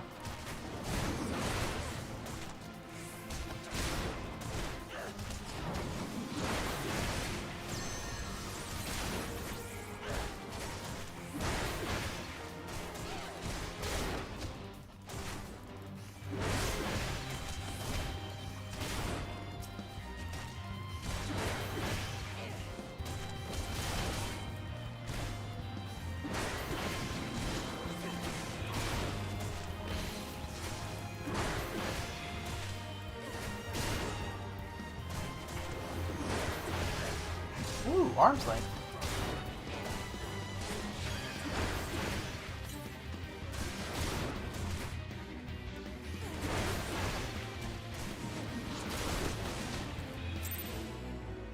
There you go.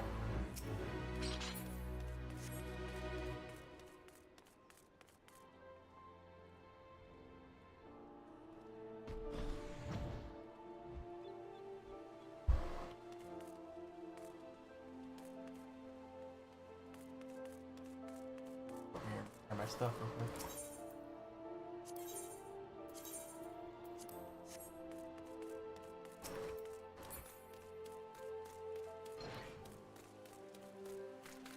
Maybe fireflies only show up at night.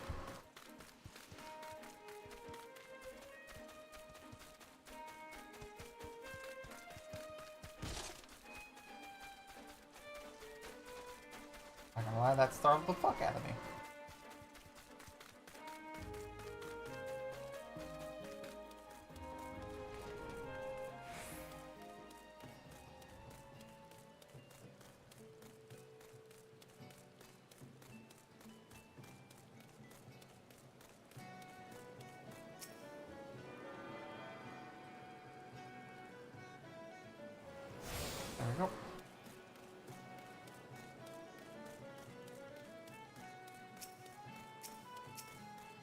All the people that got kicked out of their islands.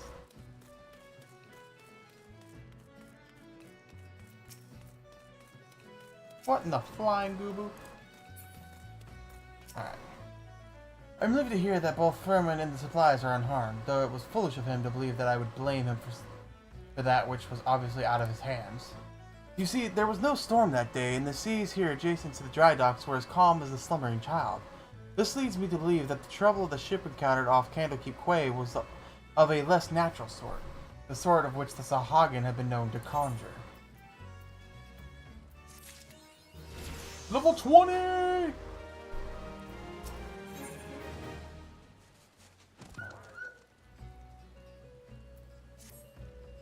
Lil, while I originally had doubts about your motives, you have repeatedly proven yourself an asset to Naluk and Vilnius. I still do not like you, but that does not mean I do not trust you. Ymothia, head of the watch here at the dry docks, believes the pirates may be plotting an attack on the Victory, and she requires assistance investigating a group of unsavory individuals making camp nearby. I recommended you for the task. Despite all Limsa Lamentis endured before, during, and following the calamity, the fact that there are still those who would turn their backs on the city-state so that they may line their pockets with a few handful of coin, just the thought of it sickens me.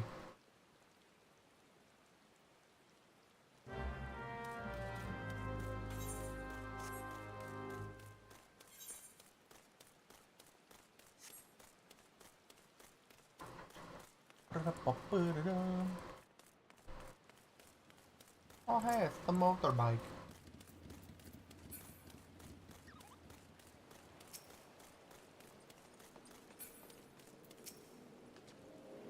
Oh yes, I had a feeling you would be in the one Albern sent.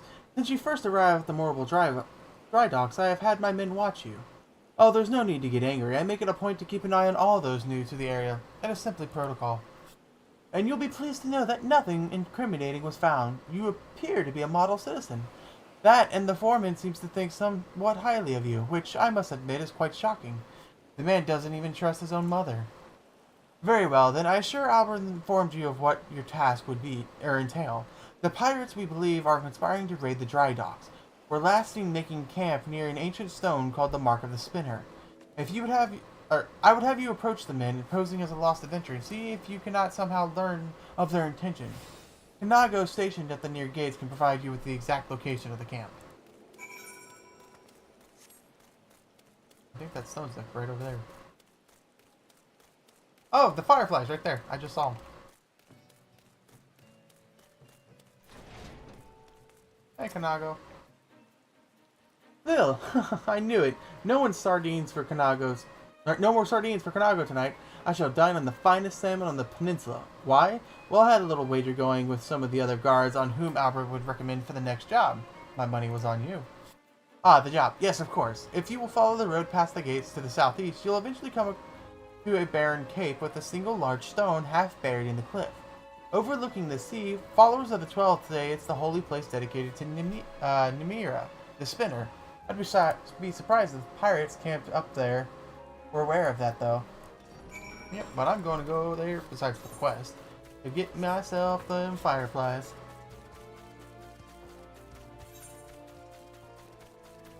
Maybe the fireflies, and then the Gobu, and then what's left? Western Lenoska and Upper Lenoska. Okay. Fireflies!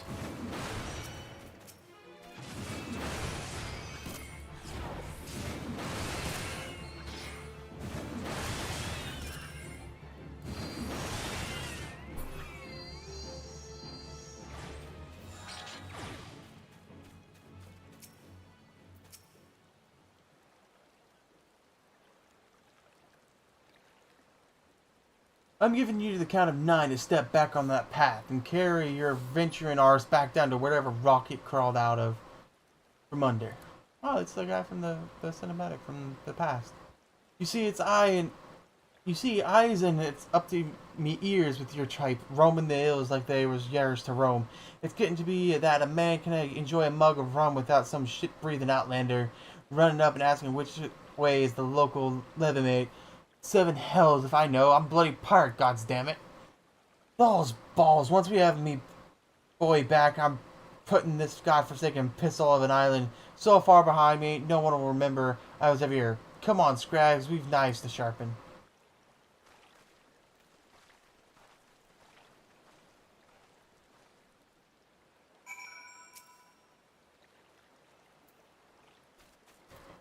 Why is she naked? Why are you naked?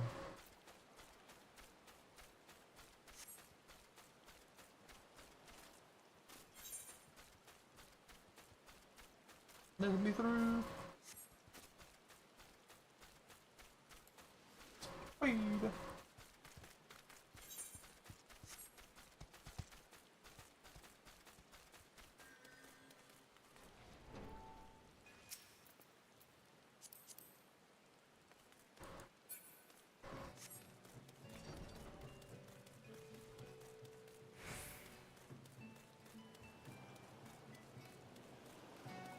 I already got rid of the bad guys for you.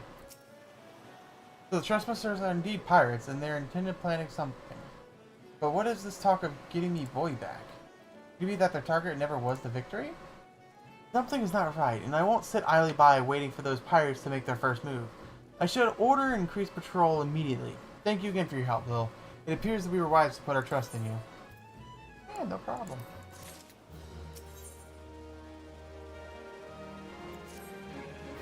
I'm concerned, Lil. It appears that the pirates I had you investigate are on the move. They creep ever closer to the dry dock, so I must assume they mean to target the Victory herself.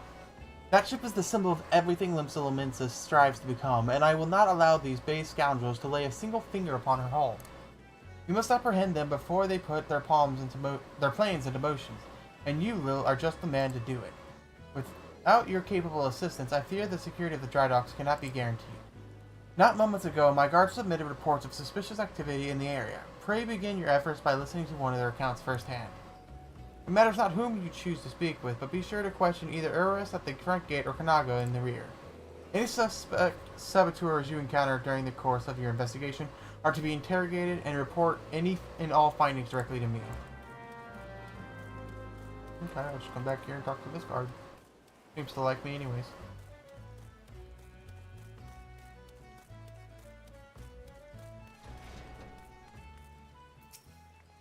Hey, Adventure, glad to have another hand on board to help shore up security. The gods knows our reports would sit on Gamartha's desk gathering dust if it weren't for the assistance of those such as yourself. Speaking of reports, though, I saw one of the mangy pirates lurking around the cliff near Empty Heart. I'd take a closer look before he has the chance to cover his tracks. They're way up there. What the fuck is fighting up there?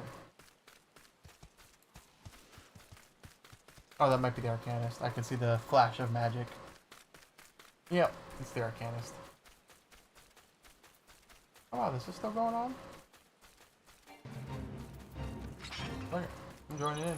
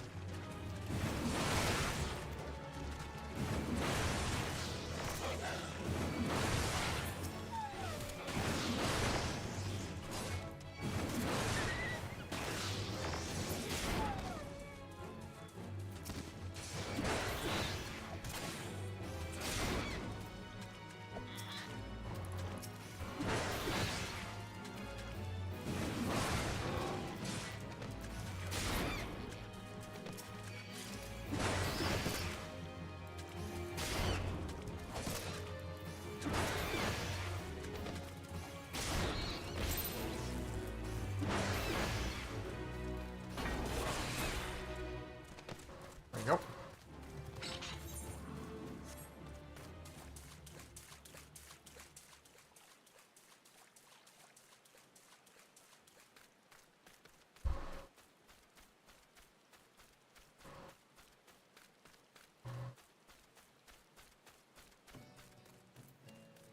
Oh wait, Sailor, what you doing? Ah, spotted me, did you? Well, you're too late. What's to happen is already happening. I can't jump off from there. Lame.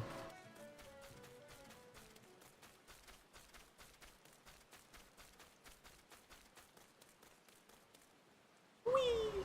Dead.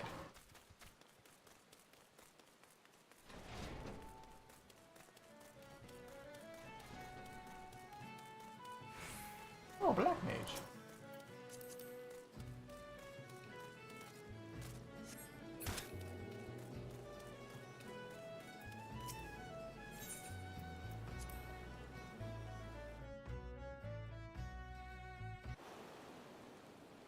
We're too late. The pirates are already on the move. So you found me one of those pirates, did you? I knew you were the right adventurer to ask for aid. But what could these knaves be planning? What's to happen is already happening. Captain! Trouble at the shipyard! Easy now, soldier. Who did this to you? Pirates! Out of nowhere. Stuck me good. God's blow, we are not prepared for this. The pirate soldiers, how many did they number? Not sure. More than I could quickly count. They seem to be carrying explosives. Explosives? Then there's no time to lose. Lil, you heard the situation. Make your way to the shipyard and engage these intruders. I will see to this man's wounds, then follow after. Make haste now.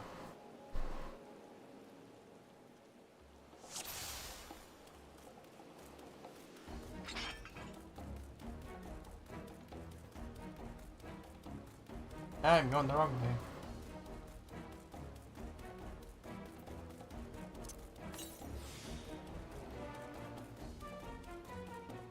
Bum, bum, bum, bum, bum.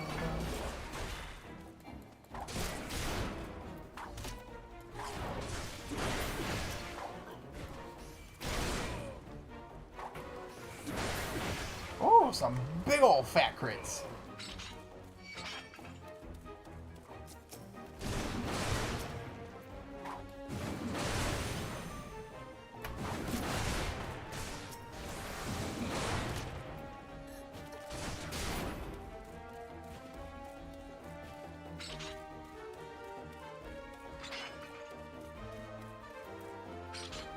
You have the sword. Never reckoned I'd be this easy. Still, don't trust those slimy bastards, but their plan worked like a charm. Oh, what are you doing, you great bloody fool? Shut your trap, boy. This'll all be over soon. All that's left now is to blow this ugly pile of driftwood into splinters.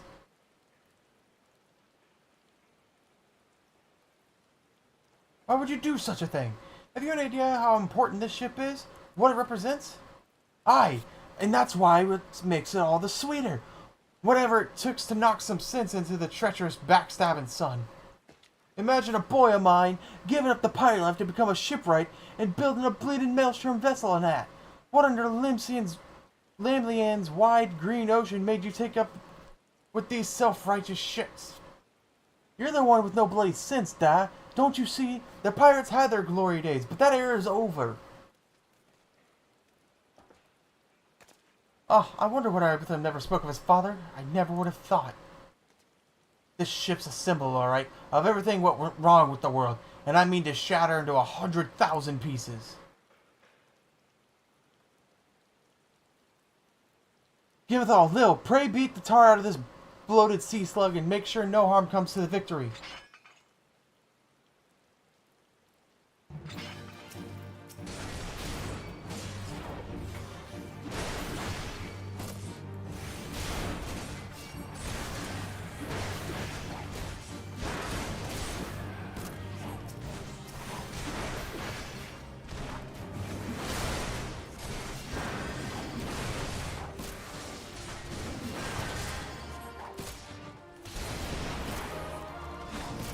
I've been stunned.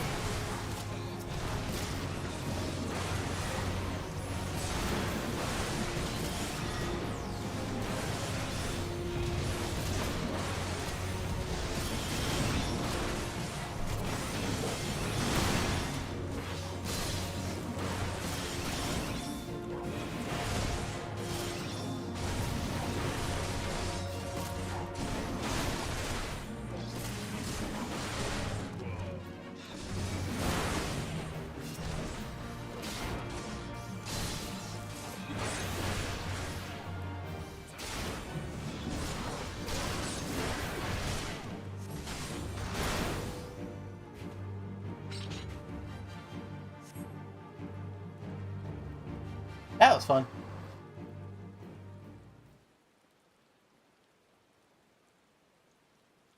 I must be getting old. Letting some green venture get the best of me. Uh,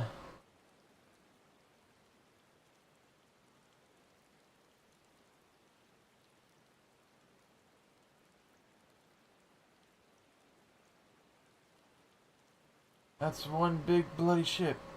Big and nasty looking. You made that, did you?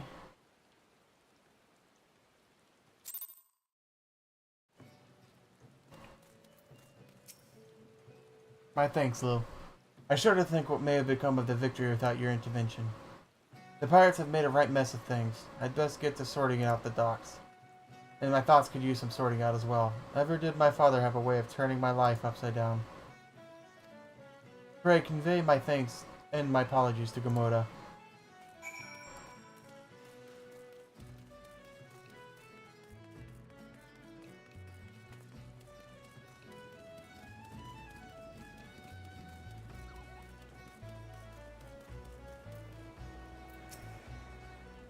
How fare you, Lil?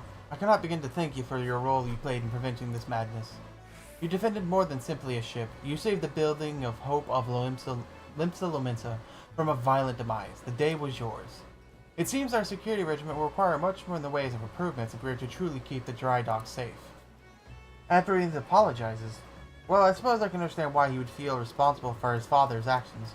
Of all those involved, this incident was hardest on him. But in time, I believe he will come to a single conclusion. The most fitting way of moving past his anguish is to see the victory completed and in the water. By the by, the pirates we defeated have been handed over to the Yellow Jackets. Rainer's men will be taking over the investigation. Before the Yellow Jackets moved in, however, we reckoned a most unusual object. Should you have time to spare, I would ask you another favor.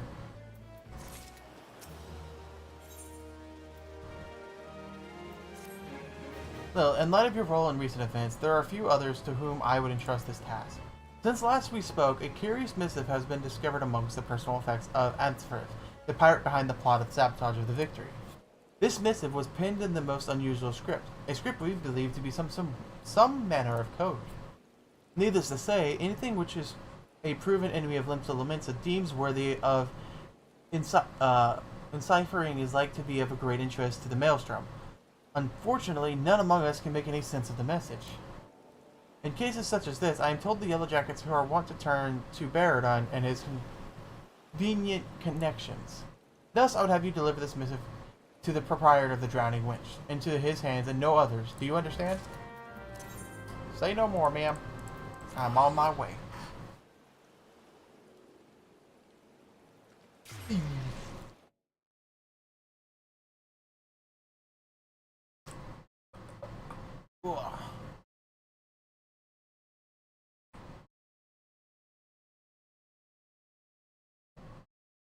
Getting kind of hungry.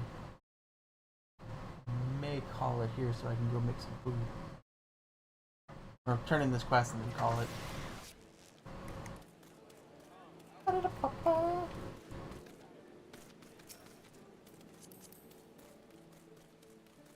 Pretty glad.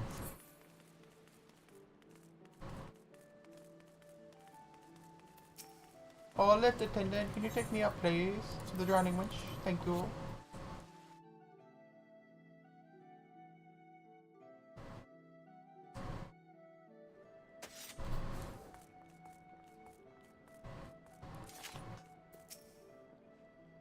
Ahoy there, Lil. I've been hearing about your deeds at the dry docks. Abertham laid out the entire tale for me. Poor Sod was still reeling as to old man's part in the business, but at least you kept the victory from being sunk before she sailed. And for that, I owe you me thanks. You really made a name for yourself here in Limsa. Folks know that when they need something doing... you need something done? What would that be? Oh. You want someone to read a message writ and a funny letters for you. And Grathoa thought I might know a man as could? Well, let's see it then. It's written in Sahagin. I reckon I might know a canny bugger what can read stuff like this. Ugly sod by the name of Old Baradin. You know, you're like one of me old regulars now, Lil. You've never let me down, yet, and Navigator helped me, I reckon I can trust you. Your mother was right to want this message deciphered. We've got us some troubles brewing. Here, make no mistake. Get ready for action and I'll explain.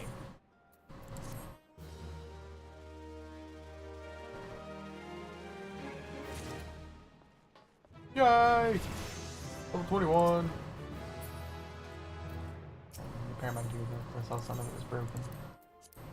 Anything else up there? Nope, everything's broken.